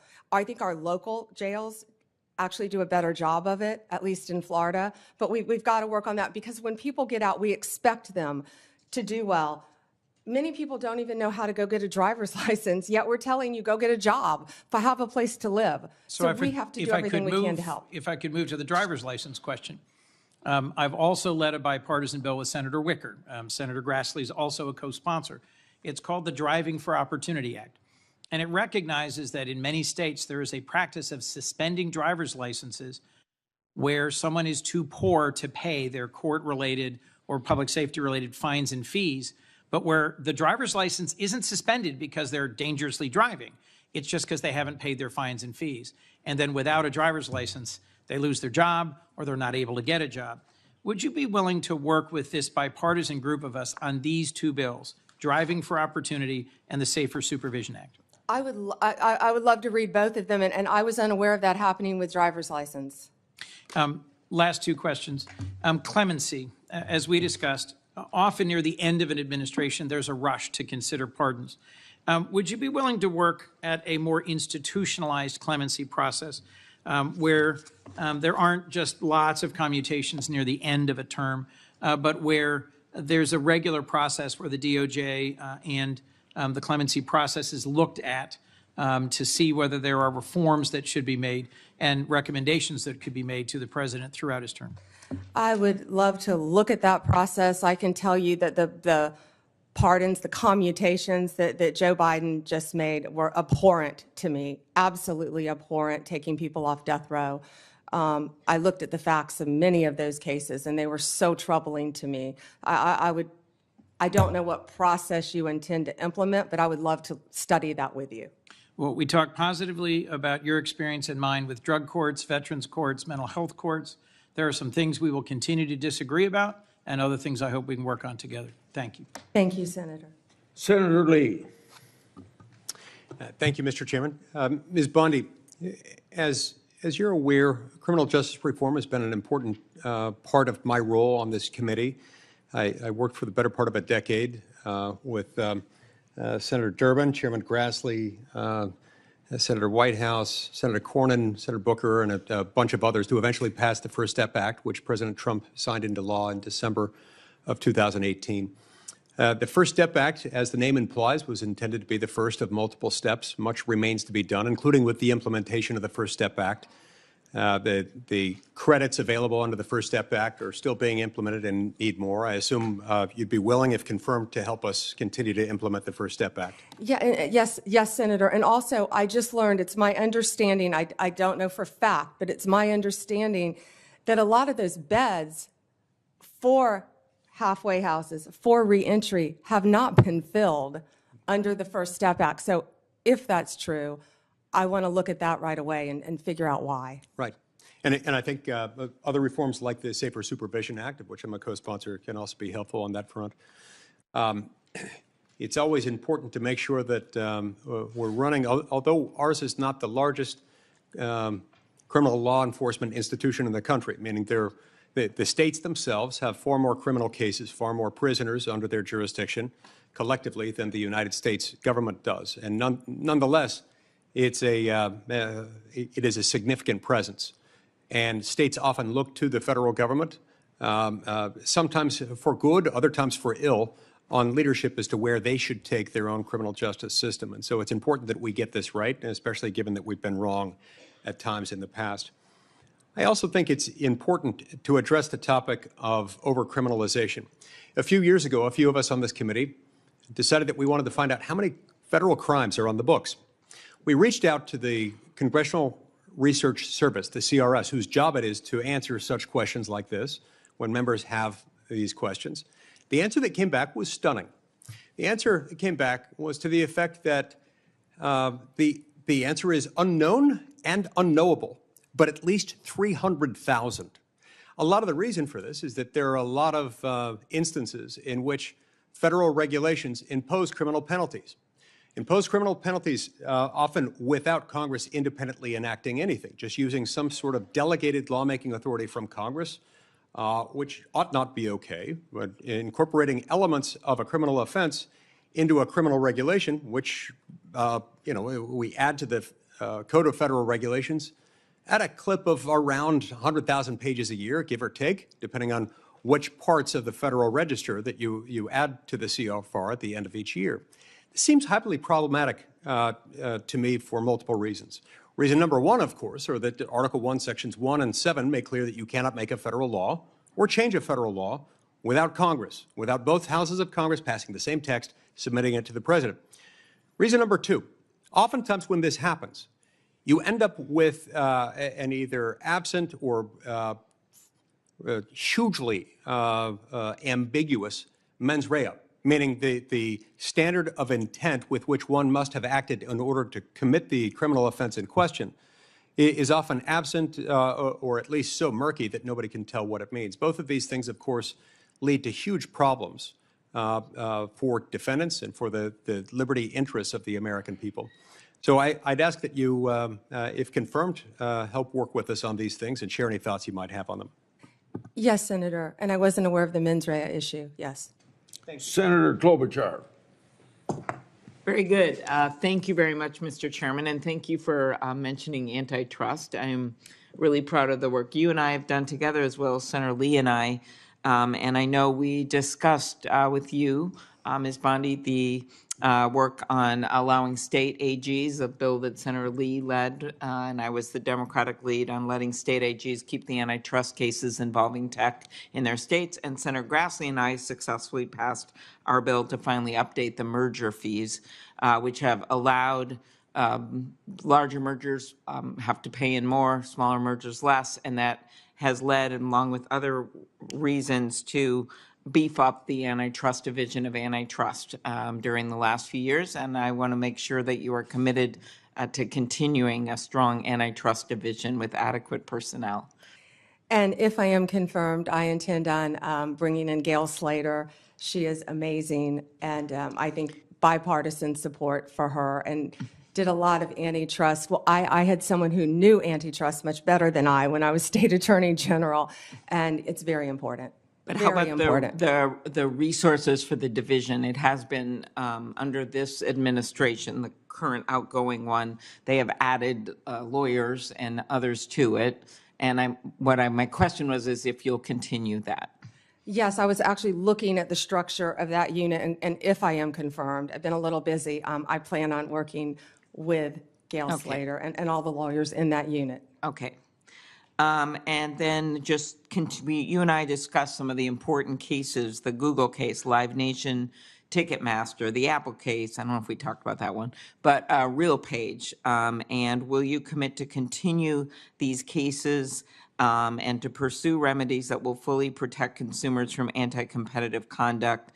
I'm not asking what the result will be. I can imagine you couldn't answer that, but I'm just asking that if you are confirmed that you will continue the work on these cases. Yes, Senator, I haven't looked at those on a case-by-case basis, but I'm committed to that type of case and protecting consumers. And I will look at that and have that unit look at that right away. Thank you.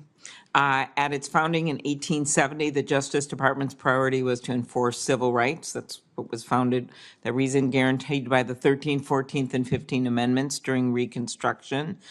Today, civil rights enforcement is led by the Civil Rights Division. Do you believe it is a critical mission of the Justice Department to vigorously enforce our nation's civil rights laws? Yes, Senator. Okay, thank you. Voting rights. Will you commit to properly enforcing federal laws that protect the right to vote that are critical to ensuring free and fair elections like the Voting Rights Act? Yes, Senator. Okay. We're back to the FBI nominee. Again, I express my deep concern, Kash Patel. He has vowed to retaliate against the president-elect's enemies, quote, not just in the government, but in the media, end quote. As we know, the president-elect has already sued a pollster in Iowa whose predictions turned out to be wrong, which happens with pollsters all over the place, as we all know.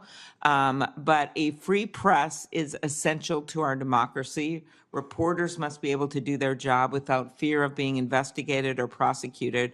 Will you commit that the Justice Department, under your leadership, if confirmed, will respect the importance of a free press? Absolutely.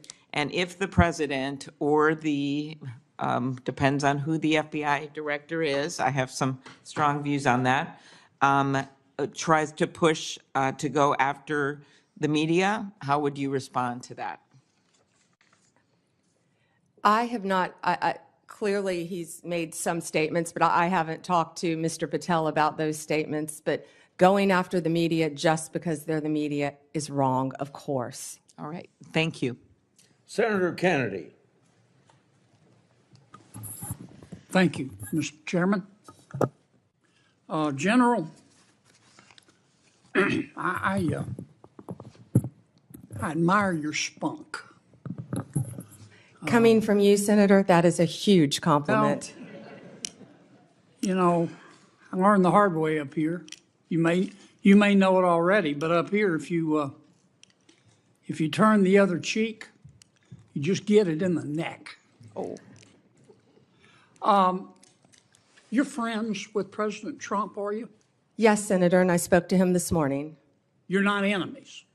No, Senator, I don't think I'd be sitting here if I was an enemy. He'd be crazy to have me sitting here if I was an enemy. So you're friends. Yes, Senator. I find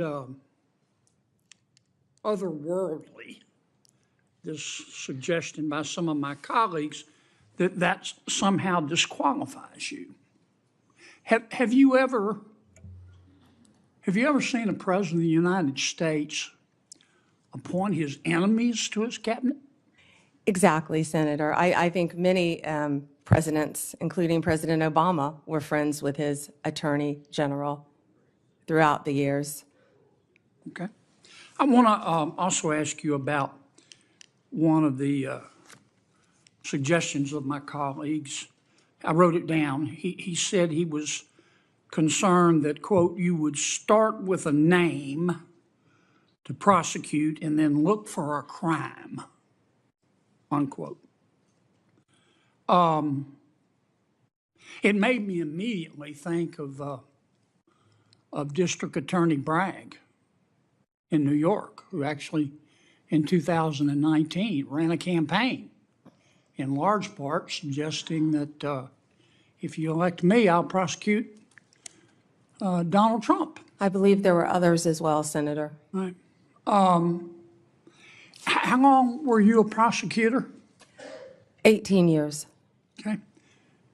Is there anything in your background to suggest that my colleague's suggestion that you would start with a name and then look for a crime, is there anything in your background that would give him basis to say that? No, Senator. Okay. Have you ever done that? No, Senator. And I Ever think I have a lot of former colleagues sitting behind me who would back me up on that as well. Do you plan to do that as Attorney General? Of course not, Senator. I hope no Attorney General going forward would ever do that.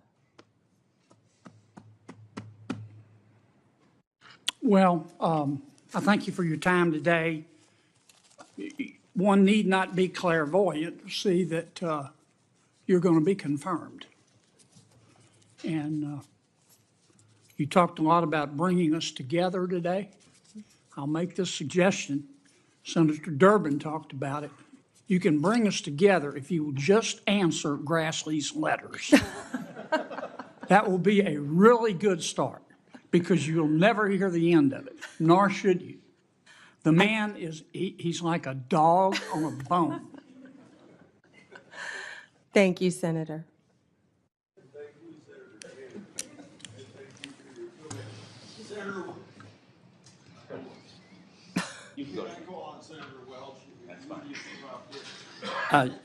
Thank you very much. Thank you, Ms. Bondi. Three things. One, I do have some concern that whoever is the Attorney General, you or anyone, is going to be presumably, will be under a significant amount of pressure at some point from the President. Attorney General Barr was, Attorney General Sessions was. And you've made it very clear your client is the Constitution. I think that's very reassuring to us. But the President does have now a Supreme Court provided immunity. And I just want to express to you my concern, and it really does align with what Senator Schiff said. You have what I regard as a very bad decision by the Supreme Court. The President should not be above the law, never has been. And my concern, on the basis of statements that President-elect Trump has made, is that he does identify people as political enemies, including Senator Schiff, and there may come a day where there is pressure on you. And I'm just going to express my hope that that independence that you've had throughout your career when it comes to the Constitution or pressure from a higher official, that you're going to choose the Constitution. So you don't even have to answer that, but it's a concern I share, I think, not just with colleagues here, but with many Americans. My colleagues have made the case about weaponization in this administration. We can have a debate about that, but there's been a universal statement here that we want the rule of law to be the basis of going forward. So thank you for allowing me to say that. Second, I'm really interested in your focus on how do we cut down on recidivism. I was a public defender. That's how I got started. You started prosecutor. In Vermont, prosecutors and defenders were good friends. We each had a job to do. But my experience with my clients, and I'm accepting folks who just, they're really dangerous. You've got to lock them up. You've got to throw away the key. But the vast majority of people had a substance abuse problem, oftentimes have very limited education, oftentimes face these incredible dilemmas that Senator Coons was talking about, where they get fines and they get their license suspended, so the job they had now they lose. So can you just elaborate a bit on what you want to do to inject some energy into dealing with cutting down on recidivism? Well, first, we can address it at the Bureau of Prison level, of course. What we talked about, those are for the people who will be locked up in prison serving sentences, to make sure they get the resources that they need upon release. 98% of the people in the Bureau of Prisons will be released. I believe it's a mess right now, a mess. And when you look at an organizational chart of the office, assuming I may get confirmed, I was looking at all the slots and my eyes went down to the bottom to Bureau of Prisons because of my career experience as a prosecutor and caring about what happens there for the very reasons you said. We need more drug courts, and you were talking about drug addicts as well. Mm-hmm. It's more than that, and we both know that. It's also people who are dual diagnosed, meaning right. You have a drug addiction but also mental health issues, and that's well, Senator, I can't wrap my head around yet. Right. I'd like to work with you on that. And then the third thing is that I mentioned this earlier, the consumer issues, the False Claims Act efforts that you can bring, the challenge to ripoffs in the civil sphere, where companies are doing things that are just crushing our consumers and charging and overcharging. That is very, very important, and I hope that there'll be as much emphasis on protecting consumers as there will be on protecting public safety, which obviously is a high priority for you and for the department. Yes, Senator. Okay, thank you. Thank you. I yield back. Thank you, Mr. Chairman. I think you're doing incredible today. I'm not surprised. Mom, how are you doing? Good? I told her not to react no matter what.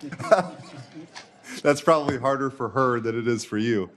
Well, listen, we've talked about this over the years. So for me, I didn't know any lawyers growing up.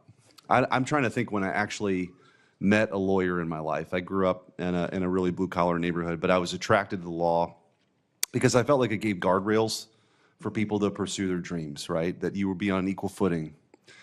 And I think that your fights for the little guy, I referenced this in the opening statements, are admirable. And, you got some questions earlier about, are you willing to stand up against corporate interests, or are you willing to fight back? I mean, I think you've demonstrated that, right?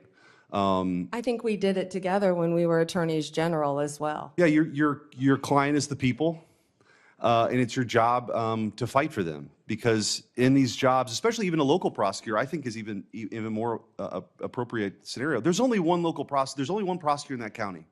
So it's interesting when we have these discussions about some of these prosecutors across the country. And Senator Hawley and I know there's been a couple in Missouri, and they're all around. When they decide not to charge violent criminals, there's nobody else who can do that. There's nobody else that can do that. One of the things that when I was Attorney General we were able to do when President Trump was in office, sadly the Biden administration dropped this effort, was we had assistant AGs deputized as assistant U.S. attorneys to help fight violent crime, to add capacity. And when, there was a surge to take on some of the most violent criminals on the streets, we were there to help. Those are the kind of partnerships I'm guessing that you'll look towards, right? To get back to the core mission of taking on violent crime and fighting for the little guy. So I wanted to give you a little bit of an opportunity to talk about that. And also, sort of what's your vision? You're answering a lot of questions. What's your vision for the department? I mean, how do you see your role? How do you want to go do that? I think you're incredibly qualified to do it, but just in your own words, what are the things that you're going to focus on? You know, Senator, it's truly overwhelming when you look at the volume of that department. The Department of Justice, it is the largest law firm in the world and manages the largest law enforcement agencies. And that's why, first and foremost, what I did when I was Attorney General, you surround yourself with great people.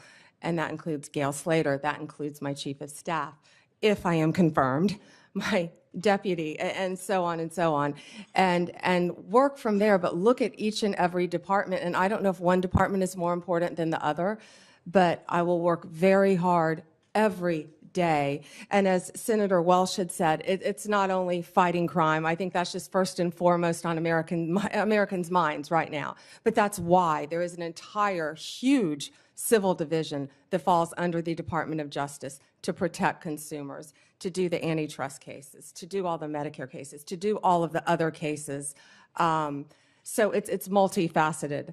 But first and foremost, of course, to keep America safe and restore integrity to that department. I don't think I can stress enough that 72% of Americans have lost faith in the Department of Justice. Yeah, and I think that the belief that the American people need to have, again, is that people are going to be treated the same. As you said earlier, there's only one tier. There's not two tiers of justice. And I think that's, when you really dig down to some of the comments you've heard and questions, at least on this side, that's the big concern. I don't want it tilted in anybody's direction. You just want it to be fair. And you want certainly the top law enforcement official in the country to view it that way. I think you do. And I think your history, your qualifications, your demeanor, your character warrant a bipartisan vote. I hope you get it. I really do. You deserve it. Thank you, Senator. Senator Blumenthal. Thanks, Mr. Chairman. Again, thank you, Ms. Bondi, for answering our question. I want to come back to TikTok.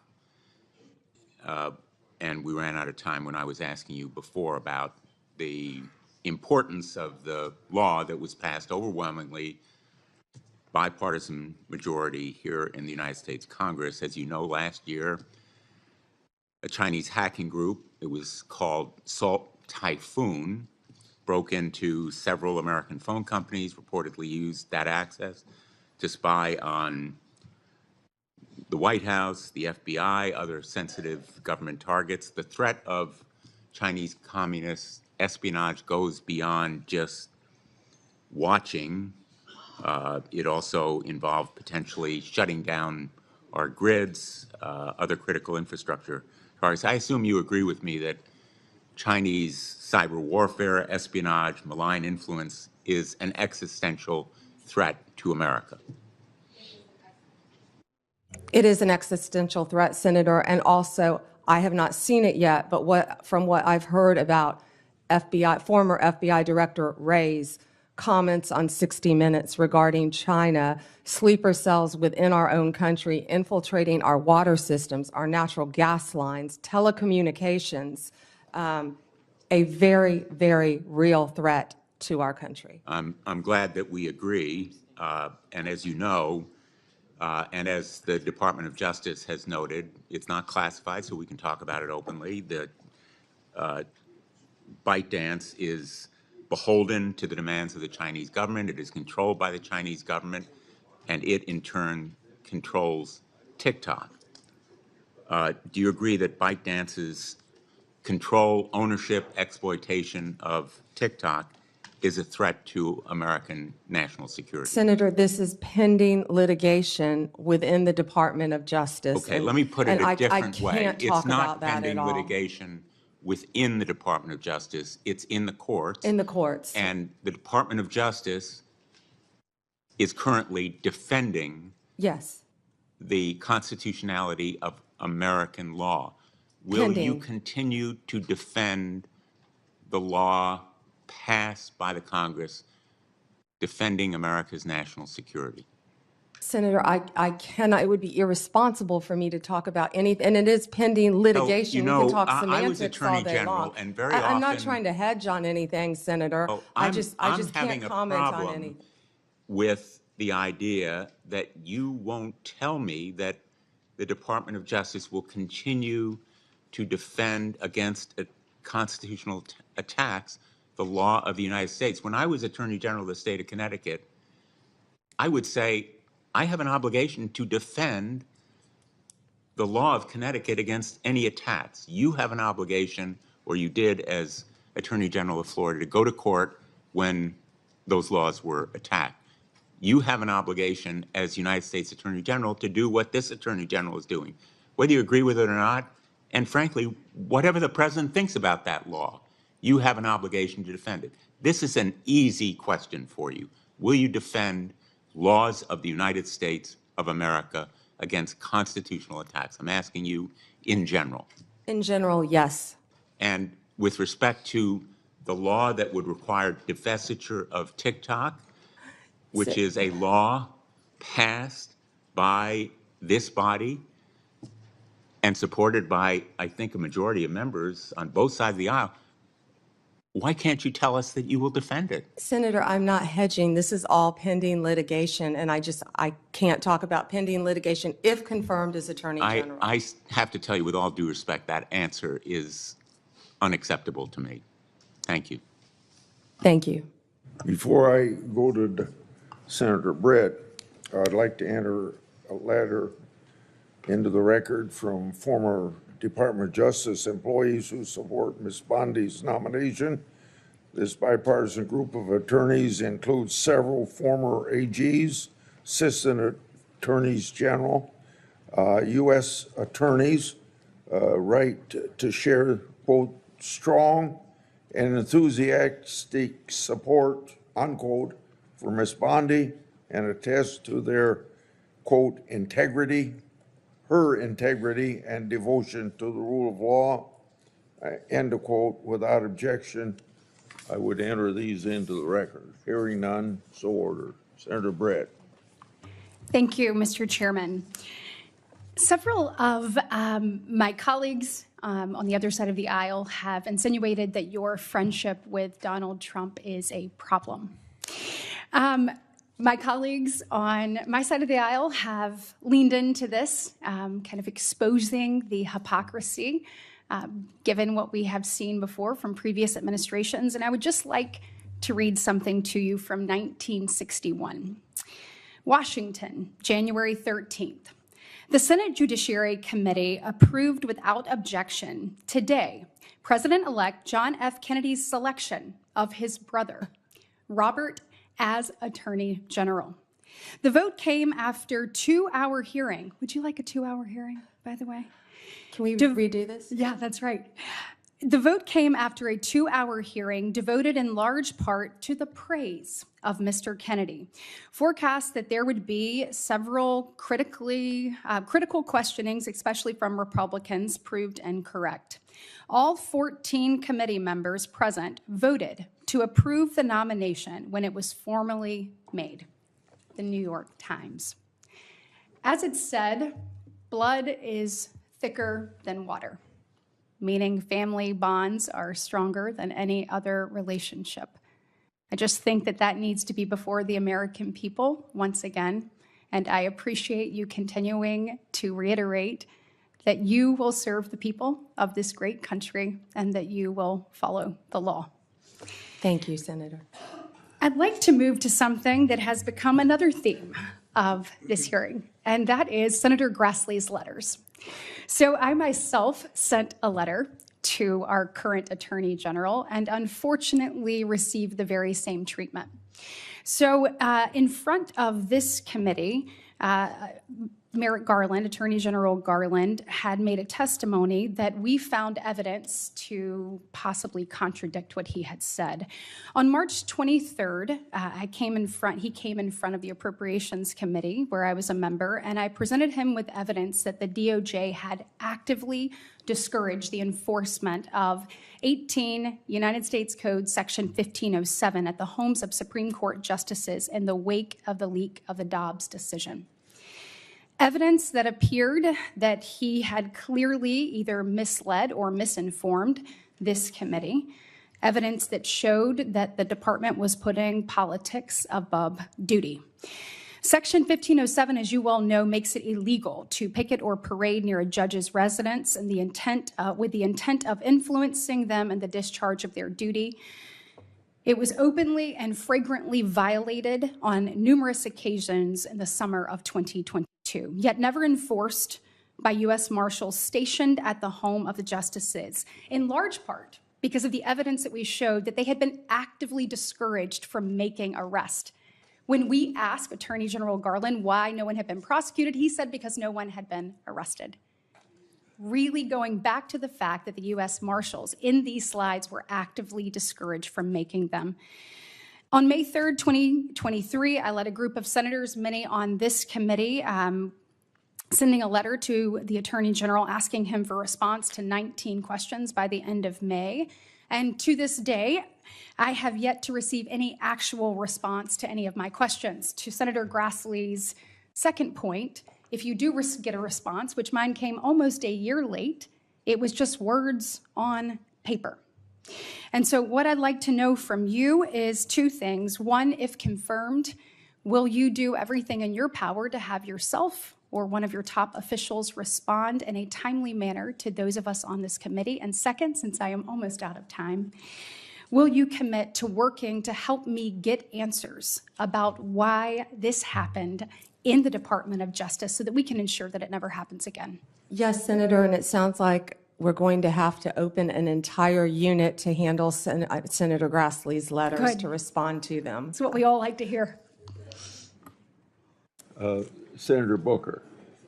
Thank you, and I'm grateful to Senator Britt for bringing that up. It's probably one of the most bipartisan commitments if we're going to fulfill our duties as of the Constitution to give oversight. It's really important that we get timely responses, and I'm grateful for that. I want to jump back right in where we were talking in last is just about the crack and powder cocaine disparities that we discussed in my office. It's something that this committee in a bipartisan way have done a lot on. We discussed about the 18-to-1 sentencing disparity, which came down from 100-to-1. I've been working in good faith with people like Senator Grassley on trying to just get justice with that, move it as much towards 1-to-1 as possible. We know that actually in Florida, your home state, as well as 43 other states, it's 1-to-1. It's 1-to-1. Thank you for making my question quicker. Will you commit to continuing the DOJ 2002 policy of just enforcing it as if it was 1-to-1? Yeah, and I will look at that policy if I am confirmed as Attorney General. I had no idea it was 18-to-1. That I will look at that policy if confirmed and report back to you right away. It sounds like if I'm confirmed, I have a lot of reporting backs to do right away. Thank you. But I will, Senator. Am I overly Right. stating the fact that reading from your expression that you seem to think that 18-to-1, especially given what's going on in Florida, seems unreasonable? I was unaware that that was happening and why you would want it to be 1-to-1. Right. I know your sincere and heartfelt beliefs on abortion in general, and I respect that and our differences on it. But when it comes to medication abortion, over 2 decades ago, the Food and Drug Administration approved the medication abortion pill mifepristone as safe and effective. Decades of research continue to confirm the drug's safety. However, access to mifepristone was threatened by several lawsuits that second-guessed the FDA's expert judgment about the drug. The Department of Justice has vigorously defended the FDA's judgment about the safetiness and effectiveness, and I guess a lot of people are concerned about reversing a policy that could deeply affect people's access to mifepristone. I'm wondering if you would commit to continuing the U.S. Department of Justice's efforts to defend the FDA's judgment in lawsuits against mifepristone. And I was not aware of that, Senator, until we spoke. And I think I told you I will look at that policy. I was not aware of the policy. I will look at that policy. I am personally pro-life. I have always been pro-life, but I will look at that policy. I will not let my personal beliefs affect how I carry out the law. I wish I had more than 90 seconds to talk to you about an issue, but you've been so willing to talk to me about it. But the First Step Act implementation is, in my opinion, in a dire state. We had a bipartisan bill with 87 senators voting for it, 88 if Lindsey Graham was not off fighting the world's fight. I would like to make sure that you work with us to have implementation done. One of the reasons why it's so poorly implemented is because of the disastrous realities in the Bureau of Prisons. We've had bipartisan hearings here about the egregious stuff. The hearing was so disturbing that one of my colleagues on the other side came over and said, whatever I can do, let's work together. It is understaffed, and therefore a lot of the people that are supposed to be implementing the programs that would help for people to earn time credit to get out, the education programs that are proven to reduce recidivism, can't be done because the Bureau of Prisons is a disaster in terms of staffing and funding. People leave their federal correctional officers' jobs to go to state because they can make significantly more money. Is this a cause? Morale is horrible. Yes, morale is horrible.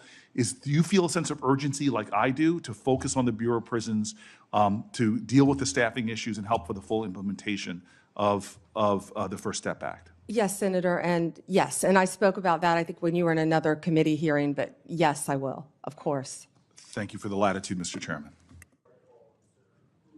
For a question for both the nominee and you, Senator Booker. You were talking about this one-to-one equation. If your implication to her was that it could be done through her actions. Forward to working with you. I do believe that it should be done judicially as well as with prosecutorial discretion. Okay. It should be done legislatively as well as prosecutorial discretion. Thank you, sir. Thank you, Mr. Chairman. General Bondi, I congratulate you on an excellent job at this hearing.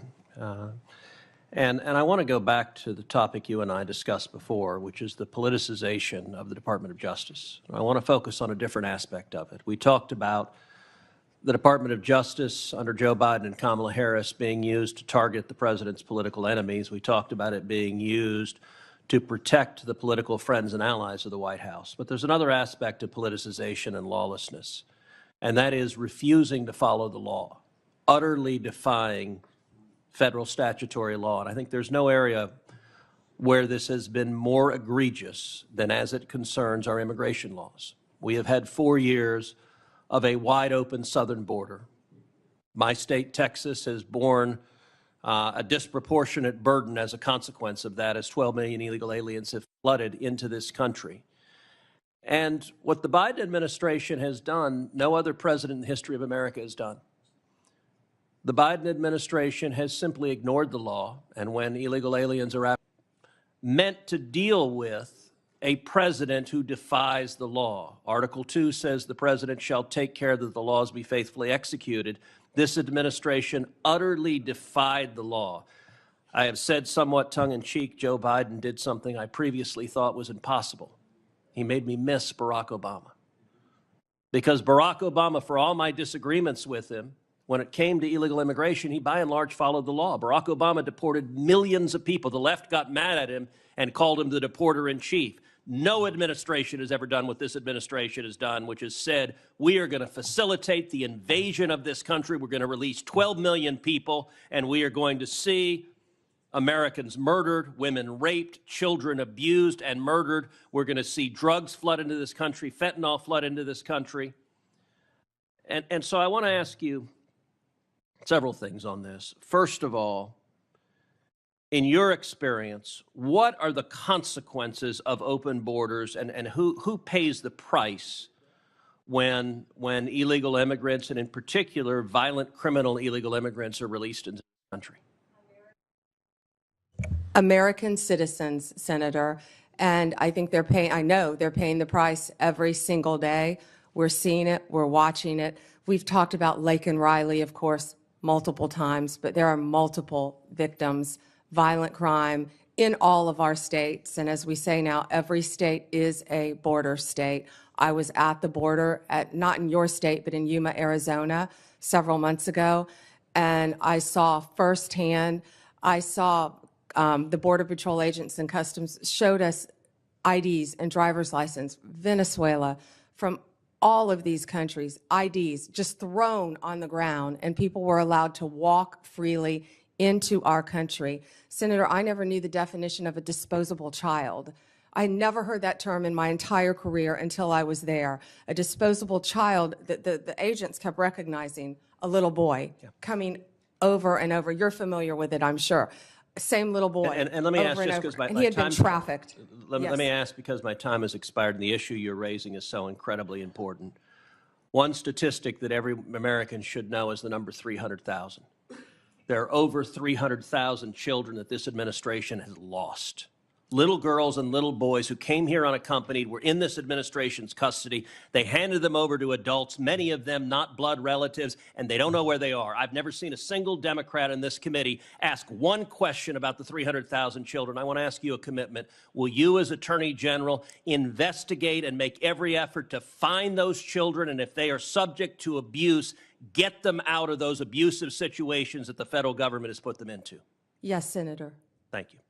Senator Padilla. Thank you, Mr. Chairman, and I'll just follow up Senator Cruz's final comment with suggesting that we include targeting those children who are victims of unscrupulous employers as well. And happy to follow up with articles and reports as you prepare for this position. Senator, I'm sorry, employers? Yes. Okay, I didn't understand that. Many employers across the country who are employing and exploiting Got it. dangerous conditions. Yes. These children that we're talking about. Ms. Bondi, we have even less time in this round than the first round. Oh, darn. And I don't have some yes or no questions, but a couple of important issues I do want to make sure to cover for the record. When you were a Florida Attorney General, you defended restrictive abortion laws, including mandatory waiting periods and parental consent requirements. If confirmed as Attorney General, would you advocate for similar restrictions at the federal level? I will follow the law of the United States of America. Okay, well, I'm asking this question because there's a difference between federal law and Florida law. There's a difference between the law and your personal views. So how And according would you to ensure, Dobbs, those are left to the states. how would you ensure that your personal views don't influence your decisions as Attorney General in cases involving reproductive health? Oh, my personal, no, my personal feelings would not influence, Senator. Okay. Next, questions on the topic of gun violence, which continues to be a challenge and a problem in many parts of the country. As you know, the Department of Justice plays a key role in enforcing federal gun laws and working to prevent gun violence. In the wake of the Parkland shooting in 2018, you expressed support for certain gun control measures in Florida, including raising the minimum age for firearm purchases and implementing red flag laws, which I agree with, I support, and they're proven to make a difference and to save lives. Been pro-Second Amendment. I will follow the laws of my state of Florida and our country, of course, regarding any gun laws. I worked that shooting, meaning I was there when 17 family members were notified. I was there that their children were murdered. Also, Pulse nightclub. I also went to Nevada to help with the MGM shooting. The Attorney General at the time asked me to come out there. I believe over 60 people were murdered there. I am an advocate for the Second Amendment, but I will enforce the laws of the land. Okay, well, I appreciate that. I would certainly hope so. But any specific ideas that you have on advancing the common sense gun safety proposals that you support as you were Attorney General? I gave you two examples: raising the minimum age for firearm purchases or implementing red flag laws. There's, I think, a growing national consensus on universal background checks. I would be glad to meet with you and review any legislation that you have, Senator. Okay. All right, I only have a few seconds left, but thank you for your testimony. I know we asked some tough questions in this hearing. That's what the confirmation hearing process is supposed to be about. I know how to count and I know how to read tea leaves. It seems to me you're very, very, very, very likely to be confirmed, and certainly look forward to working with you in your office on the issues that I've raised today and more. And I certainly look forward to seeing you demonstrate the independence and respect for the rule of law that you have suggested to the committee today. Thank you. Thank you, Senator, and my prayers are with you in California again on the horrific fires and what you're doing. Thank you very much. Combat them. And thank you, Mr. Chairman, and I know you're so pleased that we're about to the end of the day. And we thank you so much for your time and your dedication and your desire to serve. And there are several things that we work together on here in this committee, and we will need your help. Online privacy, we have never addressed. Senator Blumenthal and I have worked on that. The Kids Online Safety Act, which we are looking forward to finishing here this under President Trump's leadership so that we can protect children in the virtual space. And another portion of the work that I put a good bit of time into is combating human trafficking. And I know you have such a background in that, and we are so appreciative that you bring that background to the AG's position, because this is an issue that has languished.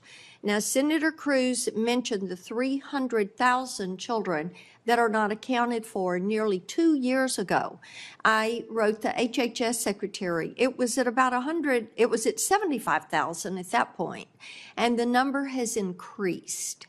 And there are steps that could be taken that this administration, the Biden administration, has tossed to the side.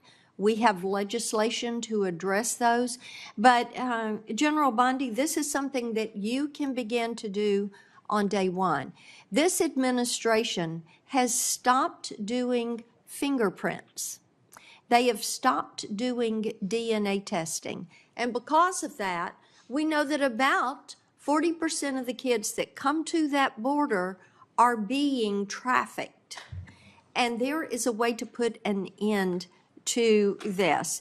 So we have, we think creating a database, a human trafficking database at DOJ is a good step forward. We do have legislation on that. Another thing that we're working on is having Child Protective Services actually record the interviews with children and adults to help to protect these children.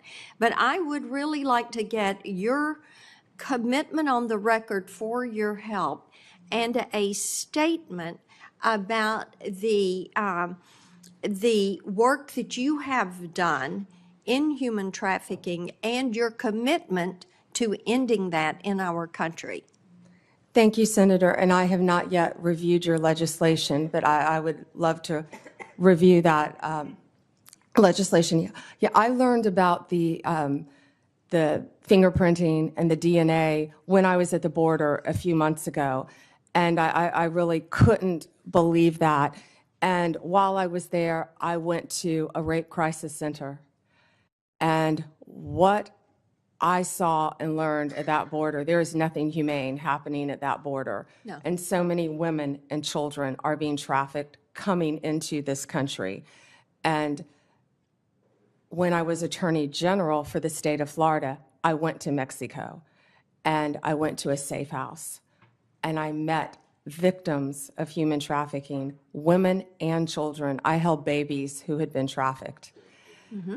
And what gets a young drug addicted, because they addict all these women to drugs when they're trafficked, young drug addicted mother to break free from her captor, they were sending her to New York. And when they were going to do that, what did? They were going to kill her baby. And that's what got her to break away and get to a safe house. So I am committed to fighting human trafficking alongside you, and I have not yet read your legislation. I appreciate that. We appreciate so much your commitment to that. There is nothing compassionate about what is going on at that southern border, and we will need your attention to fix those issues. Thank you. Thank you, Mr. Chairman. On behalf of the chair, Senator Schiff. Thank you, Mr. Chair. It's been suggested, Ms. Bondi, by a number of my colleagues that the concern Democrats have is that you are friends with the president. That's not our concern. It's not our concern that you're loyal to the former president. The president has a right to choose people who he believes will be loyal to him. Our concern comes when that loyalty to the president conflicts with your duty, conflicts with the Constitution, conflicts with your oath. And our questions have been designed to try to ascertain what you will do when that inevitable conflict arises. And you may say that you believe that conflict will never come, but every day, week, month, and year of the first Trump administration demonstrated that conflict will come. Jeff Sessions may not have believed it would come to him, it came to him. Bill Barr may not have believed it would come to him, it came to him. It came to everyone. It will come to you. And what you do in that moment will define your Attorney Generalship, your public service. Everything you've done up to that moment will be judged by what you do in that moment. I would encourage you to talk to Secretary Mattis, someone who had broad respect and has broad respect of Americans in both sides of the aisle, who felt it incumbent on him to leave his post because he could not in good conscience continue to do as he was asked. I would encourage you to talk to Chris Wray, who perhaps, as well as anyone, walked that difficult line, avoiding unnecessary and gratuitous fights with the former president, but at the same time defending his workforce, defending the democracy and our institutions. I would talk to those who have been where you're about to be, because you will surely be faced with that difficult challenge if you are confirmed. Let me turn to some California particular concerns. I'm grateful for your acknowledgement of the trauma we've been through with the fires. That is not over. We will need your help in going after those who are committing arson or who are looting or the inevitable fraudsters who will take advantage of the situation to try to defraud taxpayers. Price gouging. As well as price gouging.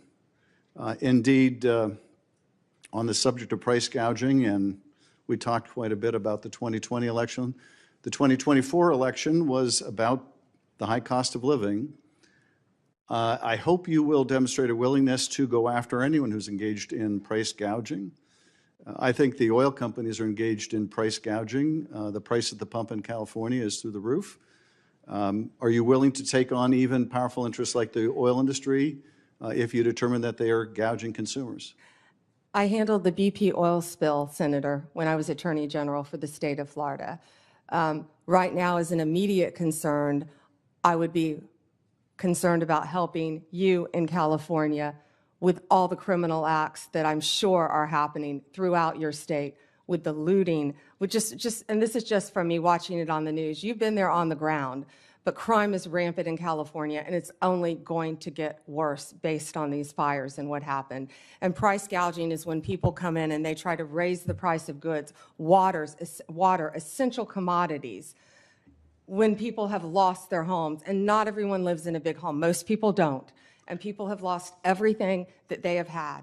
And I am committed to working with everyone in California constantly to help the people in the aftermath of these fires and do everything that I can. We will need your help on that. We will need your help on attacking the scourge of fentanyl. We can't solve this problem as a local government or a state government or a federal government alone. We need to work together on that.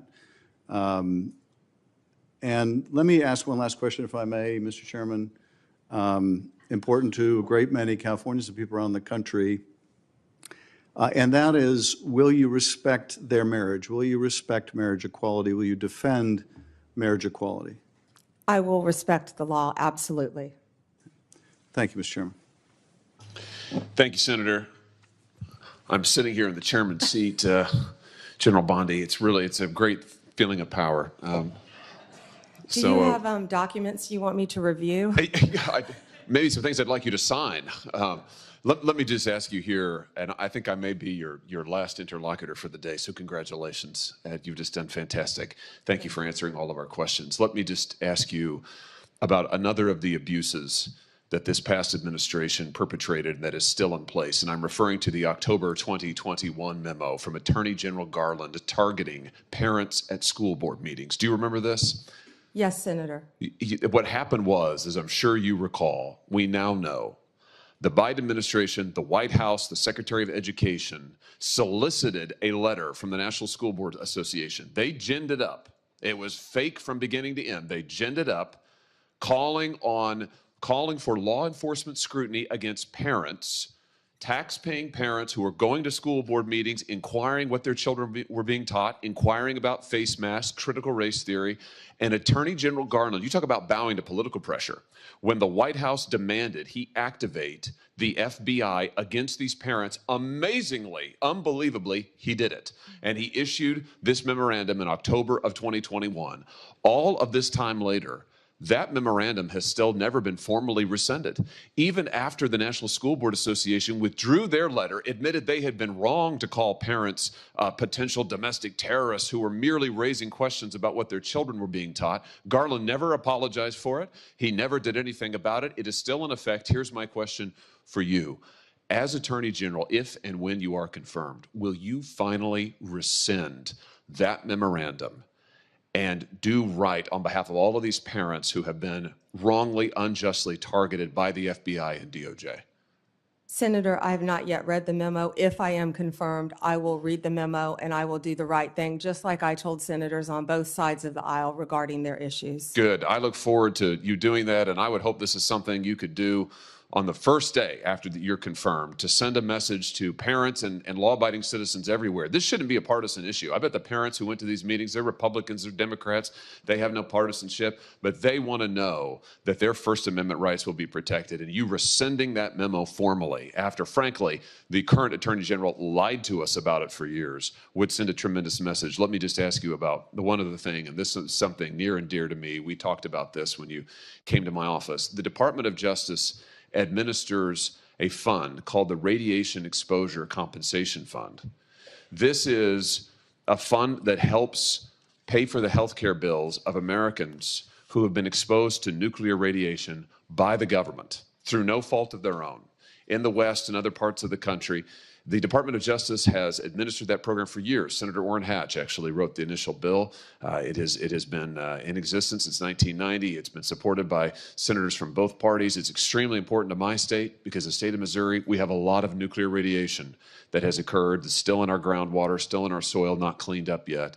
My question for you is, since you'll be in charge of administering it, will you administer that program fairly and equitably? Will you defend it? Will you make sure that radiation victims who are under the statute entitled to compensation from their government get what they deserve? Senator, I was speaking about that with someone yesterday because I did not know, again, there's going to be a lot, if I am confirmed, that I don't know.